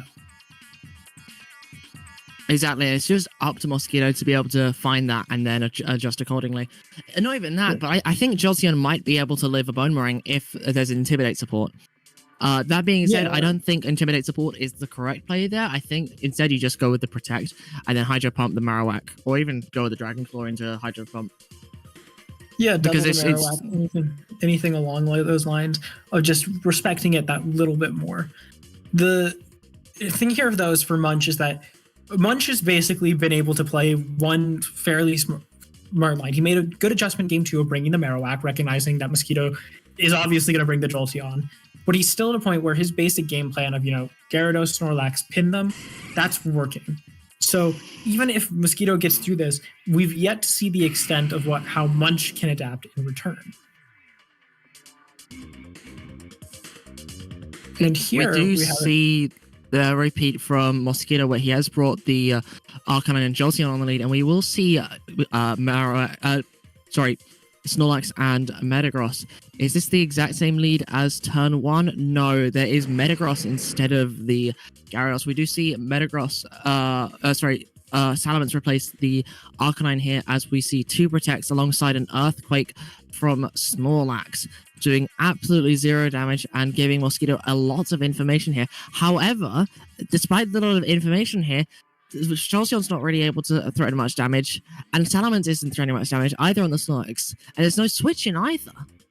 However, there's an interesting position here of that Munch knows that if Mosquito goes for T-Bolt, there's a solid chance he just loses his Metagross this turn. Personally, I would say that's still the right choice, but it's up to Munch. Because if Munch thinks, I don't want to lose my Metagross here, the obvious play is to switch into something like Gyarados. Mosquito presumably knows that as well, so Thunderbolting the Metagross slot is possibly a really high value play. So this is kind of a pinpoint of who is recognizing what the actual play is here. And he goes for the Gyarados swap. Mosquito goes for the double and gets the kill. Nice. Recognizes that he was not content to just Earthquake there. That is incredibly, incredibly valuable for Mosquito here. Not only that, but that opens up double Intimidate cycling to remove the Gyarados' offensive power and new to the Snorlax's Choice Band boost. Mm-hmm. However, it is worth noting that Snorlax is still full HP and it will be surviving a lot of these attacks without much issue. Jolteon does have that Bataya berry to potentially muscle through it later on, but while we still don't know what the last Pokemon is, it's quite aggressive and quite risky to even try and risk such a line. Yeah, the fundamental problem that they're going to run into here is that Intimidate pivoting, unlike in later gens, does not have any pivoting moves. So every time you do it, you are most likely giving up position on the board a lot of the time. So even here, if you get the Intimidate in, what if you just keep spamming Earthquake? What exactly do you do? And they just don't protect Gyara and eat a T-Bolt for it. Oh, but the KO on Jolteon, that must have been a high roll. I don't know if that's a high roll. I think Choice Band Snorlax is just kind of insane. It was only at -1. Jolteon has good bulk, but not amazing bulk. I think It was a high max roll. attack- It was a high roll. I just checked Max it. attack adamant. Yep. Oh, It was. It's technically a high roll. is it like it- 50-50? It's 7/16. Yeah, okay. So about 50-50 in terms of whether that would kill. Snorlax is strong. Now, this is an interesting position where Snorlax is at -5, but still does a fuck ton of damage. And God, this bulky. This Marowak is something else. I do think that Overheat was completely better than Hidden Power here, but I imagine the risk of Overheat missing outweighed the draws. Mhm. Oh, this is really rough position now for Mosquito. It's do or die calling where the attacks go. Realistically, at this point, there's no real way to say this is the right play, this isn't. It's just you have to accept that that's potentially you get it wrong and lose. Marowak doesn't protect. Oh, I don't think this is Snorlax winnable lives. for Mosquito, okay. except on double protects. Dragon Ball is doesn't go 28. for the double. Yeah, it's not winnable. Unless this Snorlax is incredibly bulk invested, I think it just dies to the next return How many? It's on 33%. and just So kills. close. If there's a double protect, there would have been a potential chance for Mosquito to win this, but God, Munch that just has- Marowak being incredibly bulky. Is that a Yeah, straight Mosquito 3-0? just- Wow. Mosquito Yeah. needed to recognize that the overheat was necessary, that the White Hub was still intact, and Hidden Power Grass it's just not dealing Yeah. enough damage. But I think that was the again, thing where he's just a bit afraid of the missing there, and that's understandable. But you do have sometimes you just have to go for the guarantees mm, as best you can. yeah, Man, Munch just read the shit out of him at the end there, doubling up into lags. Yeah, no, it was an Crazy impressive things. read at the end, but I think that matchup was just so unfavorable. I think it would have taken Mosquito making those right calls 3 games in a row against someone who is also playing incredibly well. So that I think Munch there was really just a great team and great play. And I just realized that Mosquito only had that Snorlax as a physical attacker. That like the whole team was special besides Snorlax. And also yeah, it didn't have Boom. That's crazy. yeah, that it's was a Belly thing. Jump Snorlax. I think Belly Drum is not very good on Snorlax. I think it's too slow, and there's no redirection here to really accomplish much alongside the setup. Yeah. So I don't really understand it. I think it's just Mosquito not really having had time to prep and just wanting to try something. fun. Yeah, I think it partially is just that he was like, I have damp on Politoed, so I can remove one of the things that threaten setup in Snorlax a lot. But you still fundamentally need the support tools other than that to get a Snorlax to be able to belly drum. So to look at Mosquito's team, I think there were definitely good concepts there, but that matchup specifically, I think, revealed the flaws in that team comp. So Garrowak is real after all, huh? I still don't believe it's real. Okay. Well, It has a good matchup in a rain, and that gives it a spot at the very least. yeah, I don't think it has that good of a matchup even into like real rain. I think just Polytoad rain specifically. I think Mosquito's team in terms of rain has really bad matchup into it. I don't know if rain in general does. Yeah, Polytoad Rain's a very much more specific version. But So countering it's for in the that. finals and it has a solid potential to win. So I may just have to accept Garrowak wins doors. yep. Give us a couple seconds or a couple minutes. Yeah. So it seems like Mosquito and Munch had already played in Swiss. Because he says they have an overall 1-5 record. So 1 win, Yeah, I think 5 losses for Mosquito. Yeah. The British have won OC17. Take that one Yep. win. Take that win and cherish it. I hope you will appreciate taking a win once in a while. If you can't win in football, at least you can win an Orre Cup. That's the team report for whoever wins name.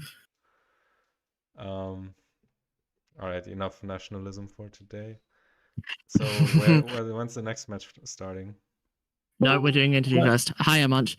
Right, and do you have any thoughts on that game? Hello, hello. Can everyone hear me? Yes. Yes, Yep, we can hear can. you. Hey. Ooh, This- bloody much. So, Munch, how are you feeling after that game? A really impressive win. So, how are you feeling? Pretty confident for my first time, to be honest. Not exactly that confident. I thought I was gonna lose, to be honest. But yeah, I don't know what else really. I mean, Yeah, you just so, won 3-0, so I would like to point out, I believe Mosquito said that you guys played in Swiss and that you won 2-1 in Swiss. So, following that Swiss win, how are you feeling coming into this match versus Mosquito for the rematch?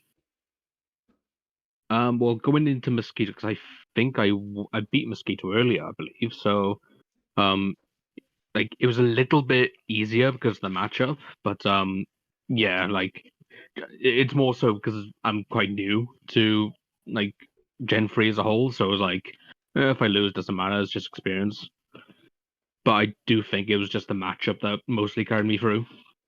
Yeah. So, considering your team overall, how has your matchup felt into the various archetypes that you've played against, such as Dual Intim, Rain, possibly Boom Spam if you played against that? How has it felt overall? It's pretty solid. Like the Starmie has definitely helped against like Gengars because that's definitely a big weakness. But like, yeah, I'd say my worst matchup by far is Boom Spam. Like, oof. I couldn't find any real lines unless like he led wrong. But yeah, I'd say it's pretty good overall. And yes, I did copy and paste this team. Somebody did mention it on the stream earlier. Hey, copy and pasting always works in VGC.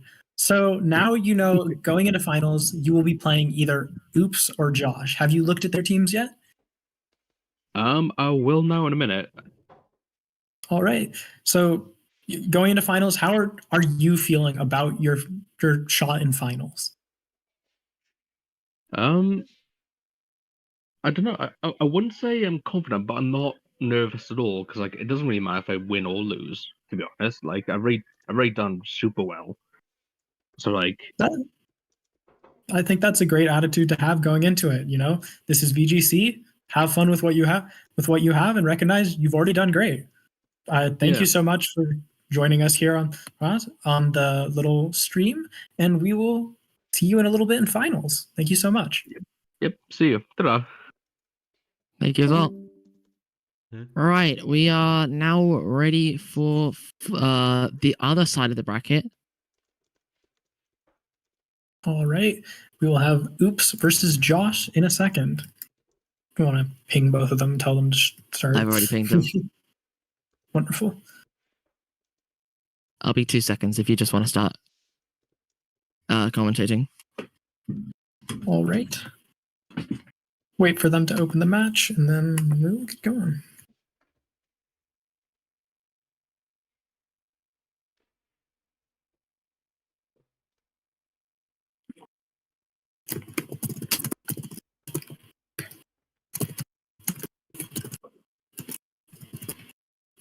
In the meantime, let's get some LTL draft updates. Starting since our last check-in, for Forlom and Zio Trip, both got drafted by the Skypillar Sableyes to pair with Oops. So they've got a 3 deep or a roster there. Going heavy on Orre, which is a I'm bit not surprising. but familiar nice. with the rest of the people on that roster, so it's possible one of those people is going to have to play DOU. Yeah, I would imagine that's probably the case for many of these teams because the Orre DOU group is significantly overlapping. Let's see. I think Josh might have been the last Orre person drafted the last time we spoke. He's on win goals. Was there Orre person? We've got. Who else has been drafted?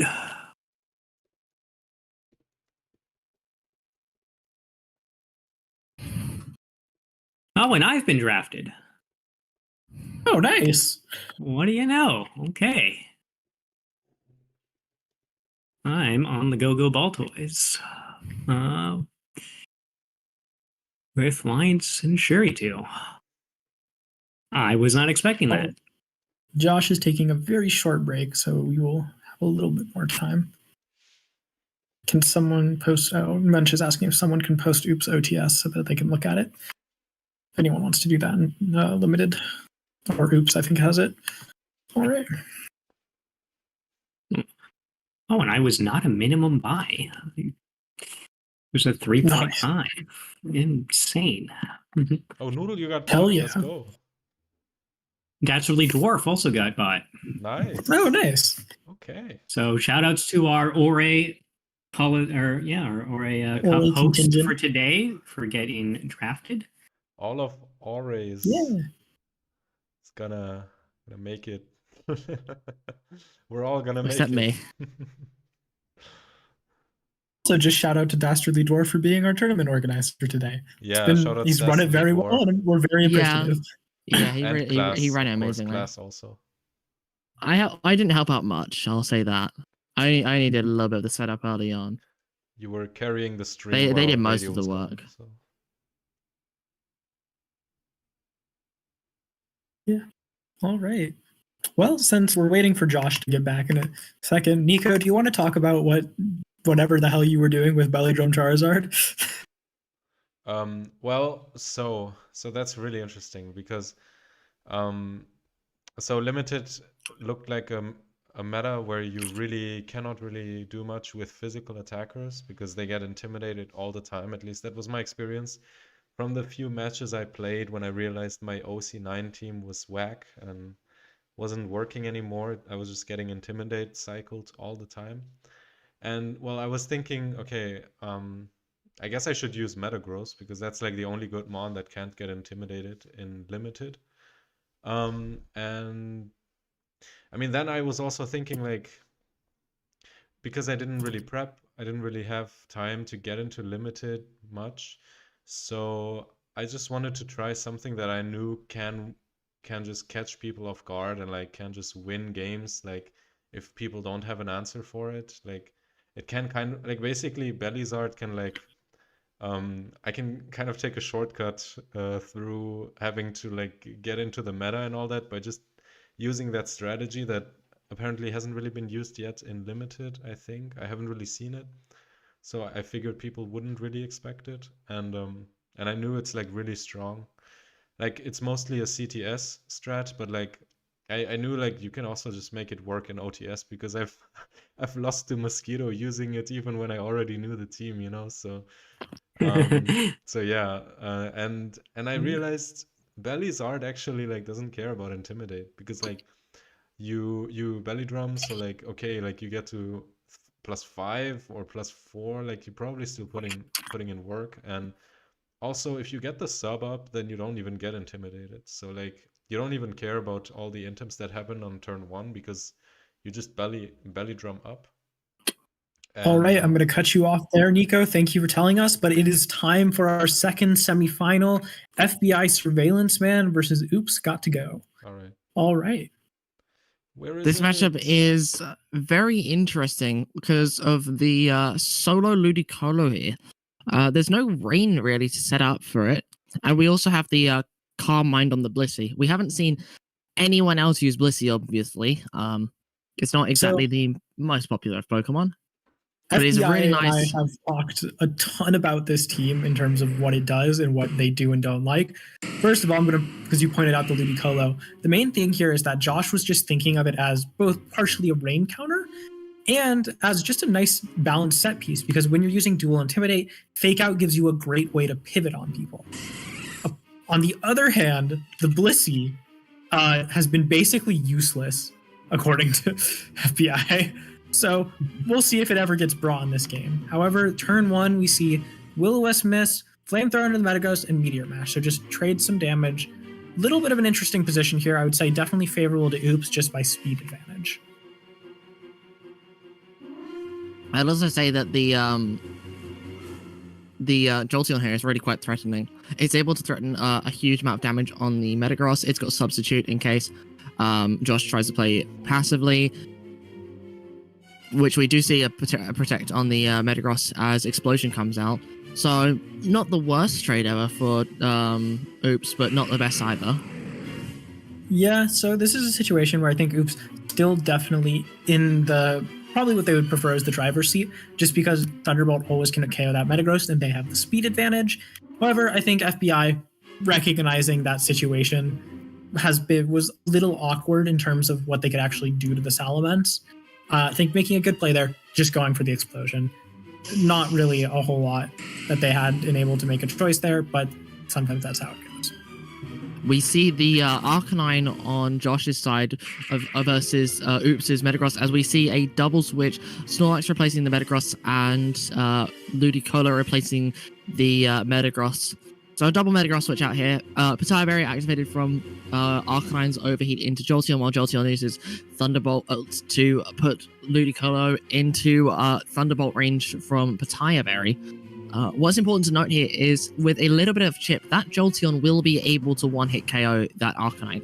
However, there is the extreme speed present, so it's very unlikely that it'll even get the chance to use any hit moves. We do see the Protect from both Pokemon here. Double Edge goes into the Arcanine.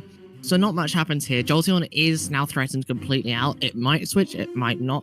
But either way, Oops is going to be losing a Pokemon here. We do see the failed Protect as Extreme Speed picks up the KO. Metagross replacing the Jolteon slot as Meteor Mash gets the boost after hitting Snorlax. Double Edge into the Arcanine does not pick up the KO, and I think this is where the game is sealed. There's not much Oops can really do here. There is an option. Overheat miss. Oh, and there it is. That is the cast. That's the caster cast. Right.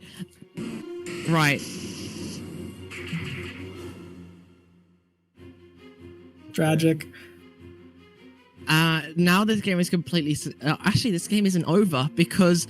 Oh, never. Yeah, it's not over because as much as it's Ludicolo, it's doing 59. Oh my god.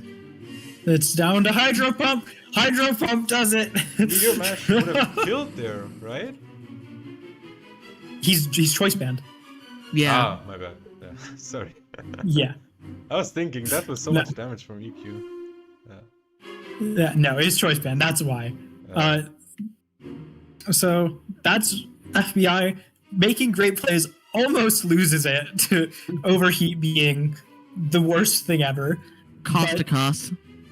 But it comes back. Hydro Pump seals the game. All right, game 2.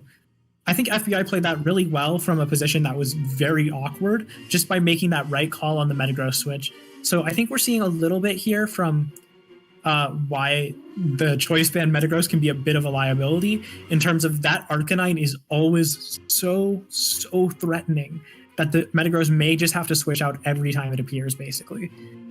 And What is also working? go for it. Yeah. I was going to say, the Metagross can, if it wants to, accept that Arcanine's going to be a bit of an annoyance and just use Sludge Bomb as a mid-ground move. Yes, Meteor Mash is going to be hitting harder, but Sludge Bomb will hit more consistently into the Arcanine and actually deal damage to it if it does come in. And it does not deal any damage to the Metagross, but Meteor Mash is not doing much damage to it anyway. And Ludicolo is the main threat here. For Metagross, which will just be removed on the spot from that Sludge Bomb. Now, if you want to say what you're saying, yeah, go for it. Well, whatever I was going to say doesn't matter now because we have seen the Blissey hit the field, and this is possibly the best lead it could have asked for. However, I don't think the lead's going to matter much in the long term because Oops can always just switch in something like the Snorlax or the Metagross to hit it. It is But- worth noting that even with that, there is double Intimidate, and I mean, Blissey is just calm minding as much as it wants to. Oh my goodness, it got boomed on. Yeah, the unfortunate thing, I think Josh got a little greedy there in trying to go for more calm minds on a Mon that's just gonna boom. Yeah, okay, let's see what's happening here then. So, Metagross is a bit chipped, Salamence is dead. Well, that Game 3, guys! You can EV Metagross to actually live the HPIs from Jolteon. FBI did not do that. So He I think definitely the did Blissey EV the more- Metagross to live the HPIs because Metagross resists HPIs. sorry, Salamence. But pointedly, I think FBI there, the Blissey could have done work if they just called the Salamence attacking on turn 1 and just went for Ice Beam, which I think was always a reasonable play. But instead, they got a bit punished by greeting with it. Yeah, I think Yeah, the Blissey had protect on a the great boom start, there, and then I mean, protect on the boom there gives it some use in the rest of that game. It's kind of just Yeah, I unfortunately, think it was you got always greedy with the double reasonable to- comb. I think it always was reasonable there to just protect on the boom because you think Salamence is probably going to protect this turn. So you just protect on that. If the Snorlax attacks you, you just brought in Metagross, so now you have your big threat into Snorlax. And oh my god, FBI, it just we're not having a brings repeat. I swear to Blissey God. again.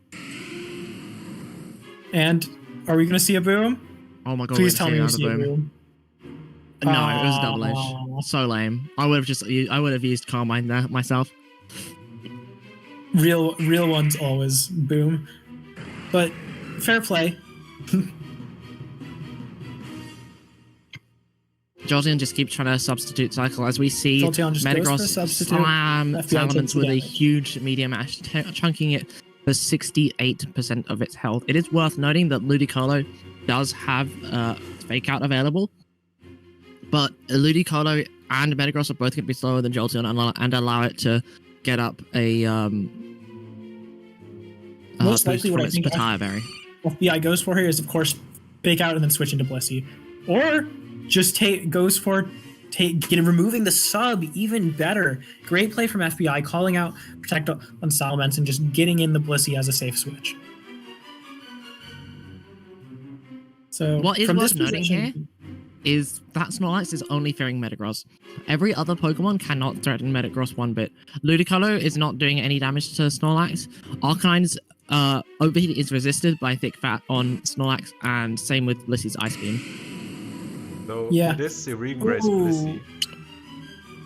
Blissey. True. So you can always just go for Ice Beam Freeze to win. However, this is Oops just makes the double switch, and especially because of the Hydro Pump miss, they're in a fine position now. This is the rough position where Ludicolo doesn't have Protect, so a potential self-destruct on either Mon is incredibly threatening. I mean, I wouldn't expect to see a boom here from the Snorlax. So But I would expect to potentially see the boom from Metagross. and there goes Ludicolo. And I actually think that's a good thing for Josh here. Being able to remove probably the strongest thing on the field to allow Blissey to then win the endgame if the boom is called correctly means that Blissey is in a much better position here. Arcanine comes in to replace Blissey as Metagross comes in. White Herb restores Snorlax's stats as Medium Ash does 48%. Are we going to see a boom? Yes, we are. This is an actually really good position now for Josh here. Blissey! Finally! Blissey has the Go. end game! I'm really sorry, guys. There's going to be a crit. Crit into Blissey, it does 3 damage, nothing matters. Well, it will matter if it's a crit power with the Thunderbolt. Yeah, but it's not. Believe in the Blissey class. This is a Believe. leftovers Blissey. Believe. My god, this is the most beautiful thing I've ever seen. How many? Okay, you can crit +1 T-Bolt. Double crit maybe kills? Yeah. Crit didn't kill, Yeah. so It would have done about 60%. Blissey had more than that. So we see Blissey, for once in his life, actually do something. So It's enough to bring a grown man to tears. yes. So now FBI is up 2-1, has brought Blissey 2 games and had it actually work once. So I'm interested to see if they keep going with that, because I think Oops has been bringing the right mons here. I think they genuinely did the right thing. They just FBI just made the right calls. So we're kind of in a position here of I'm not sure what the adaptation is for either player, because both of them I think had clear lines to win that game, and it just came down to who made the right choices. Not just that, but Blissey did something. Blissey did something. Oh, yeah. He didn't get any ice beam freezes, but that means that Josh has the luck stored up to then have ice beam Blissey get does not need freezes. hacks to win, and I resent that you would suggest that. Blissey is a clean winner.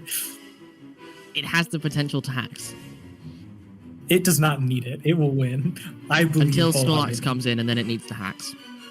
Okay. Good choices here. Especially White. The Gengar is really, really threatening into that Snorlax. We do see So the we do protect on the see- Snorlax as well as whiffs into the protect. Flamethrower hitting Arcanine from Salamence, doing 16%. Nothing really major. Quite a passive turn 1. Yeah, bit of a passive turn 1, but smart plays on both of them, just taking the defensive route, trying to see what the others will do. However, we're in an interesting position here where I'm not only Salamence can really do damage, but Oh, the call out. call out and gets even more rewarded.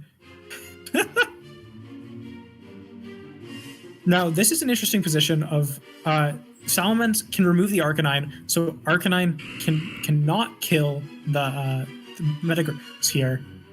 Oh, We see a double protect and then an earthquake completely whip into the Gengar thanks to its levitate ability. This is quite major for FBI as, yeah, we see the Ludicolo as the 4th Pokemon. Not only that, but the Metagross is now burned, so not only is it doing resisted damage to the Ludicolo, it's also burned, so it's going to do a whopping 20%. doing That a is respectable chunk to the Ludicolo, but I think I FBI wouldn't say respectable considering it's a choice band Metagross. choice band, but its resisted move into Ludicolo still doing 20% on burn is respectable. It's But not also, that I think respectable. FBI made just great plays here. Just taking their chip where they can, getting burn on that Metagross when it was a huge threat. Just great plays all around. I agree, yeah. This Gengar is also looking very, very threatening right now. It's able to do quite a lot here. Oh my goodness. Ooh. Oh wow. Oh, went for the Uh-oh. burn, but oh, and a critical hit. Oh. Oh no. FBI has turned this around from being a great position. I'm just genuinely not sure why he went for the explosion there. I mean, Yeah. like, I get you want to remove Because the the Metagross. Salamence had already exploded, had already protected. But I think in that position, you know the Metagross isn't going to die, and you put yourself in a position where you're going to get hit by a lot of things, and then not have a great way to deal with the Snorlax late game. I think that was just a misplay on FBI, even considering if Oops didn't hit the double, he puts himself in a position where Snorlax is really, really hard to kill. I agree. I don't really understand that. I mean, of course, Metagross in the endgame against Snorlax is probably quite favorable, but I mean, there's no helping hand on the Arcanine. Well, but the Metagross eats a boom and then the choice band Earthquake. Yeah, exactly. I still don't understand that. We do see the fake out onto the Metagross, to the, oh my goodness. Oh, and that HP Grass doesn't even kill. So the Metagross just got 4 KOs. Bro. How did Well, the other than Metagross the go Gengar killing from itself. getting burned to just destroying him? Because FBI made a bad play, and A bad Oops play got- is a bit generous, mate. I think the bad play was horrible. Just that's throwing fair, away the Gengar, but- like you had a Yeah, the Gengar was the best answer into that Snorlax late game. I I don't think there was ever a reason there to boom. But now we enter game 5. FBI, I think, has brought the team advantage into that last game. I think he had by far the better 4 Mons, but you've got to convert that advantage, and that's what game 5 is going to be about. You've seen both players adapt. Oops has been running basically the same 4, and understandably, but FBI, I think, figured out a really good 4 into those. But and Blissey is back. It's the return of the Blissey, the blob. The blob Mr. god Freeze itself. Yogo herself. Okay, so now we're in a position where last time this happened, We do see the Oh, Snorlax interesting. come out and substitute on the Jolteon, overheat into the Jolteon from Arcanino's Ice Beam, hits with a critical Freeze! hit. Great There it freeze! is! There it is! Serene Grace coming into play. Blissey hard carrying. We might see an overheat. No, we did not. We see double Metagross switch as Blissey goes to the Carmine, as Snorlax stays frozen. We see the Salamence come in as a replacement to the Blissey, as Blissey goes for a Protect. Metagross goes for Earthquake, and it's a critical another hit. crit. Oh my Oh my goodness. Oh god. So this is a set. Okay, so the Salamence is now threatened out by an Ice Beam. The Arcanine could just threaten the Metagross with an Overheat. Jolteon doesn't want to come in. Snorlax is frozen, and yet Don't Metagross is overwhelmingly in a powerful position here. How does this happen? Does he switch the Snorlax into the overheat to get the? Yeah, he thought it's that's gonna Snorlax. unthaw. It's gonna Yeah, that was the play I was thinking of. No Josh, no. And yet, it's still not over for Josh. It's not over at all, but it's Another freeze. Let's it's go. a rough position. I won't lie. Get another This is a freeze. position here where I think the play is always to try and ice beam the Jolteon. Nah, I think you always Does try he to just get the he freeze. goes for the freeze? Oh my He goodness! gets it! God. He gets it! That's so hype! Some people are just too good in the game. Too good at the game. That's Sometimes you just gotta remember you don't need to have metronome battles for us to play with slot machines. But like, you can gamble anywhere. Gambling is in the heart. no, but I'm sorry, but And- Serene Grace Ice Beam is so real for that. Like 20%, like don't sleep on the 20%, right? His Just get good. I mean, I you know, bet after that's why this you use set, if Blissey. Josh Seriously, wins, that's why he you will use start Blissey. loving Blissey again. He will say Blissey is the best mon on team. Because it is. He went boom, by the way. Oh my Chris- goodness. Oh my god. It doesn't matter. Ludicolo comes out.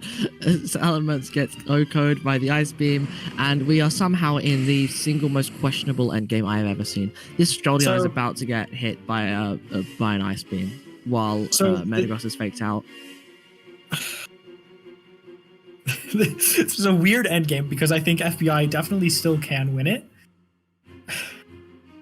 Freeze. Well, I think the play. Oh, that pair. Oh, it's okay. Cherry Berry. So you kill the Jolteon. Bad game. There's freeze claws. There's freeze claws.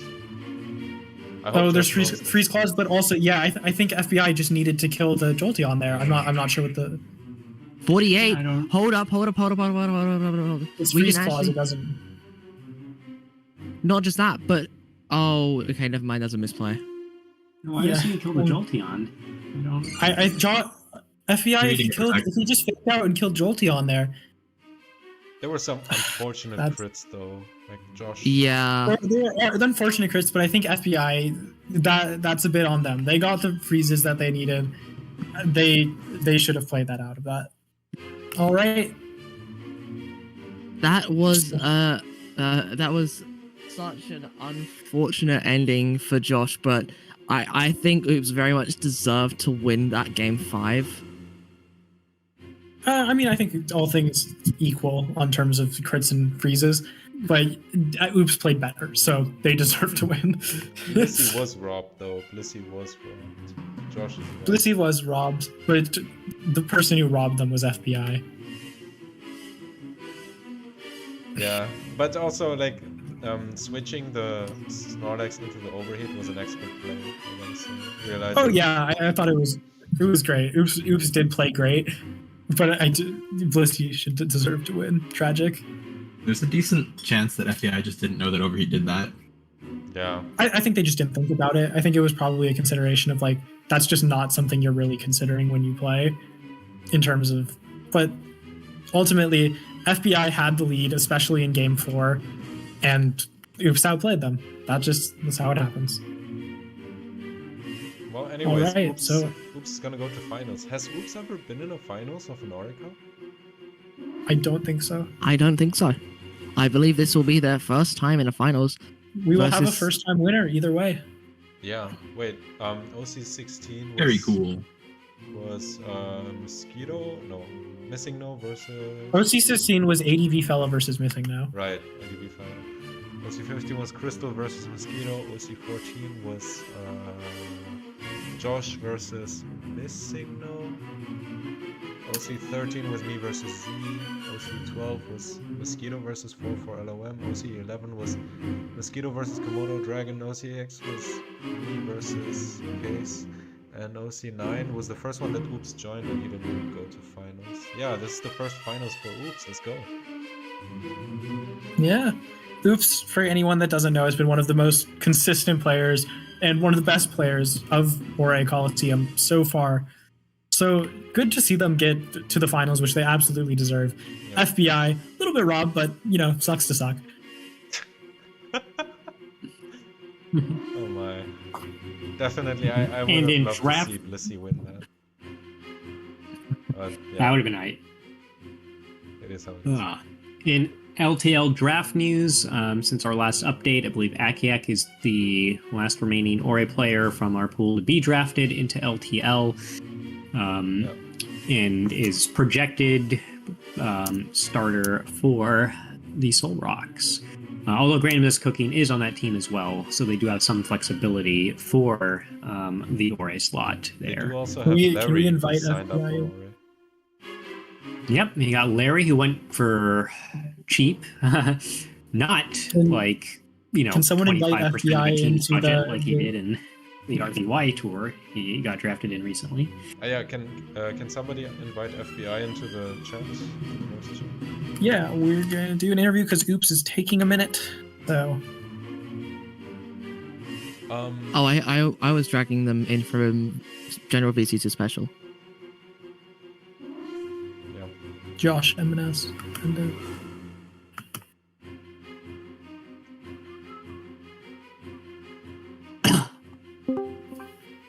all right. Hello, FBI. So obviously, we just watched a game that I think many would describe as a tragedy for Blissey fans everywhere. So, just tell us, how are you feeling? What is the emotion after that game?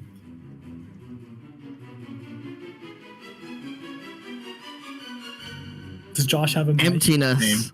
That says it all, really. Truly. All right, they said their mic isn't working. 1 second. No, Actually- Classical Josh. emptiness is a funnier answer.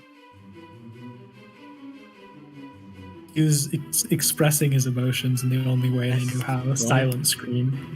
All right. Hey, Oh, there he okay. is. Who the fuck was saying I got outplayed? I don't know whose voice it was. Tell me. I said in game 5 you Okay. played worse. I did not play worse. You I- did play worse because I got you robbed. I got robbed. you got 2 freezes, my guy. It's Serene Grace. He crit my answers to his team. How is that not free? The second freeze He was won. very Let lucky. me beat him. That was a very hacksy No, no. game, but at the end Before game, you FBI kills Clas, I'm gonna chill. We have only a couple minutes to probably do an interview before Oops gets started up. So Turn three. No, FBI in shut up. Turn 3. I click boom and Metagross. That heavily chunks his meta, gets rid of his ments. I'm cooking. But no, I get some freezes that don't do anything. Shut up. Hey, but I mean, they did do stuff. That So, Snorlax was really big. Freezes kept me in the game after I got robbed. yeah, I mean, but game all right. 4 you So definitely FBI, grew, do you though. want to say how you're feeling in general? Oh, I'm feeling great. Oh yeah, makes Okay, sense. I'm not that mad. That was a lot of fun.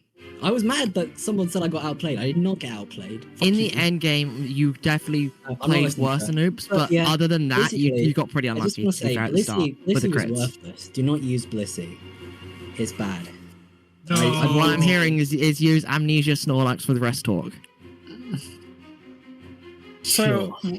I also want to talk about generally, how are you feeling about your team outside of the Blissey? Like, was there anything that throughout all these matchups you felt was really doing well for you, or any specific text about the team that you really liked? I like the Lude Colo. Is just like using it as a balance kind of piece rather than a rain one. Felt really good, to be fair. So, did you ever have the chance to use that Ludicolo really as like a rain counter in that way, or was it just a balance piece throughout the tournament? I brought it against Akiak, but I don't think it actually came up like that. Like he set rain, but I never had Ludicolo in rain. I maybe one turn. It was basically just like a Swampert that's like a grass type, which is quite good. Yeah, obviously considering the Swampert's presence in the meta. So, if you weren't going to have the Blissey on the team, would you go to something like Snorlax to fulfill a similar role? Or do you think that you'd change the team comp even more? I have no clue what I do. I think I need something fast, maybe. It's a bit slow, generally. Boros? Well, sorry to cut this interview a little bit short, but we did just get notification from Oops that they are ready to play Yeah. finals. Hopefully Munch Get is ready rid to of play me, as well. winner, whatever. But thank you so much, Josh, for joining us on stream, and thank you for playing a great match and giving Blissey a chance to win at least one game. Bye. Good luck for finals. Bye. I don't think he was very happy with me. What made you think that? Well, Most when of you're them dragging listen to his people voice. dragging people for interviews, right after a game, you'll get heat of the moment. For All sure. right, they have opened the match. So we have Oops Got to Go versus Munch VGC in our finals. All right, they didn't post a link, but you are able to join it through clicking on their names if you Got haven't it on the already. stream. All right, we are ready to go. We have seen both of these teams before and talked about them. Oops running the most Oops team ever, just probably what the top 6 Mons are in the format, playing good team of balance and offense versus Munch's team, a little bit more out there with the Garowak and Choice Band Snorlax. So personally, this is, again, going to be one of those interesting positions where Jolteon is almost certainly necessary to try and deal with that Gyarados. But obviously, considering things like the Marowak and Snorlax are so threatening that you kind of have to figure out the narrow space between those positions. The one thing that I do think Oops has that really, really helps here, Oops has Icy Wind Swampert. So they can always maintain the speed on that Gyarados to make sure that the Jolteon can outspeed and kill it, which I think will be a major factor in this match. All right. So we see our first lead, Metagross and Choice Band Snorlax versus White Herb Snorlax and Salamence. This is an incredibly interesting start to game 1, I think. The Snorlax is threatening quite a lot of damage, but at the same time, it's intimidated. So, as much as it's still strong thanks to its Choice Band, there's it's about Choice as much Band's- damage between the two. However, Oops' Snorlax does not have Earthquake, so Metagross is actually doing quite a lot here. However, there is the Flamethrower from Salamence, and I think Oops has immediately recognized this. So what we're going to see is the Protect from Salamence, so no we're not. And then we see Body Slam do 37% to the And the moving. immediate boom off Snorlax. Turn 1, game 1. Set the stage. That's All not right. something Is you see a very often from greedy Oops, start. to just throw away Snorlax in turn 1 like that. Metagross and Marowak take the field here as Salamence and Jolteon equally join. Metagross is protected by Jolteon at least, so there shouldn't be any KOs on to the Metagross here, but I don't think that matters because there can only be one KO at a time, and Salamence isn't even in range of an OHKO here. Yes, Marowak will be living at least one attack, but I don't think that's enough. The consideration here is always protect boom. So there's always a way to get back into the game. It's just how confident do you feel to do it. Jolteon protect from neither. Burn. Lum. Media Mash to 71 as Hidden Power Rock removes Great the double. Salamence. This is an incredible read here. Gengar comes out, and notably this Gengar will be able to use Giga Drain onto this Marowak, because there's both Hidden Power Ice and Giga Drain here. However, I don't think Metagross can be removed this turn. Metagross could be removed. Maybe. But yeah, I think Protect Neither and Meteor Pokemon can Mash. remove here. Yeah, well, potentially an HP Ice plus Giga Drain double. Nope. No, there is not. Oh, calls it. Oops, saw the play that I did. As Hidden Power Rock does 51%, I think Earthquake there was a better play, as Jolteon is the only Pokemon that can actually potentially one-hit KO the Metagross here, although it is a maximum roll necessary to do so. It is worth noting that this Metagross is a whopping 4 HP of EV, so I think this is a fast Metagross. Yeah, interesting position. Munch has made some great plays to get back into this. Calling what I saw of doubling the Metagross with HP Ice Giga Drain. Goes for a substitute here, but we could see Boomerang. We don't see either Protect. Metagross KOs. And Boomerang comes out, gets the kill. Munch. Go. Amazing plays to get back into that game after the immediate boom. Wow. Yep, such an incredible start to game 1 here after that double boom KO. Especially because of the loss of Gyarados and Snorlax so quickly, especially with Gyarados being able to threaten quite a lot here with Hidden Power flying. Munch effectively lost 2 Mons for turn 1, and then made the right play every single turn after to get that game back into it. So, I mean, just brilliant play for them, recognizing every single turn what the right play was and calling it right. So now we see, oops, it's kind of on that game 1, turn 1, revealed a bit of their hand. They're willing to make that play. So we'll see possibly a little bit more of a settled game here. Both of them may take a step back a bit, try not to go for as aggressive plays, but it's always possible they saw it. That worked last time. Might as well go for it again. But we'll see. Different bit of lead here. We see the Gyarados and Metagross come out versus Oops keeping the same lead of Salamence and Snorlax. So one of the major considerations here, again, is just that same boom. We see, Oops goes for it again. Oh. But just smart play from Munch. Just goes for the double. Snorlax does absolutely nothing. It is worth noting that Gyarados and Metagross here are now completely open to be hit. However, Protect in this generation is a 50% chance to succeed twice in a row compared to Gen 4 and Elator's 1 in 3. This is quite important to note, as Gyarados might try and go for a double Protect if there is a thought of there only being physical attackers and Will-O-Wisp going into that Gyarados, which would make sense here since Metagross cannot be burned this turn. However, I would not count out the Flamethrower burn, because we already saw that last game with Flamethrower burning. However, we do see that Will-O-Wisp connects into the Gyarados, effectively shutting it down for the rest of the game. Flamethrower chips Metagross down to 70, a full to 25% of his health. Media Mash almost one-hit KOs Gengar. But I think that was Oops is in the worthwhile. driver's seat right now. No, I think because since the Gyarados can now outspeed the Gengar, it's always super threatening, even with that burn. And now Snorlax comes in, and there's just really nothing to hit it that came on the field. Not just that, but it's able to use Shadow Ball to great effect here. Jolteon is completely fearing it.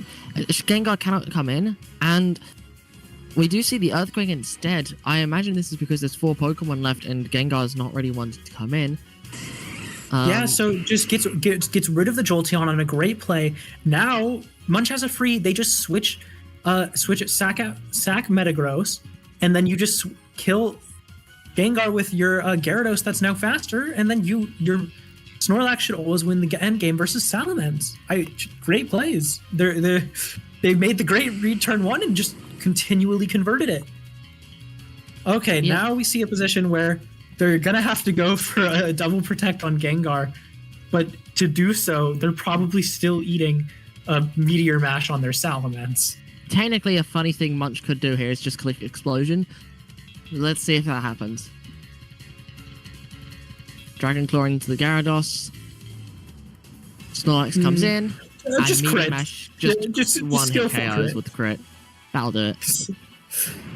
I mean, Oops got a little bit lucky there to With an extra crit on the Giga Drain, which mattered so much, you know. yeah, Ooh, but great place from Munch. Called Oops being a little bit cheeky on that turn 1, and just converts it amazingly. Plays it safe, recognizes the play out every single time. So we get a quick 2-0 from Munch, who so far has demonstrated that their grasp of the play here has been amazing. Can I just say that's so uncharacteristic for Oops to just boom turn 1 both times like that? Like, is he in a hurry or something? I mean, usually he's the kind of guy who will not throw away the Snorlax. At 11 o'clock, that's a bit of an interesting... His name is Oops Got to Go. Like, Yeah. Oops Got to Go. Man. If I had to say though, I would say this is Oops' first time in a final for this generation, and sometimes you get into the point where you're like, I'm in a final, I need to try and maximize plays. And if you don't have the previous experience in finals, especially if in this generation, that might make you make a bit more aggressive plays because you think, I can get away with it. This is a final. I need to win this, so I need to be aggressive. So I do think there's a possibility of a mindset shift when it is your first final in that generation. But right now, Oops has a long way to go back because Munch not only have they just made a right call on like super important turns, they've done the little things right. They've consistently recognized what the play is, even from winning positions, and just slowly converted that out to wins. So I think this is going to be really difficult for Oops. They're obviously, game 1, they got a really good advantage. Game 2, they got hurt really badly. But game 3, who knows what we'll see. We do see the Finally. Salamence lead instead this time, as Munch leads Gyarados and Snorlax. Gengar is in a prime position here. Not only is it threatening a burn onto the Gyarados, but it's threatening a burn onto the incredibly threatening Snorlax here. So I I think wonder what's in this the back this time for Munch. I would imagine that Munch brings the Gengar here, as Earthquake from Snorlax is quite threatening on Oops's. Sorry, not Snorlax. Metagross on Oops's side is quite threatening. Same with Swampert, actually. We do see the Dragon Dance from Gyarados as Snorlax goes for the Shadow Ball. However, that is quite a lot of damage despite the Intimidate and Burn. Yeah, and from here with the Gyarados now at neutral from the Dragon Dance, it's potentially threatening an Oka to kill that Gengar with HP flying. Unfortunately, there's a slight threat of a certain big guy. Yeah, so now we're in a position again where we ask, does Oops get aggressive again and go for that boom? The answer is no. We are going to see some Intimidate cycling instead. Gyarados goes for the Protect as the Will-O-Wisp comes out. Shadow Ball goes into the Gengar, doing a measly 29%. And I wonder, is Gyarados able to get the KO onto the Gengar here? From the answer is no. 24%, Snorlax comes I absolutely believe 21%. Flamethrower into the Snorlax does a measly 11% as Shadow Ball hits into Oops's Snorlax, doing absolutely no damage thanks to that normal typing. But this is where what we expect Oops to be playing like from previous games rather than this final. Usually Oops is making that slow, consistent play. They recognize there, even if they don't get the Will-O-Wisp off on Gyarados, it's still intimidated. They can just bring in Snorlax safely on the Shadow Ball and a potential HP flying. Very little to do to punish it. So this is going for kind of a position of Oops playing what we would expect of them, of making that much smarter play. And again, just makes very consistent play here. Goes for a Flamethrower into the burnt Snorlax, knowing that even if you do it into the Snorlax isn't doing anything. So just getting a free Flamethrower onto Metagross. I think Oops has recognized here that if they don't throw away a Mon, they have a much better position of taking this slow, consistent gameplay to the end point of winning. Because here, what did they do? There's really nothing. They just have to eat attacks from Snorlax and Salamence with an intimidated Gyarados. 71% from Double Edge onto that Gyarados is a huge amount of chip, especially since Gyarados is not doing that much damage. Hidden Power is only doing 23% at a time. It is worth noting that Snorlax is getting more and more inclined to start threatening self-destruct, especially since right now there's little cost to using it. Gyarados is only going to be 1 or 2 more hits away. Munch's own Snorlax is... Oh, is that going to be an explosion? No. Yep. Yes. Yep. We finally see it connect. Explosion takes it there, kills both the opposing Snorlax and the Gyarados. Oops, just recognizing Snorlax can't protect. I might as well get rid of it. Gyarados is no longer threatening if it can't switch out. And Oops just has a very clear endgame here. We do see the hidden Power Rock into the Salamence, confirming that Marowak cannot remove the Salamence in one hit. This is going to be quite pivotal information for both players in this game 4. I would expect Oops probably already knows that from what we saw of Munch versus Mosquito, and that Munch's Marowak is heavily defensively invested, so it makes sense there can't get the Oko on the Salamence. However, Munch is now put in a position where they need to readjust what they're leading. That Will-O-Wisp threat from Gengar, when they didn't have anything to just remove it immediately, was incredibly threatening. But when we talked to Munch earlier, he pointed out something very important, that he has been using Starmie to get rid of Gengars. So one of the potential adjustments we may see here after Gengar really just dominated that game is the Starmie coming out to potentially protect the Gyarados.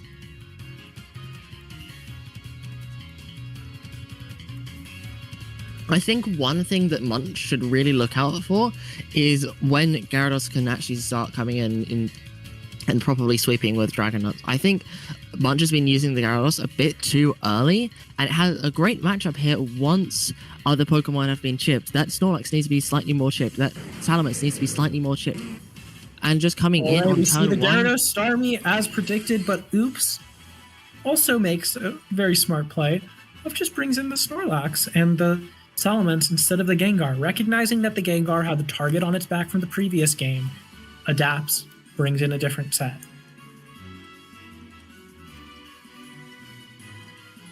So now we're in a position where Oops may just explode again. let's not call it. This is too early. We're gonna see the Protect on the Starmie, Protect on the Gyarados, Hidden Power flying into the Starmie as Shadow Ball comes out, and I think we might be seeing a double boom, double KO here from the boom. But I think if you're Munch, the play here is always double protect, just to see if you can get something. So Or switching but Gengar. I think switch Gengar's potential, but I don't think they will have Gengar in the back necessarily. Yep, switches Metagross, goes for the double protect. Yep. What I think actually double is protect. important to note here is that Metagross was faster with Protect. That Salamence is slow. Yes. So that was not terrible. I think that's pretty good positioning as long as Will-O-Wisp doesn't miss here, which, as we know, I'm constantly cursing people's accuracy. So we'll see what happens.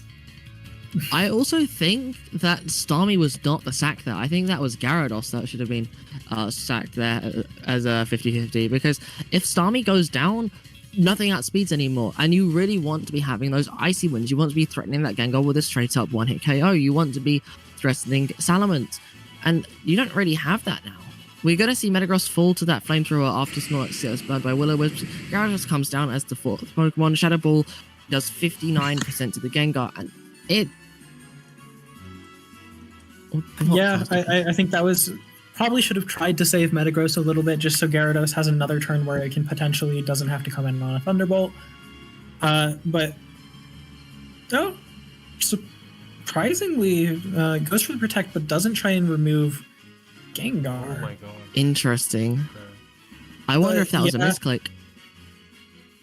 He's had some Don't interesting. think it necessarily mattered. It's that Yeah, Jolteon comes in, so it didn't matter. He's done that. He's thrown Shadow Ball into like a slot that would like have already I been think the previously call KO'd. was literally Yeah. just... So we've seen Oops definitely making a bit smarter plays here, a bit more stable, not just trying to go for the hard read, which I think is much more conducive to Oops' style generally. now we are in game 5. I think Munch made the right adjustments.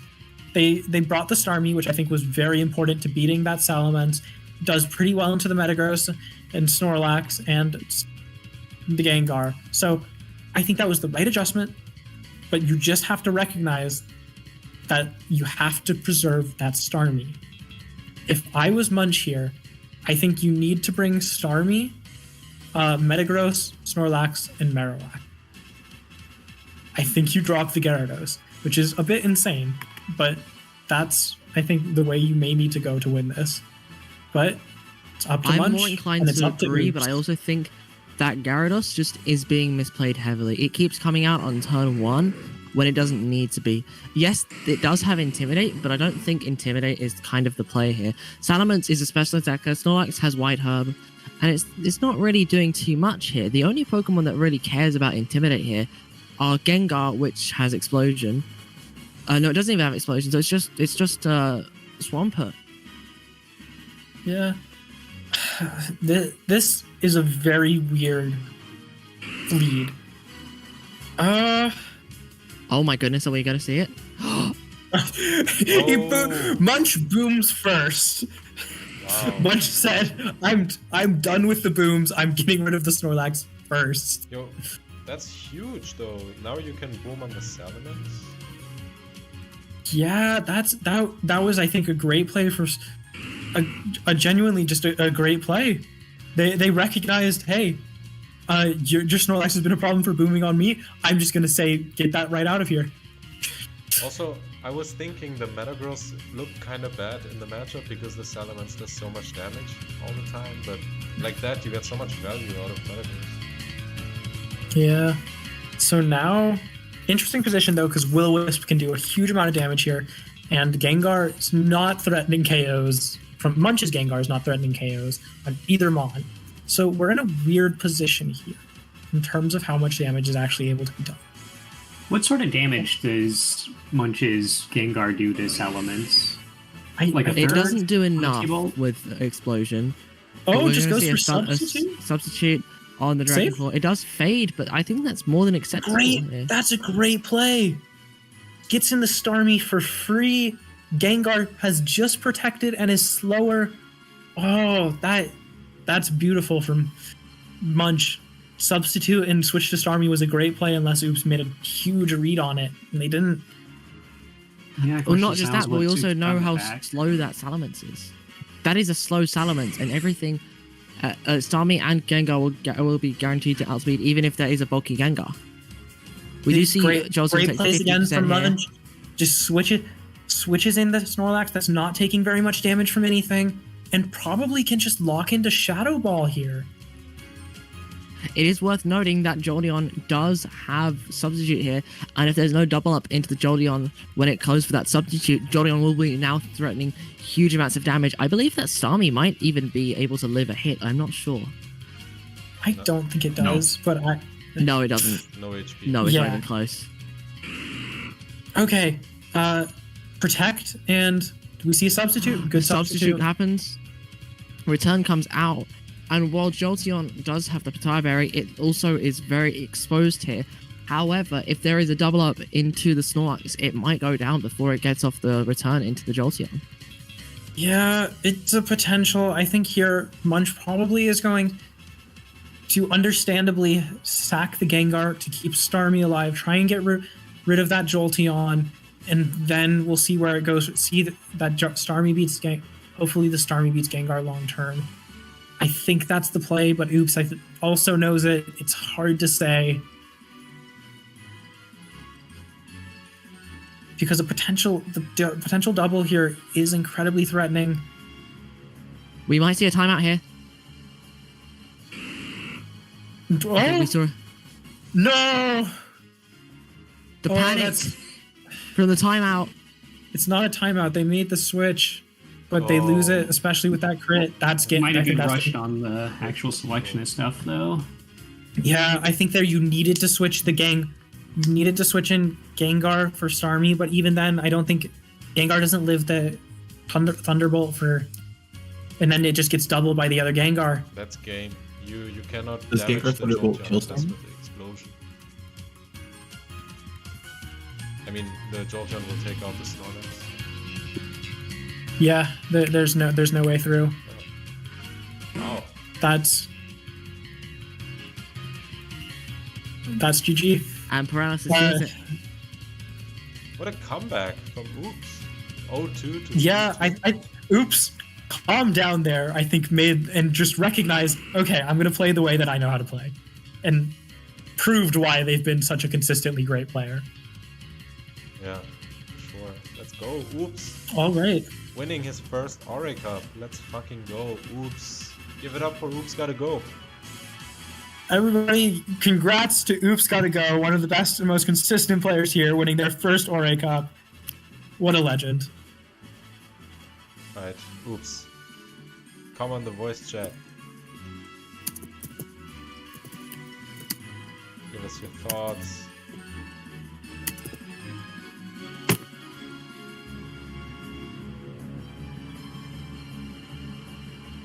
I'm not Michael, you can ping me. No, not true. Secretly Michael. I feel validated for saying these 6 mons are S tier. Yeah. Okay, I think I'm mostly validated that Garrowak didn't win. man, I was so excited. Great showing for Jolteon too. So excited for Garrowak to win. Garrowak and Starmie. Yeah. Garrowak didn't win, but I think it's like Garrowak is still real. Like No. it's still a decent team. Noodle, I will remove you from this voice chat. It just felt like Munch played better versus everyone that he had it versus. It didn't feel like the team was carrying. Yeah, no, I think the team definitely had a bit of flaws, but Munch played amazingly. I think in that game 5, they definitely could have won it with just slight changes, but realistically, they played amazingly. I think Oops played really well in the last 3 games, especially game 3. That was really well played. I think game 4 was a little bit of a throw from Munch rather than Oops playing better. And I think game 5 was very much the same. Munch's timer got way too low. And then it was a panic, 100%, because there was no reason to switch the Snorlax there. With Starmie in the back, you can just Psychic the Gengar, and then Return will remove Salamence before Salamence Yeah, and removes. I think you always lock Shadow Ball into the Gengar rather than Return so that you can hit the Gengar. But that's, it's these minor changes that we are saying in retrospect could have happened. It's very difficult in match, under pressure in a game 5, to recognize those little things. All right, Oops says they can join the call, so Oops, just join general chat, or I think you have permission to join special, so.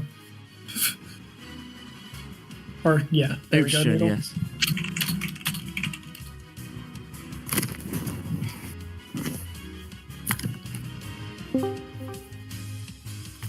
Check All if right. there's access. Hi, Mosquito. Hi, I'm currently doing the stats. Anyway, is Oops in? No. Okay, let me. No, we told them to join general and dragon, or they should have permission for special, but we're just waiting for them. I'll move them to. I'll move them to. I'm dragon. Oh, I can't drag him. Someone else should please drag him. drag I Oops. gave Oops permission for special. Oops, move. Someone just drag them in. They're already in general, so. Hello, Oops. There he First is. of all, congratulations on winning your first Orre Cup. Great game overall. Amazing comeback to come from 2-0 down in finals to win it in 5. First of all, how are you feeling? Hi, I'm very tired, I must say. It's quite late here, as you can imagine. And I feel like always, whenever I get to the top cut of this sort of event, I play so terribly after that because I just feel tired. It turns out playing Pokemon is quite exhausting. So, yeah, but anyway. Yeah, so do you want to talk about your team overall? You said previously, pointed out that your 6 were the same as Gentle's top 6. When you were going into the format, why did you identify those as the strongest core? That's a good question. I actually wrote a team report before even entering the event. So I will post that somewhere at some point. But yeah, I think I just kind of identified that Gyarados was not like the best option, all things considered, and definitely like my Orre Cup 9 team for the limited format was very outdated, and I kind of realized that Salamence was definitely the way to go. Like Salamence, Snorlax, and Jolteon, those were the first 3 that I added to my team, and I feel like those are just the best 3 Pokemon in the format. And then I felt like Swampert was a very natural fit in addition to that, because I mean, just type-wise, it fits quite well, and it checks like Metagross and other sort of like strong physical attackers, as well as the Dragon Dancers and so forth. And then, yeah, besides that, I was kind of unsure about the last 2 slots, but I just felt like I needed a choice bander, so I just put choice band Metagross. I think it was probably my least used Pokemon, but it definitely was the only reason I was able to win in the semifinals, so can't complain. And Gengar was like really specifically like a Dragon Dance Gengar, Dragon Dance Gyarados, as well as like just general like normal type attackers, just as a check and immunity explosion, so forth. So I'm not really sure about the moves on Gengar. Like that was like probably not the optimal choice, but I felt like it worked. So, you know. Yeah, I think it definitely worked out well with that Will-O-Wisp, especially putting in huge amounts of work in the finals. I would like to ask, though, about your play in Game 1 and Game 2. You went for Boom turn 1. Do you have any particular reasoning for why you did that? Well, okay, the reason I went for it 10-1 is because Munch led Snorlax, which was choice banded, so I felt like just exploding 10-1 was probably the best play. I did consider that they might switch to Gengar, and I did kind of think that was just a risk that I was willing to take in Game 1, especially because, there's still 4 more games after that. And it worked out very well, except I played terribly at the end. I think I think there must have been some sort of guaranteed way to win, but yeah. Then Game 2, I thought surely they won't put me to do it twice in a row, right? But as it turns out, they did in fact completely read into it. But I think if I didn't explode, they would have been in an absolutely terrible position. So I don't necessarily think that it was the worst play that I made, but I don't know. Fair enough. So after doing this tournament, what are your opinions on the format of Limited overall? I'd say definitely superior to Standard overall. I mean, I think that Standard is just quite boring and not very quite limited. Well, one might say that. But yeah, I don't know. I think that the gameplay, like with more ability to sort of intimidate and Will-O-Wisp and like more defensive counterplay that isn't just Letias setting up screens or something like that. I feel like that was interesting, and I think I like the position of Arcanine in the format, even though I didn't use it, and I feel like a lot of the Pokemon in the format are quite interesting to use. So I definitely hope that we revisit the format, and and I'll definitely try and defend my title if so. All right. So you mentioned that you saw a lot of things like Arcanine, some of the stuff that you didn't use is really interesting. Were there any other particular like archetypes or things like that that you saw during this tour that you thought would be interesting to look into?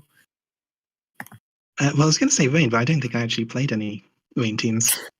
So in terms of people I played in this tournament, I mean, Kathrak actually had a very strong team. He was 2-0, I think, when I played him, I believe. So he had a good start, and it was actually surprisingly difficult to get through some of his Pokemon. Like the Swords Dance Endure like Pinsir was like, yeah, it's quite an interesting Pokemon.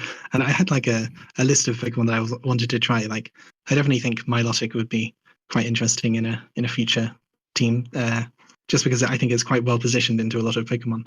Whereas like Swampert has the 4 times grass weakness, whereas Milotic can kind of take on like a lot of the different elemental type attacks that might be other Pokemon, other water types in particular might be vulnerable to, like Gyarados or Starmie or Swampert. So I think that was definitely a Pokemon that I was considering, but in the end I preferred Swampert just because my team fit it better, I think. But yeah. All right. Well, that's the questions I have for you. So one last thing, do you have anything that you would like to tell everyone listening? Not particularly. I think I'd say just don't practice before an event. That's what I did. So that's the way to win, I guess. All right. Thank you so much, Oops. And once again, congratulations on winning Orre Cup 17. Yeah, congrats. Thank you very much. Congrats. All right. Congrats. Congratulations. That was really fun though. I think this was really fun.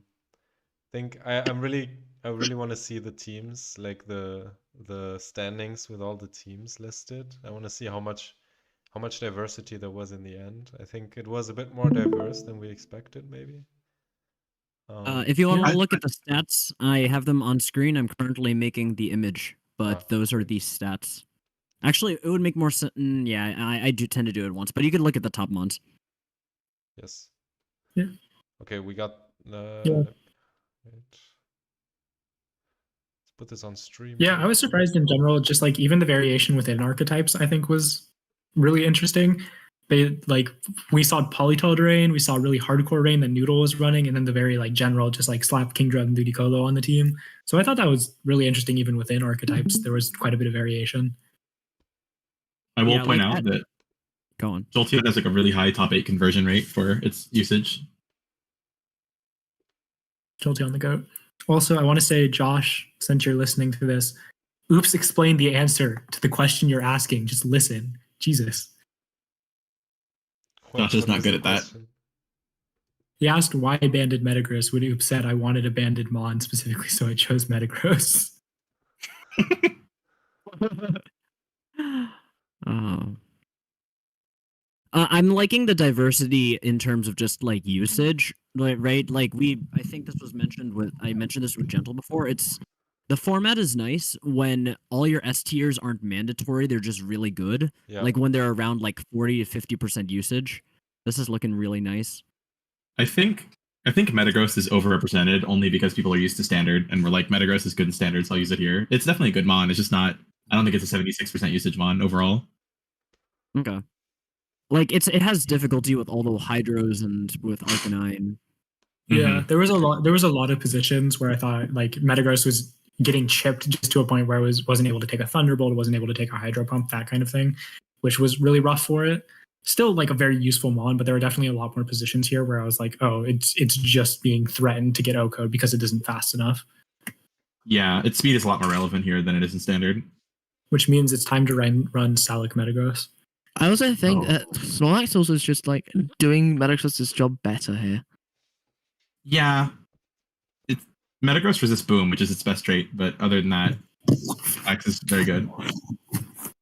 But it's not even like resisting Boom has done much. Like if look, paying attention to many of the games, resisting Boom is cool, yeah, but then what happens afterwards? Because Metagross is so chipped afterwards that the Boom is done enough. Yeah, a lot of the time. Yeah, that was kind of what I was thinking. Where there was a lot of positions where it's like even if it eats a boom, it still took 80% from it, and now it dies to everything that's faster than it, which is like most of the meta. Yeah. Surprised there weren't more Shedinjas. I was expecting Shedinja to be a really, really good call. But... I think that one's bad. I think Yeah, the problem is that a lot of the bad. top mons just naturally run things that are willing to hit it. Like Gengar runs things to hit it, Snorlax runs things to hit it, Metagross sometimes runs things to hit it. There's just a lot that was like, I figured it was just going to be able to take it out regardless of if you even prep for it, which makes it harder to run. And then like the prevalence of like Icy Wind, Swampert, means that like double Ninja is not really a thing. Not just that, but Shadow Ball is just such a good move in this meta, thanks to Gengar being probably number one without contestation. I knew Gengar would was contest number that, one. I told you. That's what I said. Like Oops, before you we won. started What do really you think getting is number back one? into it. What is the best Pokemon in the format? Yeah. I don't know, probably Snorlax. Let's go, Snorlax. Yeah. I was gonna say it's either Snorlax Not a or bad Gengar. choice. Doesn't matter. Oops won, so they're right about this. Suck it. Are you a Gengar hater by any chance, Radio? No, I just think it's funny to hate on it. I personally really liked it, and I was using it heavily when I was helping Gentle. I'm not sure about the best It's mon, like the but I whole- think Starmie is definitely a top tier mon, and I think people were sleeping on it way too much. I mean, yeah. I don't really agree. There was like one Starmie that performed well, and it's because the team was like perfectly made to use Starmie's traits. It didn't feel like Starmie was carrying. It's just so good into men's Arcanine, like all that intem spam stuff, Gengar. It's not amazing chunks in the men's. Metagross. If you don't have Ice Beam, it doesn't 2-hit KO with Icy Wind and it Well, like yeah, dies to you run HP Grass Ice or Beam. Dragon Claw. You run Ice Beam. Yeah, we run Ice Beam. Yeah. But Icy Wind Okay. was so important on the one Starmie that we saw that I feel like that's hard to Yeah. justify. And the one team we saw that had Starmie like had really strong anti-Jolteon tech because without that Starmie just gets owned by Jolteon. So it just kind of feels like it's not as self-sufficient as an S tier should be. I'm pretty sure my Gengar lived Starmie Psychic, so I feel like from that perspective, it wasn't even that that threatening to me. Like I thought it was really scary because many Pokemon on my team do not like to see it. But once I realized that, oh, actually, I can just probably position my Gengar into a position where it can Thunderbolt the Starmie anyway. I mean, it's not ideal, but I think when I ran it, I was running Twisted Spoon specifically to try and hit the bulky Gengars because I was like, otherwise it doesn't kill. Yeah, by the Yeah, way, oops, did you calc to live a Psychic from Starmie on Gengar? no, I couch live Hydro Pump in the vein, I think. Was it just max HP, not SpDef invested? No, I had, I think everything except Jolteon had like really specific EVs. So, as I say, I wrote a team report before the tournament. So I can probably link that like after this call, I guess. Okay, because I saw your Gengar was max HP, so I was thinking, yeah, surely Oops has SpDef investment, and then I can't OHKO with Starmie. Because even into max HP for SpDef, it's like 56% OHKO or something. Yeah, Gengar was like, it had enough physical bulk to live +1 Gyarados Hidden Power Flying, and enough special bulk to live, I think it was Kingdra Hydro Pump in the vein. So probably that's the best you can do in terms of. Right, I think I'm gonna head off to bed because I'm very tired. Thank you all for this Orre Cup. This was really fun to host, really fun to commentate. Actually, quite fun to watch. I will say, as an Articuno fan, I don't think I can ever say that limited is better than standard. There might be bias. No, I do not know in my heart. I know that Articuno is an A rank threat in standard, and none of you respect that opinion, but it's true. Too bad you can't show us an ADV LTL. Yeah. Yeah, because I'm. Oh, damn. Wow. Ooh, He can support someone. He can get in the support game class. Like, in fact, just support like every fucking like opponent of Nico's team. Like, just we're funding anti-Nico measures right now. I believe in anti-Nico measures. We have to hashtag stop Nico 2025. Eyes on Oops, please. Eyes on Oops. So no, we have to stop Oops in Gens 4 and 5, but for Gen 3, stop Nico. Okay. Yeah. Well, that was fun. All right. Well, thank you, everybody. Thank you guys. That was cool as hell. Good night, class. Good night. See you. Good night. Limited best format. Bye, everyone. Bye. Good night, everyone. And thank Good you, night. everyone, for tuning into the stream. And I hope I'll catch you on the next one, which will be another Battle Factory stream, maybe tomorrow. So until then, peace out.